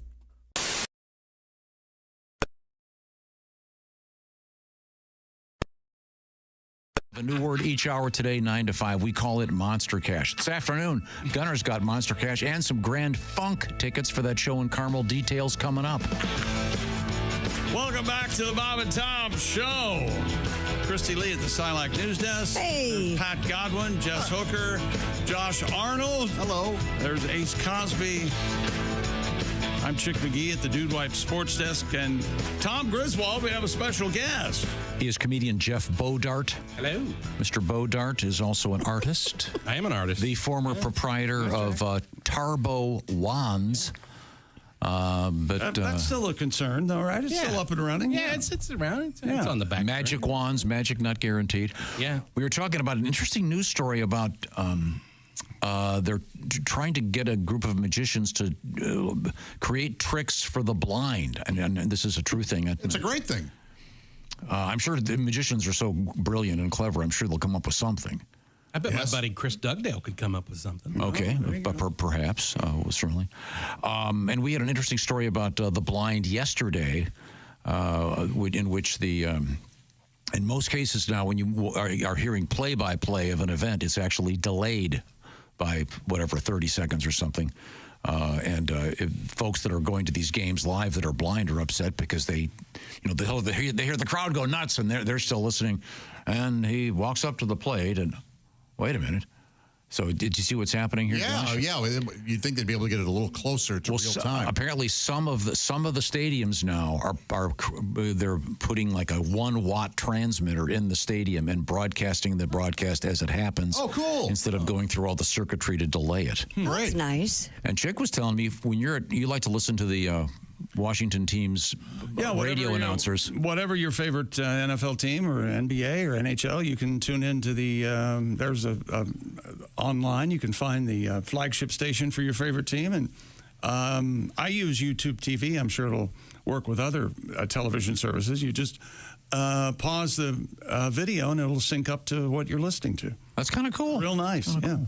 Anyway, this blind magic thing, they said they're going to come out with some tricks in a couple of months. I want to see what they come up with. Yeah. You think making people levitate, is that a regular magician trick? Do they do that? Or is that like... I think that's They'll pretty run classic. The ring over the person. That's possible, right? That's something that a blind person could experience. How? And feel. How are they going to... them levitate? Yeah, you make But this is for everybody in the crowd, I think. They're trying to do like that's true. a sound trick that everyone can... I've got a gag they Say could do. audio, yeah. What's Pardon? the gag? You bring out a live tiger. Jesus. This is, hear me out here. Okay. And then you start screaming. Oh my God! Oh my God! Yeah. The tiger. We don't know where it is. We don't know where it is. Yeah. Ate my foot. Yeah, and then You have a guy in a tiger suit right come up behind the blind person. And then the Yeah, then this is a home run. And the blind people in the audience are concerned that the tiger's going to. How did Siegfried and Roy, by the way, did they have a fence between the audience and the tigers? They needed a fence between them and the No, they did not. I saw them in Vegas. There was no fence. No. So what prevented the tigers from just going into the audience and chomping on some guy? No. Sedatives. Yeah, they're right there. In the Mirage, there was like a big... Their tables were right there by the runway. God. Yeah. Well, did they By the feed the stage. tigers just before they went on stage? I'm sure they did. You don't want them. Hey, Mrs. Fromson's fillet looks pretty good. You know what? I'm kind of full, but I guess I can have another bite ahead. Well, time now to see what's going on today in history. Is that right? We've already reviewed a little bit. We'll go with 8 October. 8 October. 2-4. Tom, what's up? Well, this is interesting to me anyway. It was in 1945 that the microwave oven was patented. I would have thought that was in the 60s. I didn't know that had been around that long. Oh, yeah. Remember, we had a microwave at my house in the 60s, and it was the size of a refrigerator. Yeah. And there were all kinds of signs on it. Don't stare at the food, and it made a sound like a Protect your testicles. And, So let's see. How about this one? 1950, the Cleveland Browns played the Pittsburgh Steelers for the first time. And back in those days, the Browns were capable of winning, ladies and gentlemen. Head coach Bill Cowher. 1957, the Brooklyn Dodgers moved to Los Angeles. Jeff Bodart, do you know why the Brooklyn Dodgers were called the Brooklyn Dodgers? Because they were based in Brooklyn. That's a great question. That's a great answer. That's acceptable because they were in Brooklyn. I'll accept that. Where did they come up with Dodger? How about the Dodger part? Oh, okay. I believe it was somebody trying to get away from the law. No, they were avoiding the trains. The streetcars. Trolley Dodgers. Oh, I didn't know that. Dodging the train. No, this might be of minor interest to you because it involves a Jerry Lewis, except in this case, a Jerry Lee Lewis. Oh, well, that's not the same thing at all. Who, of course, very tenuous.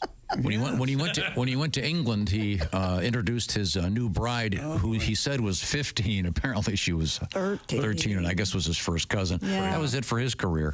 Was it? I don't think it was. No, he did just fine. No, he did fine. Yeah. I never thought he was any good. Yeah, and so therefore he didn't have a good career. That's right. I never thought. No, Allman Brothers. Those No, they're good. Jerry Lee sucked. Let's see. This is boring. Let's move on. Wait a minute. Hold it. No. This is a new rule in Today in History. When you say something like this is boring, go back and let us decide if it's boring or not. 1964, Ringo Starr passed his driver's test. That's boring. That's fair. We should trust him. we should have listened to you. You know what? You're right. Okay. Now, this is kind of funny. 73, NLCS Game 3, a brawl between Pete Rose and Bud Harrelson. Bud Harrelson of the Mets. Yeah, I remember that. Yeah. They went at it. Yeah. See, Rose had... what do you want to call it? A spark. He was going to go for it. That's right. He had chutzpah. Every game he put in 100%. He was spunky. Happy birthday going out to Paul Hogan. Do you know who that is, Mr. Bodart? I do know. Who is he? Hogan. Yeah, the Crocodile Dundee. Yes. Crocodile Dundee, not the Crocodile Hunter. Right. No. Crocodile Dundee's this is the knife guy, of course. Mm-hmm. Yeah. 1943. Hunter's not celebrating. Wasn't he married to Linda Kozlowski or something? I think they were together. Yeah. The lady. 1943, Chevy Chase. Wouldn't you rather have Steve Irwin's still among us, and Paul Hogan be the one who. Oh, I don't want either of them to be gone. No, but if you had to choose, we'd all pick the Crocodile Hunter. You're right. Over Crocodile. This is a good idea for a game show. Celebrity Death Watch. And you get to know who Death Trade, Death Swap. Death Swap. Yeah. Good. And by the way, It's if you haven't seen Norm Macdonald's hunk about the crocodile hunter getting killed, look it up later this afternoon. Frank? Who got him, Frank? Which, by the way, he did like the next day. Yeah. 1948, Johnny Ramone. Was he the hot one? I don't know. The hot one in the Ramones? There was one? All those gals were hot. Look at the length of the hair. You know there were girls. I like a lot of hair and sunglasses. All right. Wait a minute. Happy birthday, 1965, C.J. Ramone. He replaced Dee Dee, apparently. I'm not sure who won. Were they all brothers? No, they were all faked. This is the Bob and Tom Show.